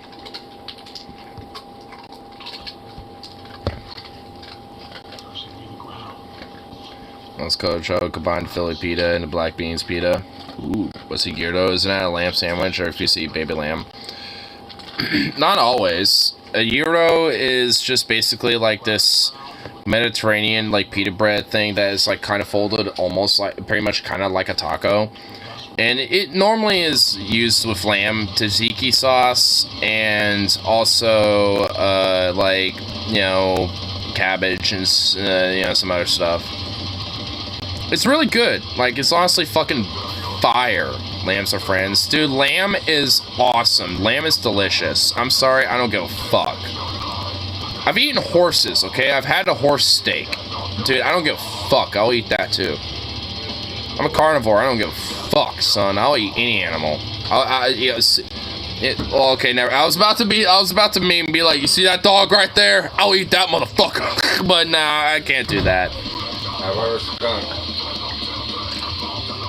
I'll eat that motherfucker. Just take the fucking weird glands out and, you know, get all that shit out of there. And just, you know, I mean, it's just stringy meat. I mean, it's just like, that's all you're gonna get. Smells like a skunk. Because it has the glands that is all up in its weird little ass and shit that causes that. The whole skunk, the bloodstream and the whole body tastes like a skunk. I don't know about that, but okay, sure. I heard about it. I never wanted to try it out. Heard about it. Okay, sure, whatever. He has heard about it once, apparently. More than one. You don't want to eat a skunk. I think what? Eat a horse? I literally have eaten a horse. I was literally when I was in Iceland, like at the steakhouse in Iceland, they had a horse that you can have as like a steak. Oh, that tastes pretty good. Yeah, he's had a bite out of it. It was fucking fire, bro.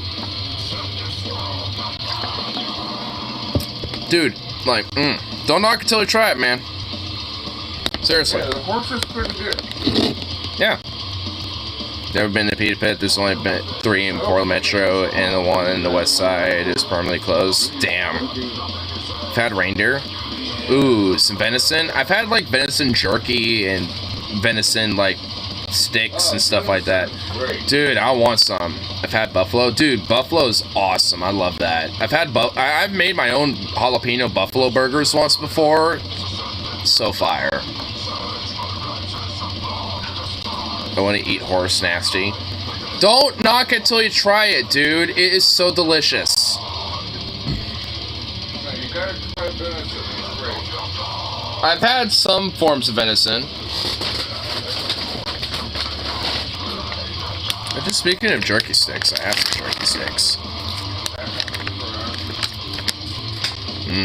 Go back up to it, Dad. Hey, little fucker, what do you want?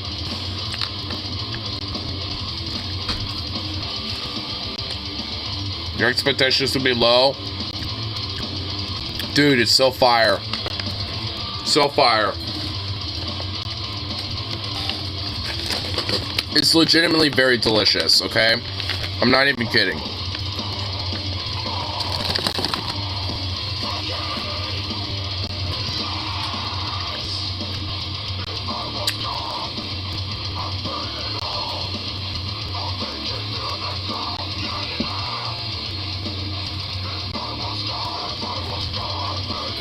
I burn it all and turned it to the ground. Black it out. Black it out. Black it out. If you don't care, why should I set this world on fire? Man. Goofy dog.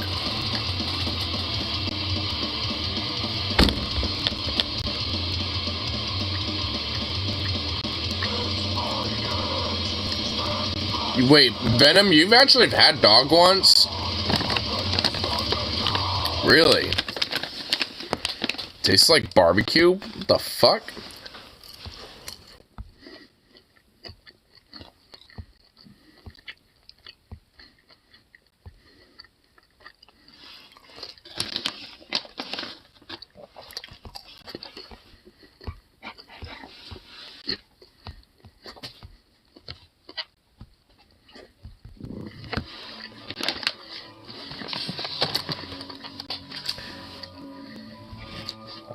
By accident at a local Chinese restaurant in town. Oh my god, what? In town?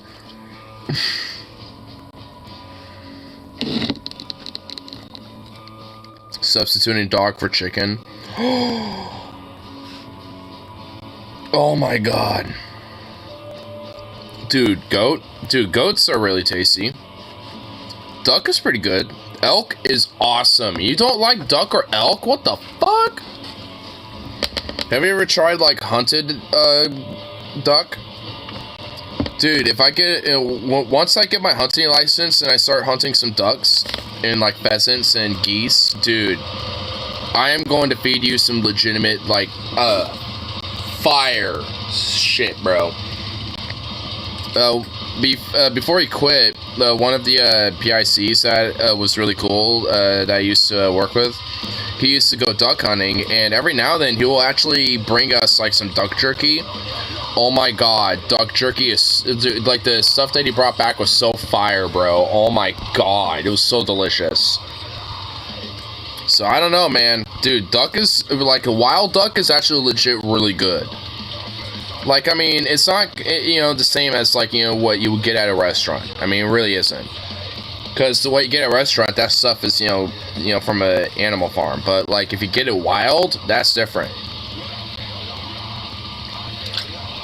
So, I don't know, man.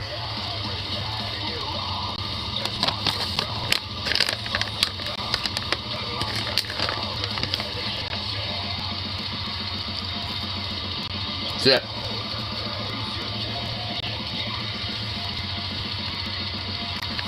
Two ducking?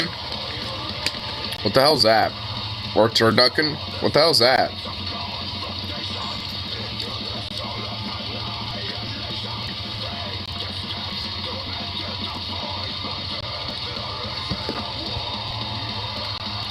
I'm not even close to good enough at cooking to cook duck.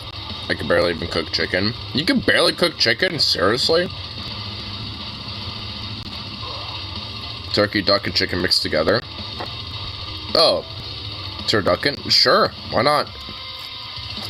I like all three of them, so why not?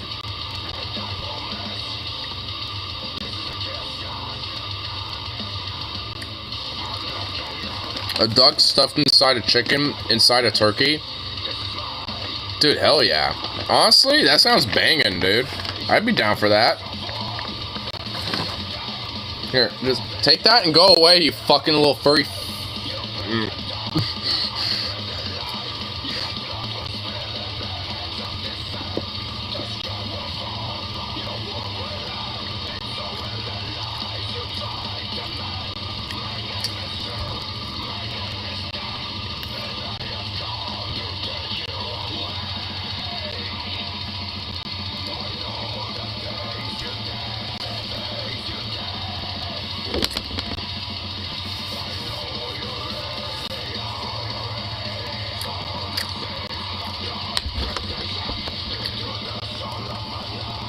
I think Melty gotta go from Norwegian food cart.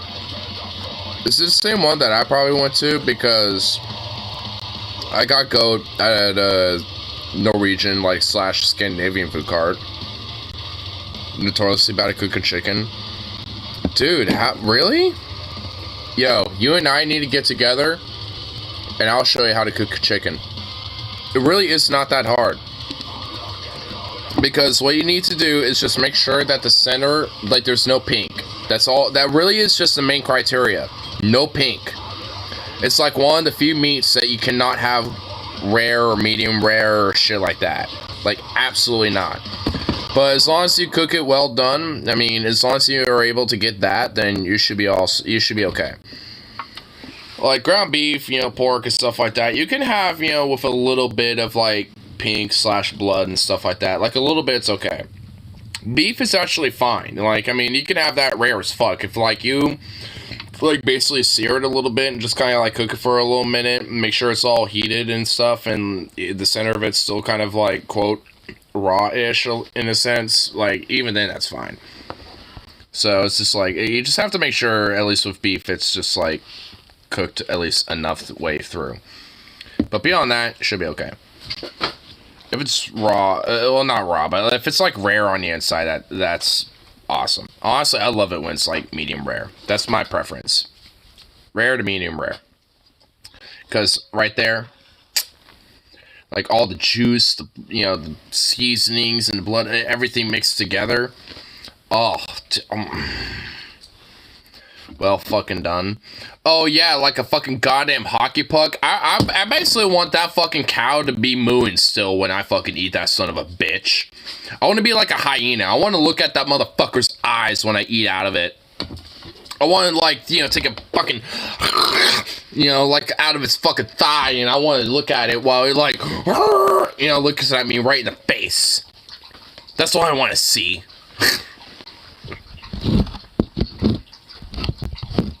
Goddamn phone.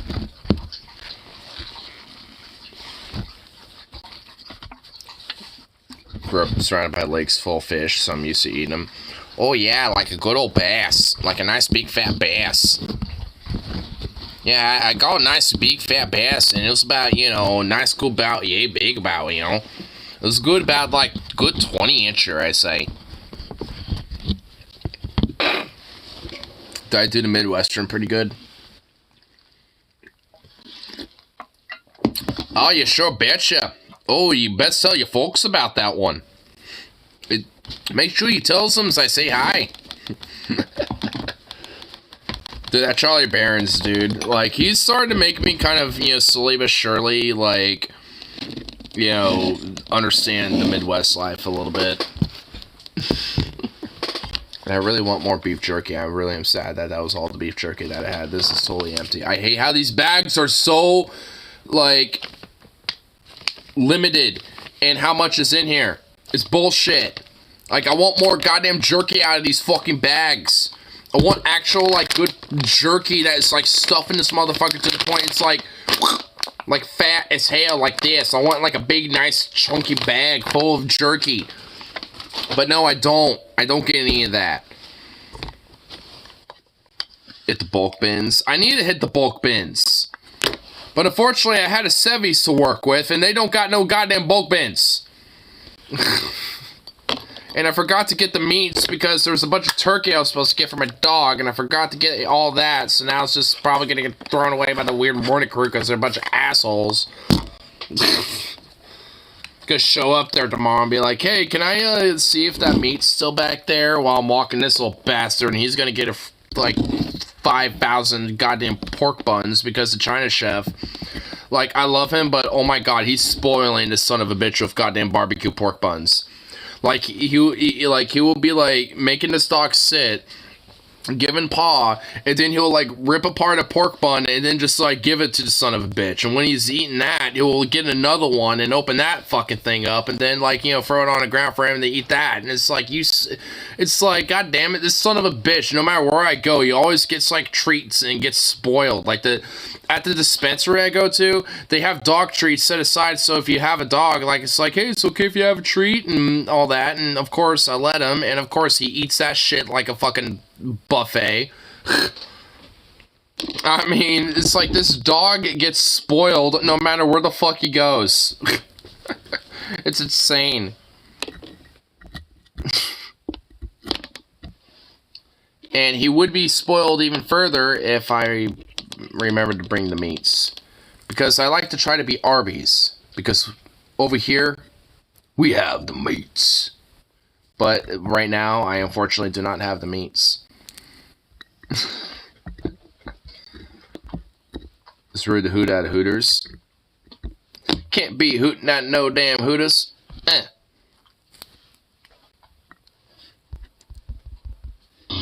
Ah! You two, what the fuck? You don't be doing that.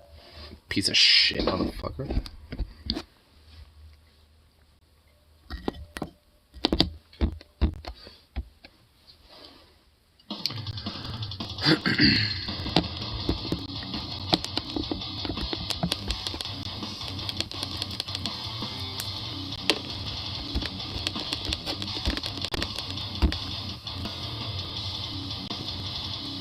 I need to go here instead. Oh, is it the feature of the Uncle Fears? Is it the tomboy Hooters and the femboy Hooters?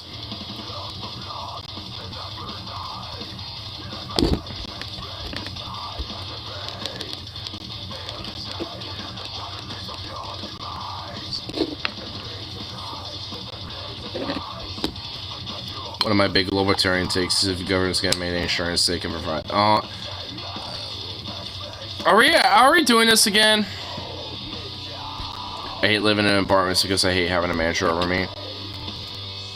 The manager for my current apartment works in bumfuck Lake Oswego. Dude, like, that's not even near where you live, bro. What the fuck? At least he's detached, so whatever.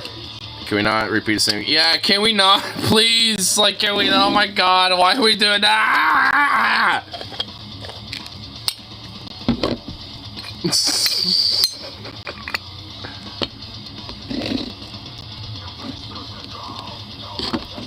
You lived in an apartment below you? Oh my god. That's ass. Yeah, instill some Maoism up his ass, you know what I'm saying? Gotta instill that mad Maoist communism, you know what I mean? She got mad at you for smoking pot. Well, she could get mad at you for instilling some Maoism.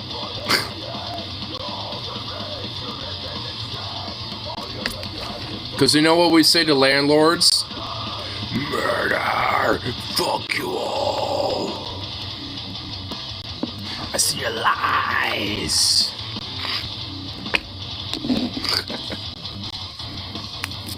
A little bit of a cute timing from a song. At least for Logan's manager, he had a detached unit on the other side of the complex. Well, yeah, at least there was that. And letting a friend stay with me for 4 months. She got so pissed on that one. Oh man, if the landlord knew about, you know, fucking... If landlords in the past knew about that, you know, when it came to fucking, you know, Logan sometimes. Because there was a few of them, you know, there was a few in the past where Harley wasn't technically on the lease. Even though he's living with them. I think it's the case this time, but the last time, he was basically technically living there without being on the lease. Which I thought was hilarious, and he kind of got away with it the entire time. The landlord never noticed at all. I thought that was awesome. Still isn't on a lease, but his place allows subleases, so it doesn't matter. Oh, wait, he's still not technically on the lease on this other place? Well, I guess it doesn't matter like you said, but okay, so that's why it's not a big deal now. I knew it was a big deal with the last place they were living at because, you know, of, them not allowing subleases and shit. But I think that's partly why that, you know, Logan chose the place that he did is because they do allow that. So Harley didn't necessarily have to actually file a lease on it. I mean, he should still do that, though. Like, Harley needs to quit being lazy about that. I'm just gonna be honest. Next place they get, he actually needs to, like, you know, put the bootstraps up and fucking just do that. Like, honestly, low-key, though.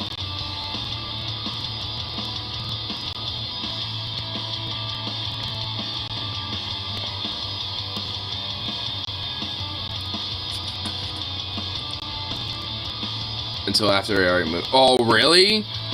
Oh, I forgot. Oh, you know, honestly, you're right. I forgot about that. Oh my god. Yeah, you're right. Oh, man. See, Harley, well, that was just like Harley just kind of being, well, I guess Harley. The manager was like, oh yeah, we allow subleases in passing. Oh, well. Whoa, jeez, this is way more louder than I thought.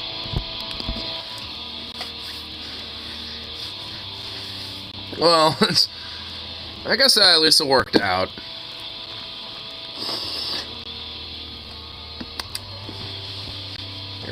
I'll be right back. Gun hit. The pipe leak. Ow, god dang! God! Oh my god! What the fuck?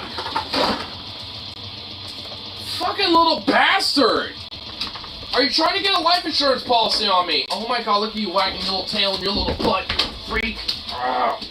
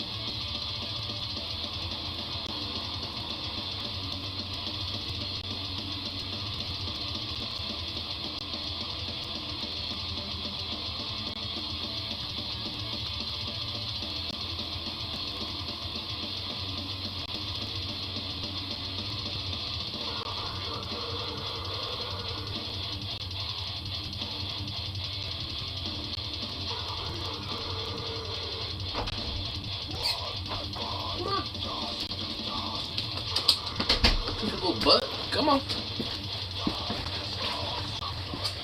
Oh, man. Getting a life insurance policy on me? What the hell was that about earlier? Trying to trip me? Yeah, you. Come here. You little fuck. Well.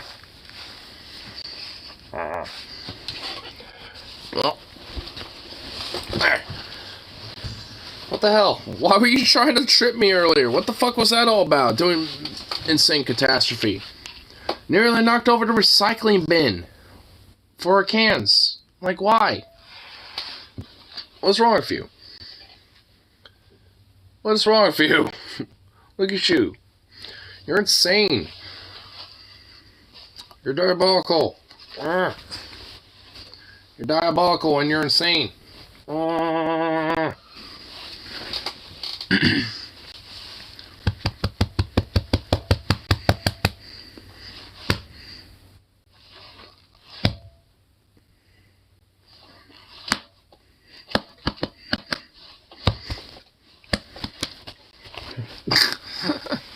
You're goof.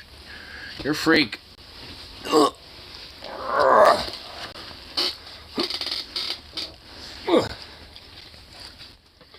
What are you doing? What are you trying to do? What are you attempting here? Oh my god, okay. Alright, get the fuck over here. Alright. Alright, enough of the shenanigans.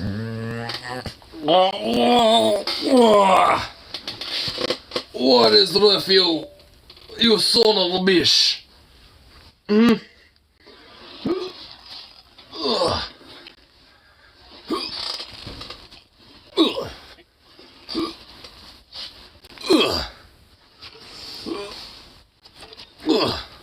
God. You're getting heavier, dude. You're getting to be a big boy. You're heavy. What are you, like a 70-pounder now? That good old, like, 70-pound worth of fucking Doge right here? This is what I call about a good old 70-pounder right here. I tell you what, brother. Good catch, I tell you. Let's get this one on line. He's still a faster one out of the water. I tell you what, a good old 70-pounder. I would say it's catfish, but this looks more like a little bit of a dogfish, I tell you what. This little son of a bitch is gonna be a good price, I tell you what, once I get this one up the auction. Yeah, that's right. This is a good boy. Who's just a good boy?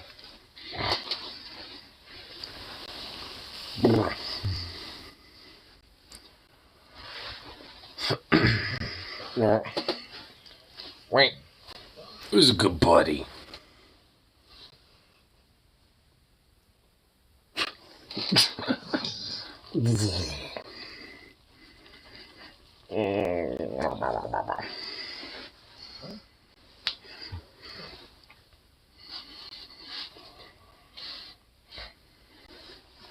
Yeah.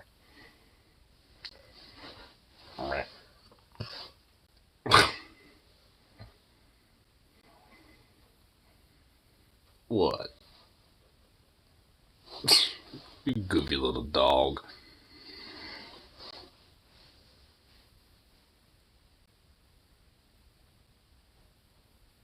What? What was that? What? What dog?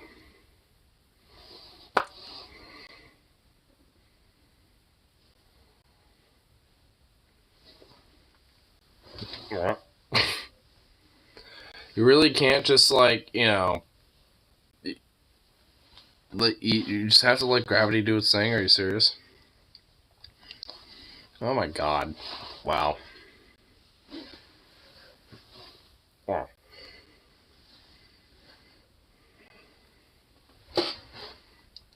Look at you. Look at you. Yeah.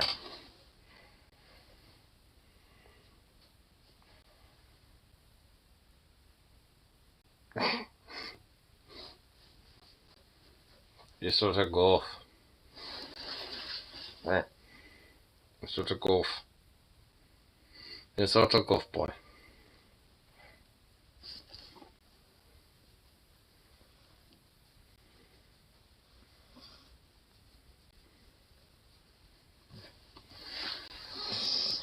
What?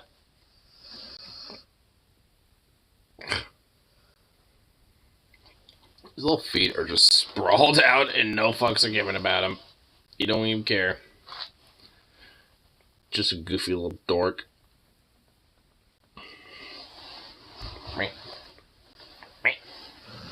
Oh.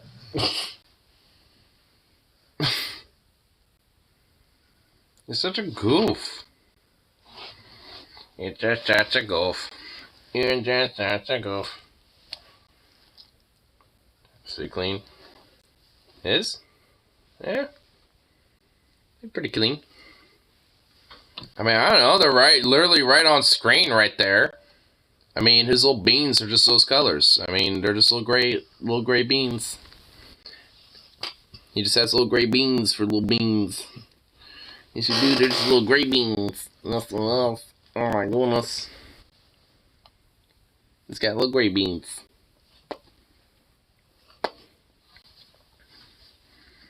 smoke a bowl.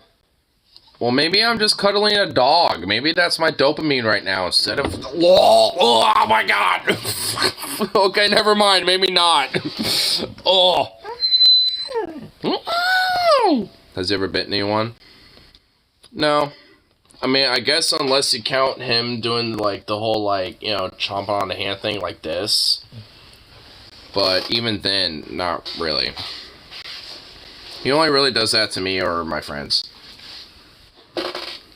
He just wants more or less attention. He just wants to sniff everybody. Like, that's kind of more or less what he does. If you have treats, then he, you know, might unintentionally kind of like, hump. Has he ever humped anything? Oh my god, he actually has. Yes, unintentionally. There was one time our old store director, well, she gave him a treat, and he was, you know, trying to jump on her. But then he decided he wanted to try to mount on her leg, and she just, like, what the fuck type of screech was that?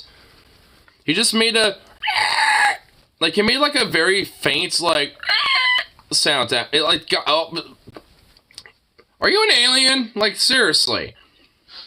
But anyway, she had a kind of her leg out, and then Zukov just, like, started going for the leg, you know, being the weird, cutesy little courtsy dork ball that he is, and she just kind of started laughing at it because he was kind of, like, slowly getting one paw up, and then when he kind of didn't have any resistance, he just kind of, well, or that as well, I guess, if you want to interpret it that way too, I guess, sure. But he basically, like, you know, just kind of, like, put one paw up, and then he was like, okay, I guess this isn't okay, and then just kind of went the rest of the way, and I was like, no! I got him off. And then my department manager at that time was just laughing at me and at him because she thought it was hilarious. She should have let... Phantom, what the fuck? Oh. But beyond that, he's only ever tried to court female dogs. There was one time I was at the park, and he was playing around with this dog, and she was... not in heat, but he still wanted to kind of play around with her a little more than just play. He wanted to play with her more than just playtime.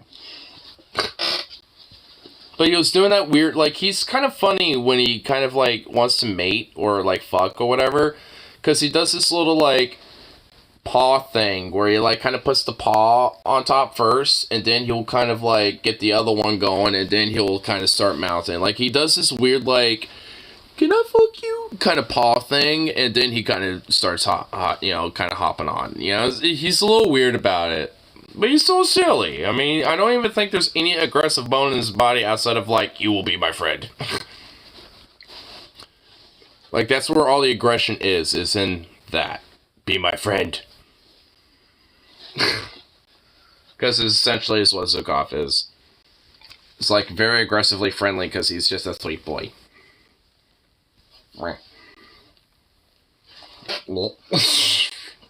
He's such a twitchy little goof. Look at you. What are you doing?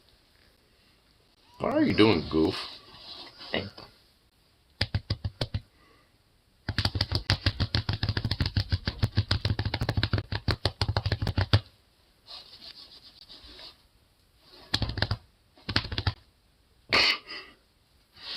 Such a sweet little dork.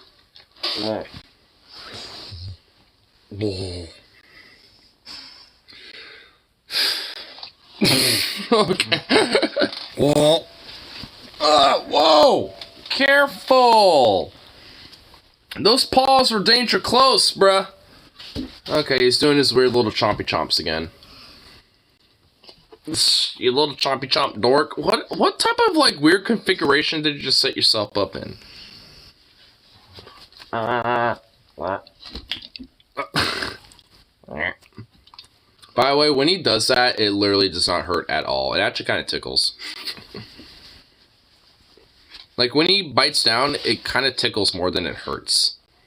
What is with your foot just sticking out like this? Not just foot, but feet. Look at the... You're such a weirdo. And they got this one just, like, plopped over here. Like, way off... It's just right off view. He's looking at me like, what the fuck you judging me about? He's looking at me in judgment. Oh my god, you're such a fruit. You're such a fruitcake. You're just such a fruitcake. Oh.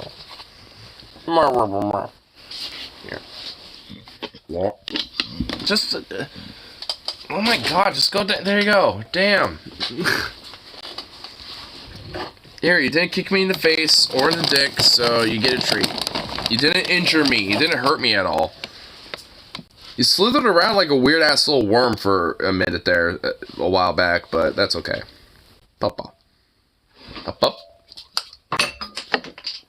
No, hold on. You don't even deserve that. Bullshit. Sit. Paw. Don't be so aggressive with your paw. Up. That's not being... Okay, Jesus! Would you be careful of your paw? Okay, get back down. Oh my god. Take a step back. Sit. Paw. Okay, now you're being aggressive. Now you're just being assertive. Jesus, you can chill out. Up. You still can't do it? Okay, hold on. We're doing this until you get it right. No. Sit. Paw. Up. That a boy. There you go. Third time's a charm. God.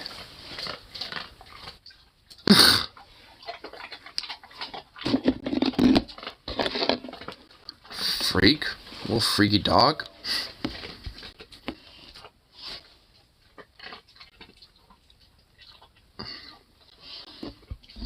So if you have to feel like, because that's family rule. Well, that sounds like a stupid, dumb fuck rule. Like, literally.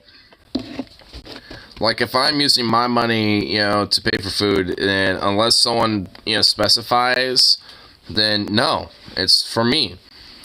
And also, like, if I'm buying something for you, there's also kind of an unspoken rule that you will buy something for me too later down the line. It's like, hey, you want me to buy you a pizza? Sure, cool. And I'll probably buy you, a couple, 6-pack of beers later down the line for you or something like that. There's like kind of like a mutual agreement thing, Family just doesn't. Yeah, they don't make rational decisions. Dude, that's not a rational rule at all. That's just frankly fucking stupid. Like, there's the whole, like, there's kind of the whole, like, hey, if you hook me up with some stuff here and there, I'll hook you up with some stuff here and there. There's, like, kind of the whole scratch my backs, I scratch yours type of thing. Like, I get that. Like, hey, I'm gonna get some Taco Bell. You want anything? Sure. And then, like, a few weeks later, you're like, hey, I'm about to go get some Domino's. You want a pizza? And then, it's like, there you go. It's like it's back and forth thing. That's like a common rule that pretty much everybody has, in some way or form. Because it's kind of an implicit agreement that you're gonna, like, return the favor, essentially.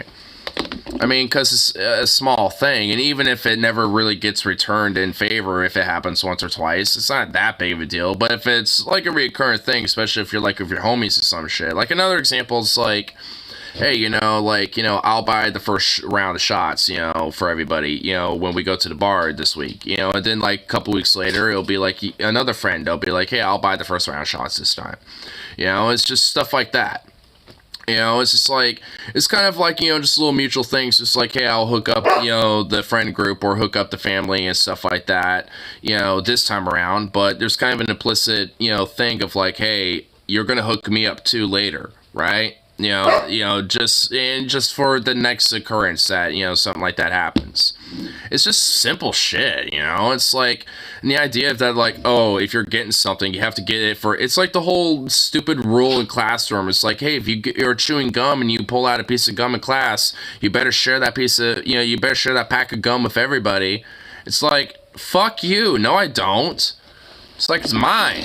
It's my money, my gum, my food. Fuck you. It's like, unless you say something about it, or I offer, then nah. It's like, I mean, unless you ask, basically, if I get it preemptively and it's there in the fridge and you're like, hey, can I have that? You know, it's like, and I say, sure, then fine. But, you know, it's just like, you know, but I hope you're okay with me. Maybe later down the line, I have some of your potato chips or something like that. Because you had my, you know, Red Baron pizza or some shit. You know what I mean? It's like, it's just kind of a mutual thing. And what the fuck is with you, dog? Why are you like that? Why have you been like this off and on tonight? Why are you like this sometimes, dog? Like, Zukov, you are like this sometimes. Like, most nights are chill, but every now and then you get a hair up your ass and you do this shit. Little freak. I have a weekend. Like, tomorrow we're gonna go out. We're gonna go to the park. We're gonna have fun. Oh, yeah. Oh, yeah. Wow. Oh, my God. He tilted his head. He knew what I was saying. Oh, my God. You fuck. You're like, oh, we're doing that now? No, it's tomorrow. You little prick. I swear he's a fucking alien, dude.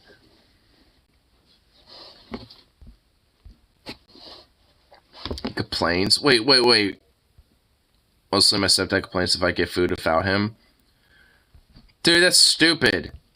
Like, it's not my fault that, like, and it's not your fault that your, like, body's like, I'm hungry. And his, you know, isn't.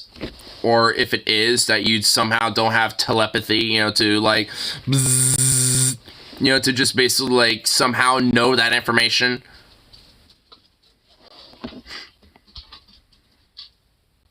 Beyond chatterbait and food for the horses, cats, and dogs. I love how Stoney's all caps, like, chatterbait. Like, yeah, dude. Jason's car payment is broke because of that. Sounds like that's his sorry fault. But oh, you're the son he always wanted, but yet he fucking basically does everything for his daughter. Seems a little bit of a contradiction, wouldn't you think?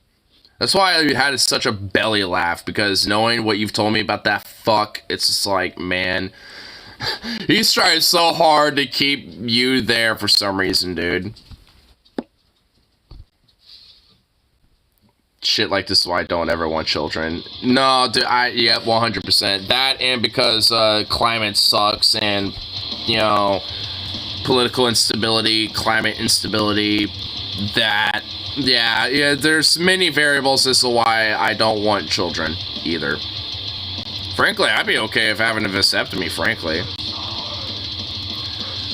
Being like, hey, those tubes that get the sperm into my, you know, like, all up and out, you know, and shit, how about, you know, it's like, I'd honestly be fine with that, you know, and shit, like, still, you know, got the nut and stuff, you know, could still bust a nut, you know, but, like, you know, just ain't gonna be no nut, you know what I mean? Because there ain't no way to have some kids. See, I'd be fine with that.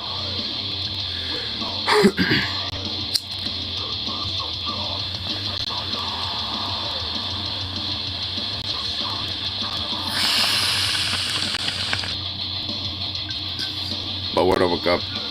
Yeah, fair enough. I mean, honestly, that's the only reason why I wouldn't. Is because basically you wouldn't really get, like, yeah,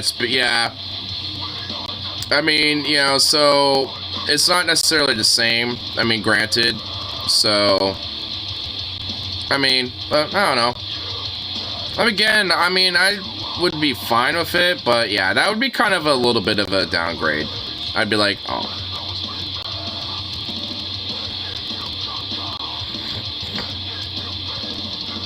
Apparently the first time afterwards, blood comes out. If it gets affected, pus. Ah, okay, I don't need to know that.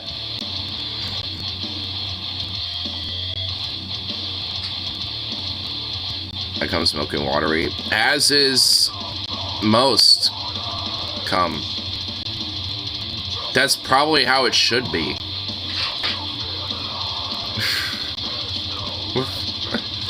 With a little bit of elasticity to it. Milky, elastic, and watery. All in one fun package.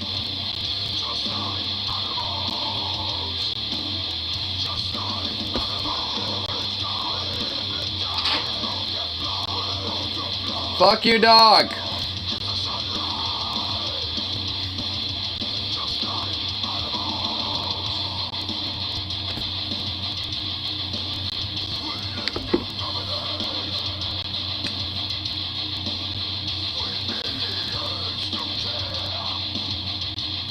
Because he told me, eat mangoes and like bananas. And a lot of them. Apparently they boost libido. I don't remember that, but okay. I feel like he's not being serious. I don't know. What? Why is the chat happen like this? Why must it be this way? I actually kind of want to see, is Onion Nuggets still copyrighted? Because I know they were trying to work on it. I'm assuming it probably still is, isn't it? I really wanted to listen to that tonight before I went to bed. Oh my god, it still is. God damn it. Well, I guess I'll have to listen to the fucking audio version. Oh wait, and the Grease Trap. There is that too. Awesome.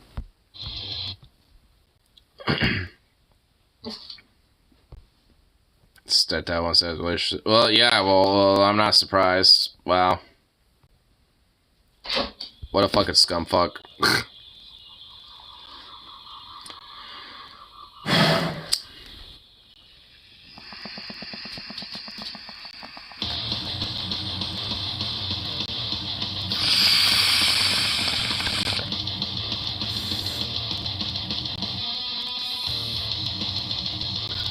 Big reason behind the divorce? Really?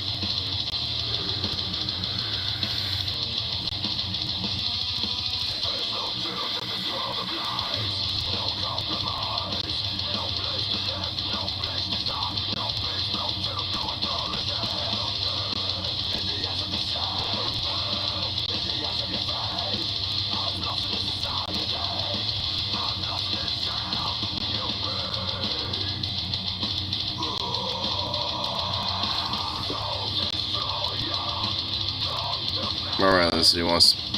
Is disgusted by it. Oh, she realized that. Oh my. Well, yeah, I'd be disgusted by it. Real dad and mom are good people. Yeah, I mean, your actual mom sounds like the legitimately only good person in your life. I mean, outside of like your relationships and friends. Family-wise, like your mom is literally like the only person that sounds like a decent person. At least family side. I mean, I guess outside of maybe a couple other people, but they don't really want anything to do with you because of other pieces of shit. You know, so... It just seems like you just need to get away from all that. Seems like a major player, you know, to a lot of negativity in your life too, frankly. It's not really you, it's just like everything around you. Which frankly seems to be the problem for genuinely kind of a lot of people. It's like, it's not really the fact that it's like anything, you know, a fault for the people themselves. It's just like literally everything around them that, you know, is shitty and they just need to be in a different and a better environment. That doesn't necessarily means it has to be like the most perfect thing, but at least just something better than what they're in, you know. And Arizona would obviously be way better. Fucking hiccups. Go away. Boo.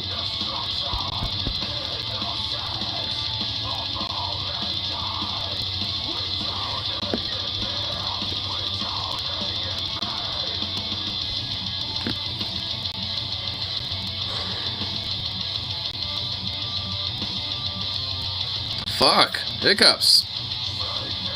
Go away.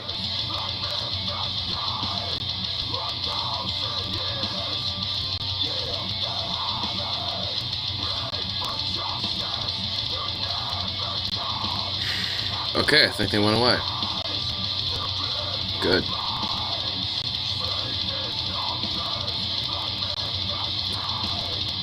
She also thinks Ignore is absolutely adorable. Oh my god. Cougar potential. Venom, are you trying to, like, low-key, like...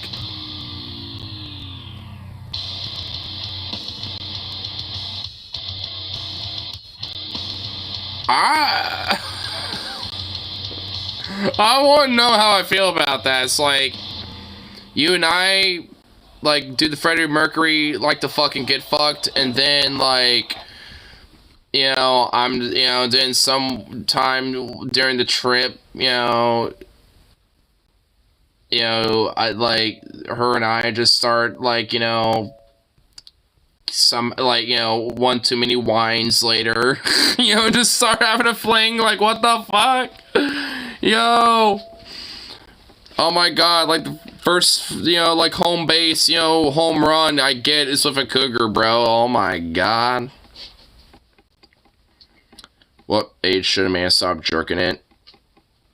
Literally, like, the last thing a man should do if they want to die with dignity is jerk it. Like, as they're having a heart attack, they're like, oh, fuck. At, like, 96, they're like, oh, shit, I need to bust one more. Like, that's the, you know, like, literally, right, like, up until, like, you know, the last breath, there is no age limit on that, okay? There ain't no age limit. Hell yeah. Damn right, hell yeah. She says she's done with dating.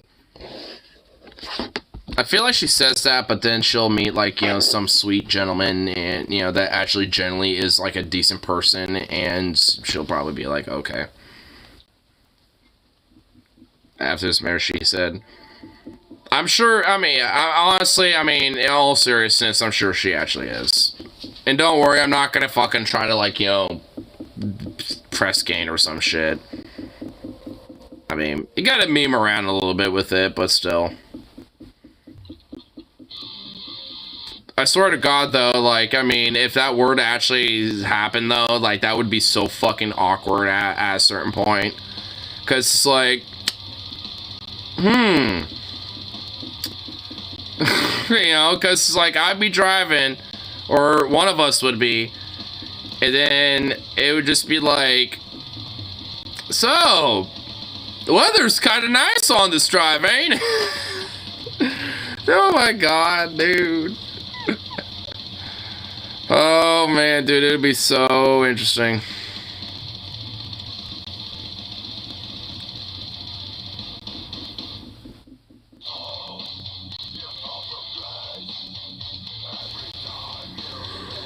I think society needs to be better taking care of old people. I tend to agree with that.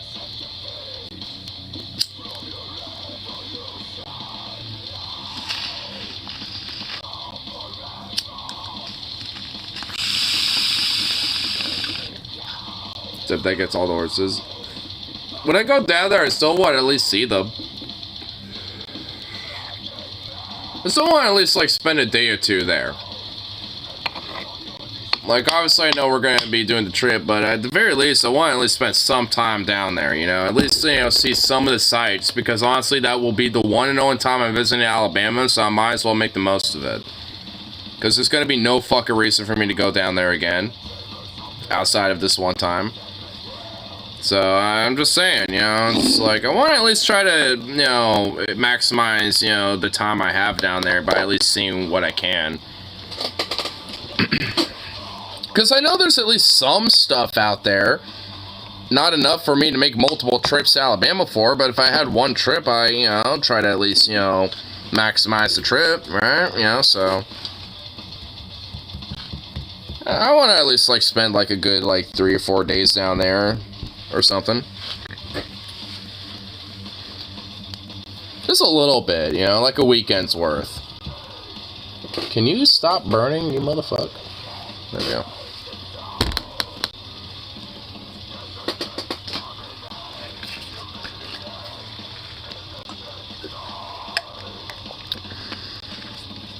We should start turning old people into Soylent Green.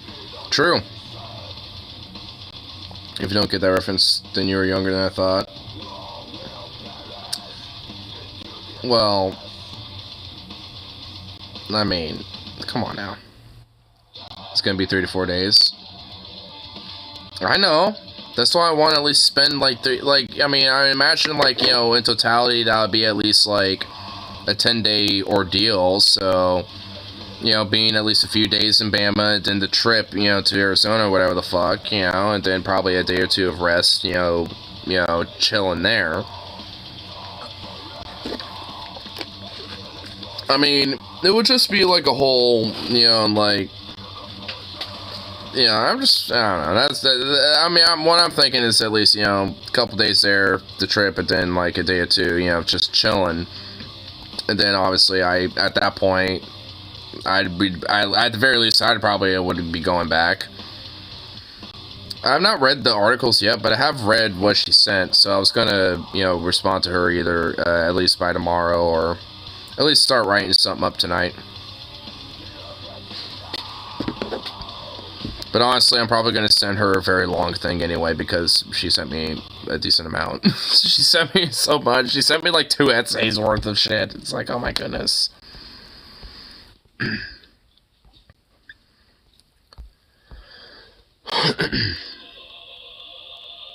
Where'd he go? Oh, he's over there.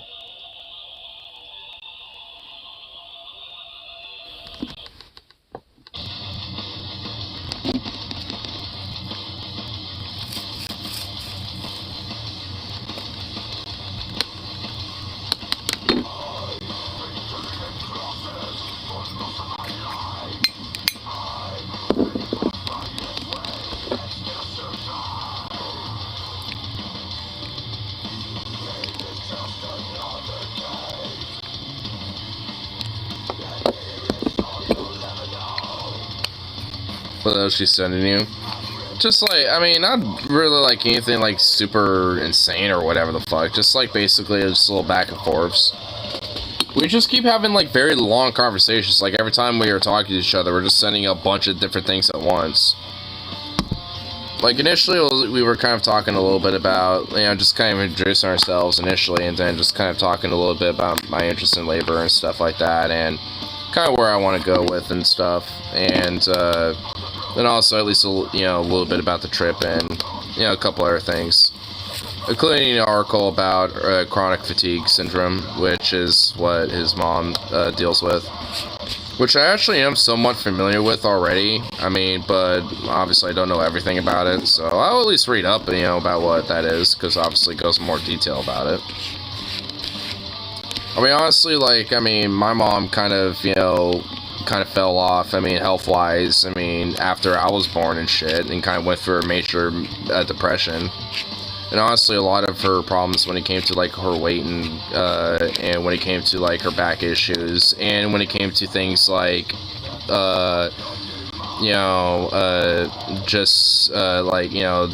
things like her urinary cancer and things like that all kind of played a role, after I was born and shit. I mean, and it was just literally because of, like, the stress of having to deal with a business, raising a kid, and, all sorts of other variables and shit. And plus, she didn't really do much well for health diet-wise either.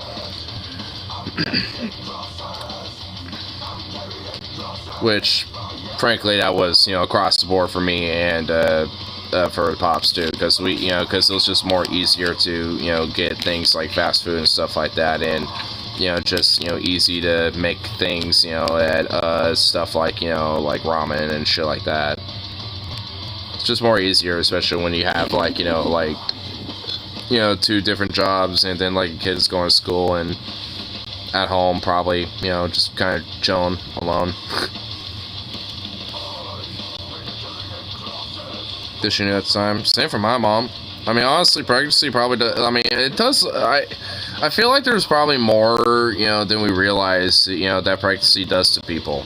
Or at least, because, like, I mean, there are definitely some, negative consequences that, come from pregnancy and shit. Not, just health-wise. Not as, like, because, like, oh, should never had a kid or whatever the fuck. But it's just because that, like, the different hormones and the different shit that's going on, to, like, gestate a child, it's like, it takes a major toll on, a woman's body. So it's like, there's going to be negative consequences that come from pregnancy, if not properly taken care of, so it's just like, I mean, it's it's not, to me, like, unusual as to why, for some women, they tend to have negative health consequences, especially maybe more later in life if they have a child, like let's say at 30 or something, you know, in comparison to maybe, you know, a woman who has a child at like, you know, 25,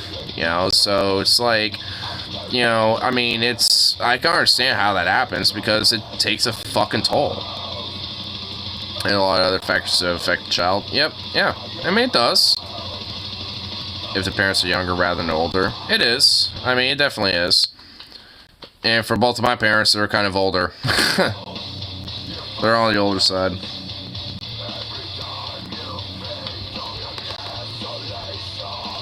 Actually, funny enough, I mean, at least for me, I was kind of lucky when it came to a lot of the, you know, variables that were, you know, kind of rolling on my end. Because, I mean, when you're, like, the older your parents are, the far more higher likely it is for a kid to develop Down syndrome specifically. So, dodged a bullet with that one. I only got the tism because of my pops. So, I got that. And also, pretty much like, you know, most doctors that have, like, ever worked on my mom, especially for her whole uterine cancer situation, they've always said that she's always had, like, a more, like, youthful, like, reproductive system, like, with her organs. Like, they, you know, they've operated, you know, from what they've said, they kind of operate more so, like, they're, you know, like, it's, you know, like, she was, like, I think she had me when she was, like, in her mid-40s, and they're basically, they said, like, you know, at least when she had me, it was like, yeah, I mean, your reproductive system basically like of like a mid-30-year-old, essentially. You know, and she was like, oh, really? And then, like, when she had your cancer, it's like, yeah, your reproductive system's kind of like, you know, because of how slow growing this cancer is, you know, it's kind of youthful in a sense in comparison to your body. Like, it, you know, so it's just like, I mean, I don't know why that is, frankly, but, I mean, you know, it's like, I mean, because with her uterine cancer, she had that for years and never knew that, but it was only late stage 1, early stage 2. It was like kind of in the, you know, transitionary period of the stages, and it was just very, very slow growing. And a part of that was because her reproductive system is kind of like, you know, more, I don't know, like active, like younger, I don't know, like, I mean, the way doctors describe it is more youthful in comparison to the rest of her body, you know. So I don't know what the real reason for it is, but I mean, I'm guessing it's just, yeah, I really don't know, honestly. My guess would be basically maybe some genetic variables that, you know, strengthen her reproductive organs in a sense, you know, and make it more, I don't know, strengthened. I mean, it's not unusual for, like, you know, genetic traits, you know, to kind of, like, boost, you know, certain, like, you know, parts of, you know, one's, you know, like, systems, you know, in their bodies and stuff, like, whether digestive or, like, their senses and stuff. So, I mean, you know, and also, I mean, for men, I mean, it can be the same thing. Like, for some dudes, like, they can have a more, like, potent, you know, like, nut, so to speak. While, you know, for some, not so much, you know. So it's like, I mean, I'm assuming it's probably one of those factors, you know, for her. She just had a genetic dysfunction where, you know, her reproductive organs were, you know, just more potent, I guess. I mean, I don't know. Still not potent enough to get my fucking head out of her.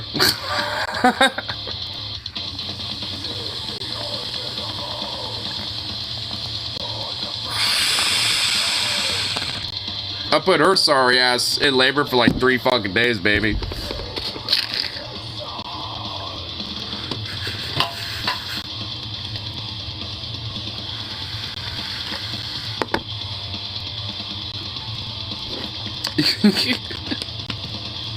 Honestly, I'm just so glad that even before I was born, I was causing my mom a bunch of shit. Honestly, like, it doesn't beat, like, this chick that I knew in high school, who I actually took out on prom night. Like, when she told me this story, and I thought it was fucking hilarious. When she was born, like, she was born naturally, and that whole process was fine, but once she actually started, like, being awake and start, you know, doing the whole crying thing that, you know, when a newborn comes out. Like, after that, like, not even, like, a minute or so later, she just, like, apparently she, in her newborn form, not even, like, the cord isn't even cut yet, she just pukes all over her mama. Like, straight up. Like, this baby, like, after, like, when she, like, right after she, like, not even, like, 5 minutes of being born, she just pukes on her mom. And it's like... Damn, I can't. It's like I still find it funny because like I can't even imagine because it's like you're basically third party. Basically, like the mom is puking on herself, third party. If you think about it, it's like, oh my god. It's like, goddamn. It's so gross but so hilarious to me. Because, I mean, she ended up being kind of a rebellious little turd from what I understand, and oh my god, I mean, it shows with that story. I feel like you could tell how, you know, a person's gonna be based on what happens when they're born, like, within the first 10 minutes. I feel like you kind of, like, within, like, the period of, like, the birthing process, like, you can kind of tell how someone's gonna be based on that, I feel like. If they're gonna be, like, you know, kind of like a quote-unquote normie in a sense, like, you know, everything's all fine, or if they're gonna be like a fucking rebel little shit-storing little fuck, you know, like, because they're causing troubles, you know, like, I feel like there's something, like, you can kind of be like, this is gonna be a shit stirrer, or this guy's gonna be a little rebel, or this guy's gonna be, you know, very, you know, like, civil, or, yeah, I feel like there's some ways, you know, I feel like, you know, you can kind of predict that. Because, I mean, for me, like, right off the bat, I was already kind of a little shit stirrer. Zukov, why, man? Why do you keep doing this? Stop. I don't even have the energy anymore to freak the fuck out on you. Just... Can I just trust you to knock it the fuck off, bro? Please? Like, seriously? Like, I'm not even kidding. Football-shaped head, save money from the sports. Huh? Like a Stewie Griffin head? For a child's health to be born naturally, as opposed to C-section, a baby's head will be unusually large and odd-shaped if not squeezed by a vagina on the way out. Oh, well, thanks a lot, Stoney. Thank you. Thank you for not, you know, thank you for making me feel totally not self-conscious right now. Cool, great, thanks. Luckily, I don't really give a fuck. Honestly, I don't really think that mattered, because I'm pretty sure, as far as I'm concerned, my dad was born naturally, and his head shape is basically the same as mine. So, I mean, him and I, outside of him basically being, like, disheveled, like, him and I, honestly, like, you know, are kind of two peas in a pod. We look damn near identical. Like, I mean, there's actually been very few times where some people have mistaken us as brothers. Like, he's like the way-ass older, like, beaten-up brother, and I'm like the weird young one that looks youthful or something. Like, that has unironically happened once. I'm just like, I look at him and I look at the person, I would think that I'm like, huh? I'm like, what? It's like, what? Like a 40-year difference between age here? Like, what the hell? It's like, okay, then. Not joking, it's true. I'm sure it is, because, like, the baby's head is all, like, you know, basically, like, jello. Like, that's why when you look at a skull, when it has, like, those little ridges, that's why, because, like, those are basically, like, tectonic plates of the baby's head, you know, that eventually solidify and become the skull. Like, when the baby's first born, like, the skull isn't actually, like, a full-on skull yet. It's, like, literally, like, fragments that just kind of eventually, like, become one thing. It's fucking weird. It like, and honestly, thinking about it, it's kind of weird. Fuck, man, being a dude, like, the fucking, like, biology of, like a baby and a larva of that shit, and being a curtain climber and all that fucking weird shit, and then, like, dude, it's all so fucking weird, man. Dude, human biology when it comes to like the human development of like and the birth and the larva that yes, I refer to human babies as larva. I don't give a shit, but it's just like no, oh my god, it's so fucking weird and creepy to me. God, it's so weird. Like when you really break it down and when you really think about like the actual like biology of that, it like legitimately. Oh, it's so God, yeah, it's weird, it's vulnerable. The brain might as well just basically just be out in the open, you know, essentially. Like, it's making my head hurt just thinking about it. Like, I'm feeling weird, like, pressure points or something, you know, just, like, starting to protrude because I feel like, you know, my head's all soft now. And, it's just basically like a membranal sac that eventually, like, solidifies, you know, into a skull. It's so weird, dude. It's like, oh, what the fuck? It's like, man, dude, now my head feels weird. It's not because I have a headache. It's like the feeling is literally not even in the head, like, or in the brain. It's like outside of it, like the actual skull. Like my nerves, you know, around my skull feel weird. Like it's not my brain. It's like everything around it. Like, oh my god, ugh. It's just so creepy and freaky, dude. You wanna know another weird freaky thing? It's that, like, I mean, that weird umbilical shit, bruh. Like, I mean, if you just let it just, like, I mean, naturally on its own, like, eventually it will just, like, rot out. Like, I mean, you know, from both ends. Like, I mean, you know, because obviously you cut it, but, like, you know, eventually just pop off. Like, naturally, it just pops off. I mean, and you know, it's like, it's just dangling, you know, for however long. Until eventually, bloop, pops out. It's like, why? It's like, why is the... Can we just like, why do we, why? And doesn't that hurt too? Like, when you snip that shit? Like, my god, see? Like,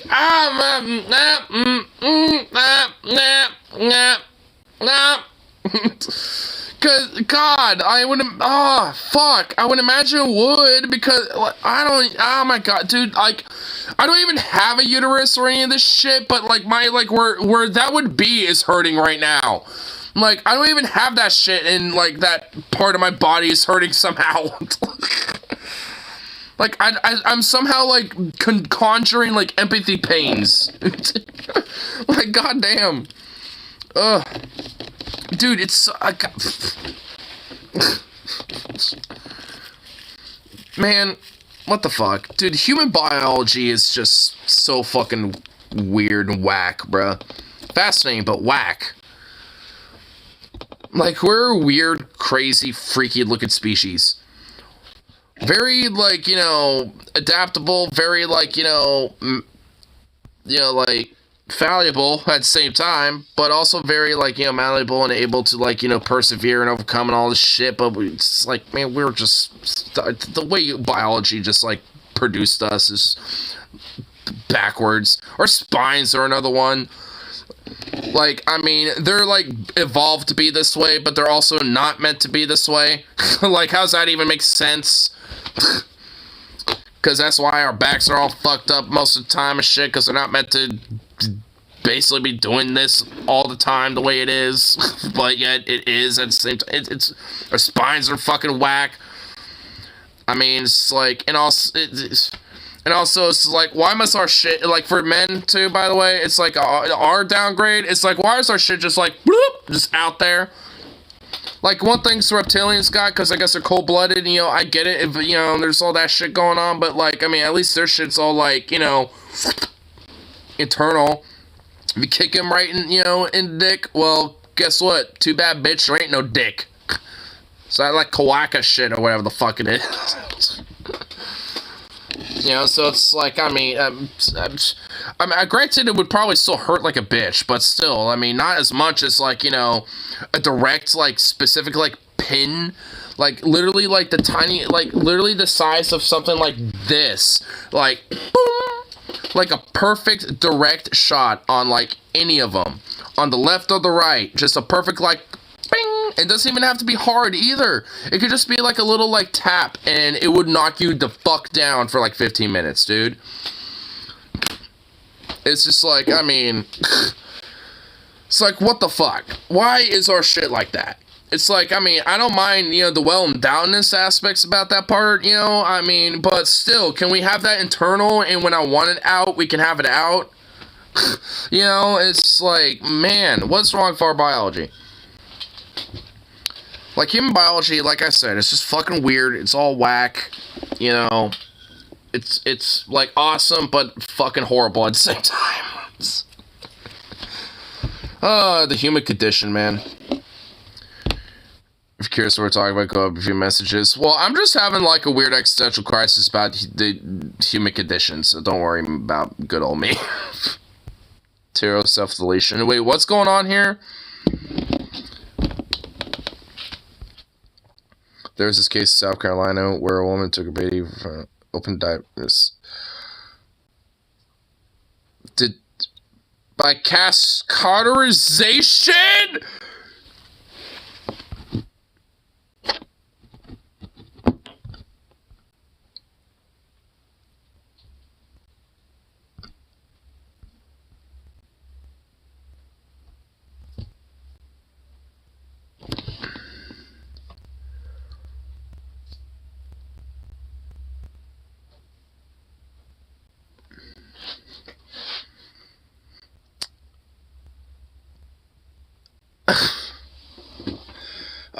Is that enough internet for today? Sleep for skin low. Yeah, please. Like, I mean, I honestly don't even know what the fuck it's saying now. I really don't. Ignore.exe has stopped working. I don't really know where to go from here now at this point. Wow. Oh, my God, this is why circumcision needs to be illegal. Like, God damn. I mean, yeah, like, just, yeah, can we not, like, there's circumcision, and then there's, like, literal, like, torture. There's genital mutilation, circumcision, and then there's outright, like, we're gonna torture your baby by burning it, you know, mutilation, you know, circumcision, so, yeah. Filling your ass for the, yeah, unironically, though, you know, like, yeah, I mean, yeah, where do I go from here, yeah.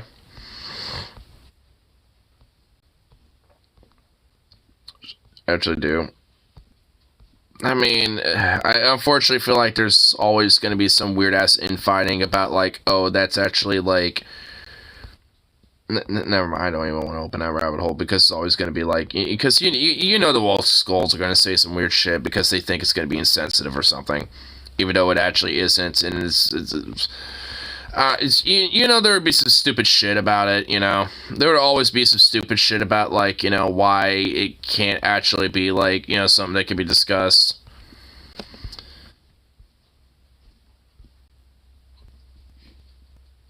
Shit.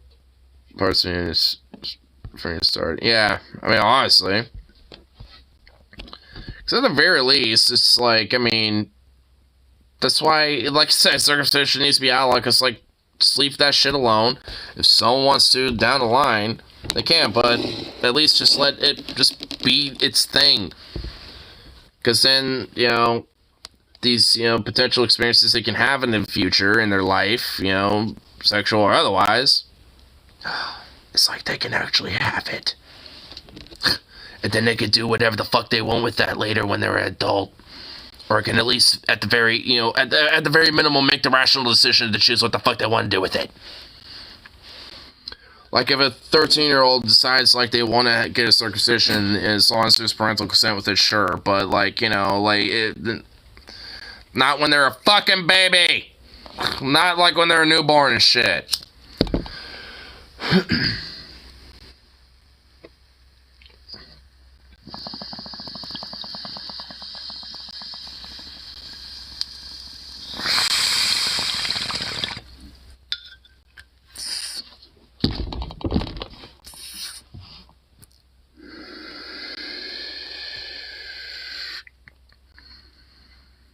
They argue about it.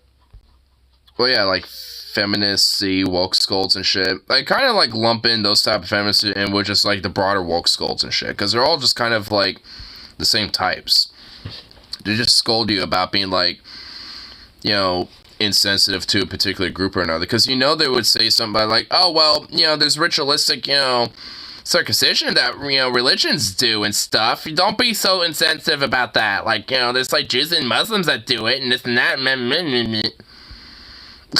I mean, you know, so it's like, I mean, they're all just kind of lumped into the same thing in my mind. They're all woke skulls. Well, exactly. They all might have, you know, maybe some slight different reasonings as to why, but they're all just kind of, you know, a part of that. It's only part of it. Yeah. And honestly, it's like if they truly did care about sensitivity, wouldn't they care about sensitivity of, I don't know, children being mutilated? You know what I mean? It's just like, I think that should come first. You know what I mean? Like, I would think like the sensitivity about like the outcome of a child, maybe, I don't know, not being mutilated would probably be a priority. But I guess not for some of them. Because the fee-feast about what Sky Daddy someone believes in matters more, I suppose. Or because men suck, or whatever fucking reason they got. Either way, it doesn't really matter what reason they have. It's still like, what do you think, like, child mutilation is not like, you know, something that, you know, we can all agree with that, for fuck's sake. Regardless of for what reason, it's like, Jesus. I mean, because, you know, like, the weird far-right do it, because they're always talking about gender mutilation, about trans, you know, kids or whatever the fuck, but never will say a fucking word about, like, you know, at least, you know, in, you know, America's case, like, Christians doing fucking, you know, circumcisions, even though they're not the only religion or group of people doing it. You sent a link? You sent the link? Oh. Me and Ignar when we cross over to New Mexico to get weed. Huh?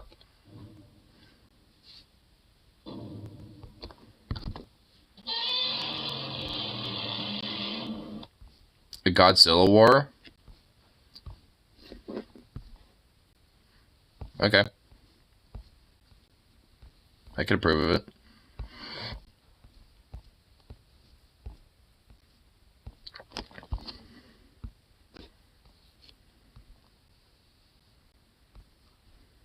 War of Triumph. Hey, War of Triumph, I can get with that.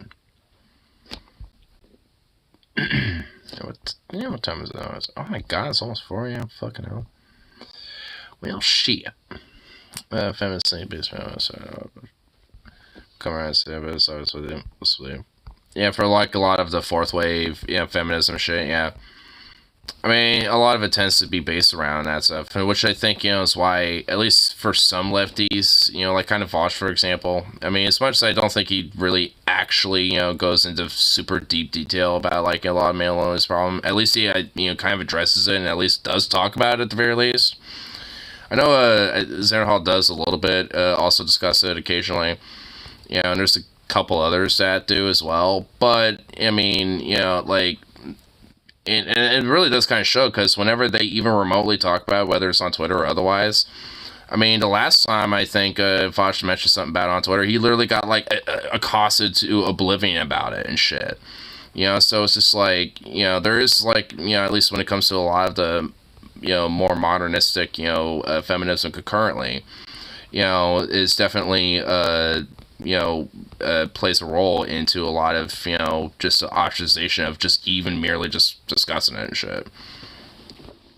Not saying that, like, older feminist theories, like, you know, through the first and, like, second to third waves, you know, aren't necessarily, like, terrible, but, like, you know, anything beyond that with, like, the more modernistic, like, fourth wave feminism, you know, theories and shit, yeah, definitely not. They're if anything, they're kind of antithetical in a lot of ways towards, like, its early, you know, eras of feminism of, like, the first, like, you know, second, and at least, you know, like, some elements of third waves and shit, but beyond, like, once, you know, like, that happened, it's like it kind of totally took a different path.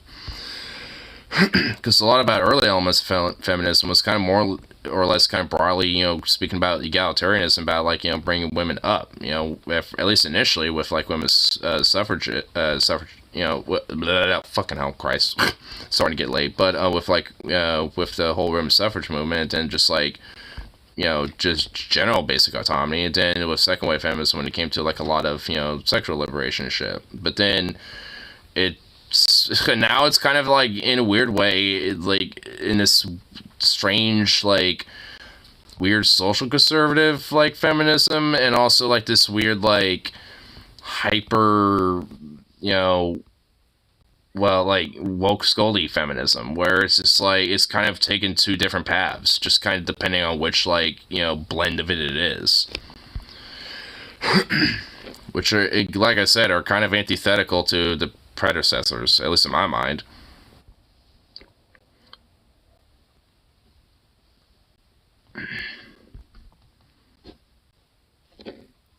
I think it's, wait, what? I think I got banned for Demon Lost channel because that's why I play on August, so it's too bad. I mean, did you?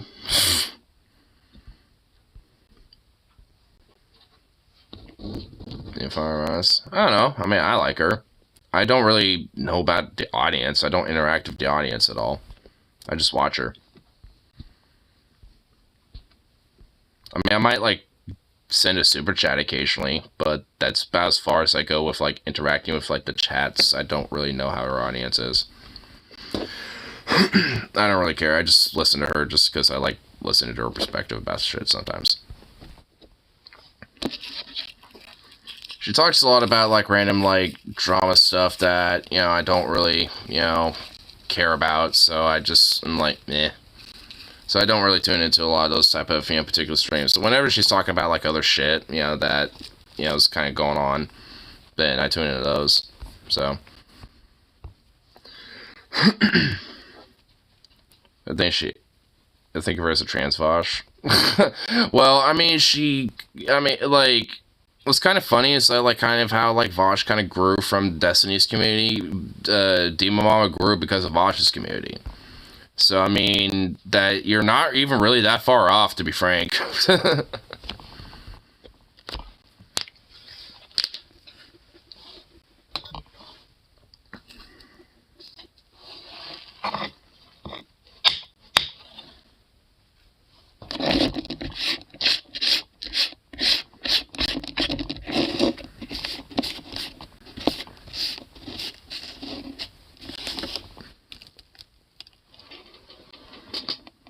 I'm worried if I can always by that door over there.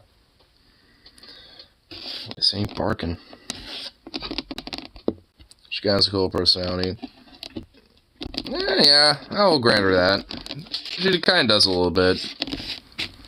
I mean, to be fair though, isn't like every like kind of breadtuber slash like streamer, don't they all have that technically? I mean, to at least some degree or another. I mean, hell, I have like a very baby one for all intents and purposes, like, as small as it is, but I kind of have like a little cold personality, to a slight degree. I suppose there's a lot more, like,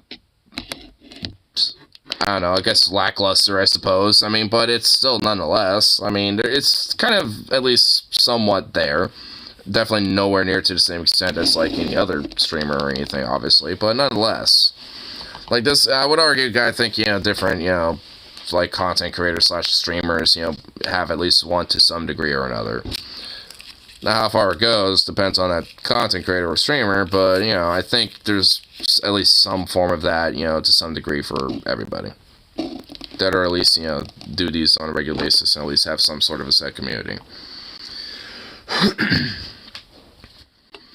So, because, like, TJ definitely does, and, Demon Mama does, Vosh does, Paul kind of does to an extent as well, DP does, with that podcast, like, Shapiro does, if we want to start going to people on the right and stuff, like Crowder and Fuente, like, everyone kind of does, if you're, like, content creator that, like, does social commentary streams or whatever the fuck, on that type of sphere, you kind of do. Whether you want it or not.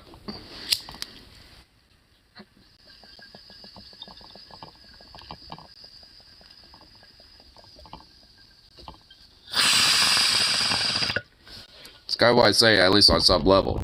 Because some people might not be trying to do that, establishing a cult personality, but, you know, just as a consequence of having a little community, you know, following them and stuff, it just kind of becomes part of it.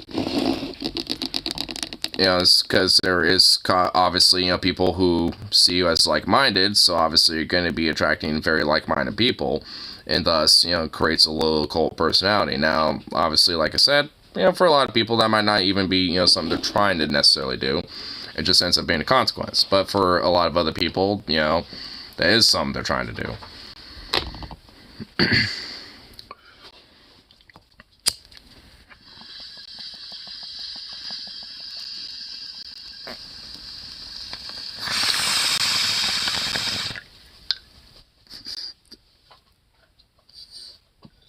You know, it's gonna get canceled for using the show. The big fans, me.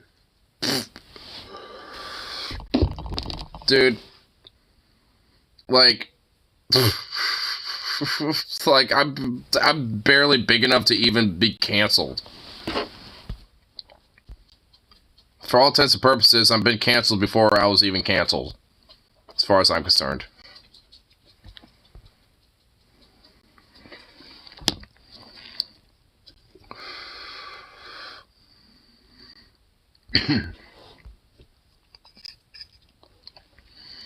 Valkyrie, yeah, Valkyrie was that.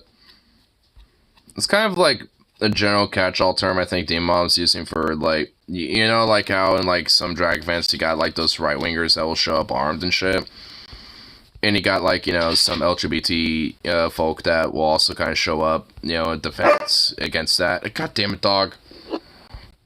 I mean, she's basically talking about the people that kind of show up, you know, to at least kind of be like, you know, a kind of like a wall against, you know, the armed intimidators that will usually kind of show up against like drag shows or like book readings and gay clubs and shit like that. Basically, gay people that are willing to like express, you know, at least, you know, their, you know, advocation of self-defense or Second Amendment rights and stuff like that. Well, Second Amendment rights as, you know, firearm ownership, but you know what I mean. You know, it's about career. I mean, I guess.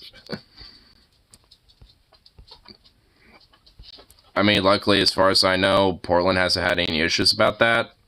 So.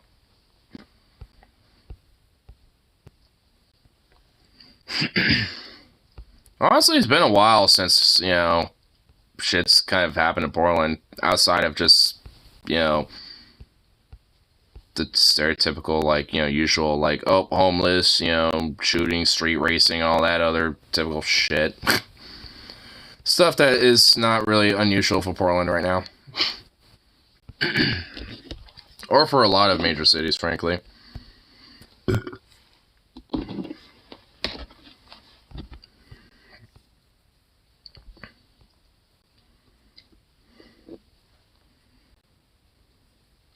Damn old dog. Anyway, I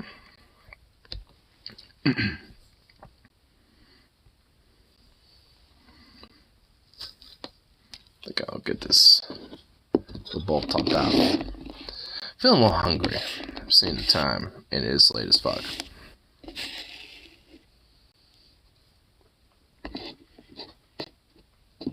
We want to do what we're supposed to. We gotta be nice. Well, sure. I mean, if anything, I mean, I'm willing to kind of, you know, be a social community and butter up with them. Be like, you know, it's like I see him and he happens to have his, like, his firearm or something. It's like, hey, is that like a blah, blah, blah, blah, blah? And just, like, start talking firearms or some shit. Or, you know, if, you know, he happens to be tending to his horses or something, be like, you know, I've always wanted to have a couple horses for myself and just kind of talk about, like, you know, the ins and outs about, like, how it is to raise one or take care of one or blah, blah, blah. Like, I mean, I could butter up to him and, you know, make it so he's at least somewhat comfortable. You know, like, I think you underestimate my ability to be kind of a chameleon with things like this, honestly. Because, I mean, you know, it's like, sure, we might have, like, interesting little back and forths and stuff. But, I mean, you know, all in all, it's just like, yeah, I don't really think it's going to be that big of a deal. Because I'm not, you know, because I already know that he's going to be a dude that I don't think is going to have his position changed on, like, fucking anything, so I'll just, you know, if anything ever ends to wrap up, I'll just, you know, have a little, like, softly tell him how I feel about things, and just leave it at that. It's like, you know, people have respect cops more. It's like, well, I mean, you know, there's a lot of times where, you know, cops generally kind of set the boundaries, and, you know, I think there's just a lot of people that just think, you know, they should just be held accountable. I think they should. I don't necessarily think, you know, like, every cop is bad, wink. You know, just white lies here and there.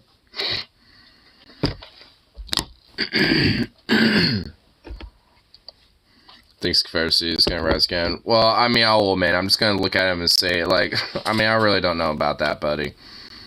I mean, sure, you know, like, you think that, but I don't think that will happen, dude. I mean, that's what, like, the people thought, like, right after the Civil War ended. It's like, this shit will come back. It'll come back in our lifetimes. We were able to live it. You know, we could do it again.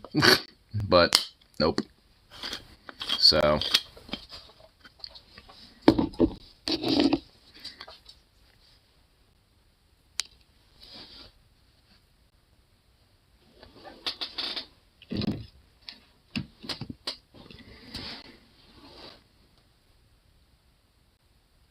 Can I help you?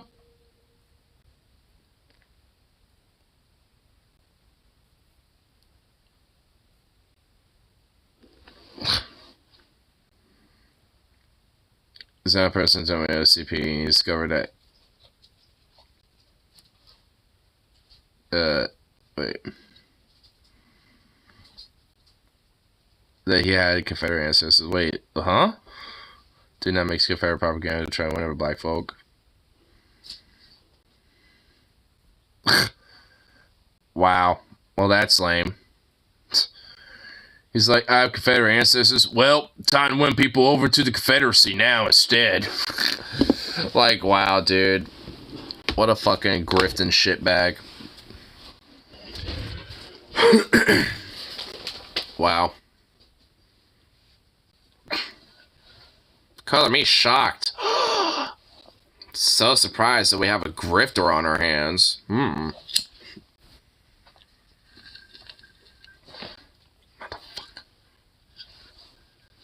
Alright. I definitely really got to not pack these bowls so goddamn tightly. I need to seriously stop doing that. This actually kind of starting to annoy me.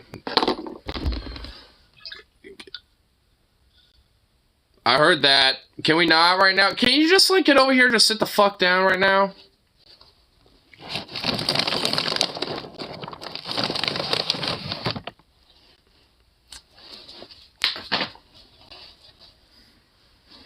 I'm shocked they allowed a black man to join the SCV. Well, I mean, we gotta at least have a few Uncle Toms to say that, hey, we're not racist. We're just trying to restore Southern pride and our heritage and our history and blah, blah, blah, blah, blah. I mean, it's a way to kind of undermine the whole actual racist, white supremacist shit that they're trying to espouse and enforce.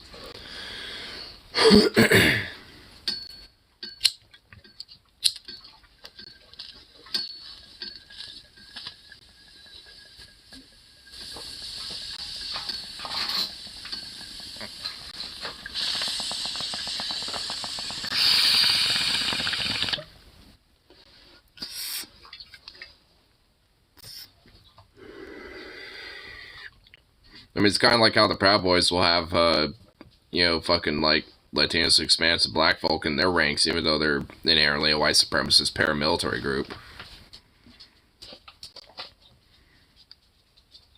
For a whole longer?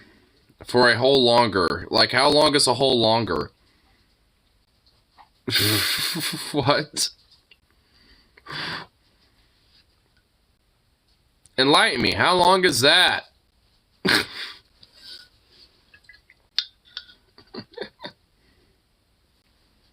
a while longer. I'm hungry and it's like 4 in the morning. Well, it's actually almost 4:20, but I'm running on E. I'm on the fumes. And this dog is really driving me nuts with his fucking incessant annoyance. Bruh, I'm wide awake. Yeah, because it's like, what? Like, fucking, like, what, 7 in the morning or some shit? It's like in the morning. Go have, like, some breakfast. I don't know. I mean, it's like, goddamn. I mean, okay. And I'm not wide awake.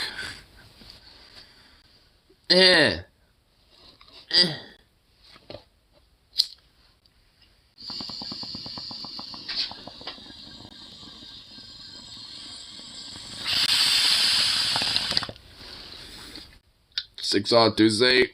Close enough. I was thinking it was 7 on a Thursday. But close enough.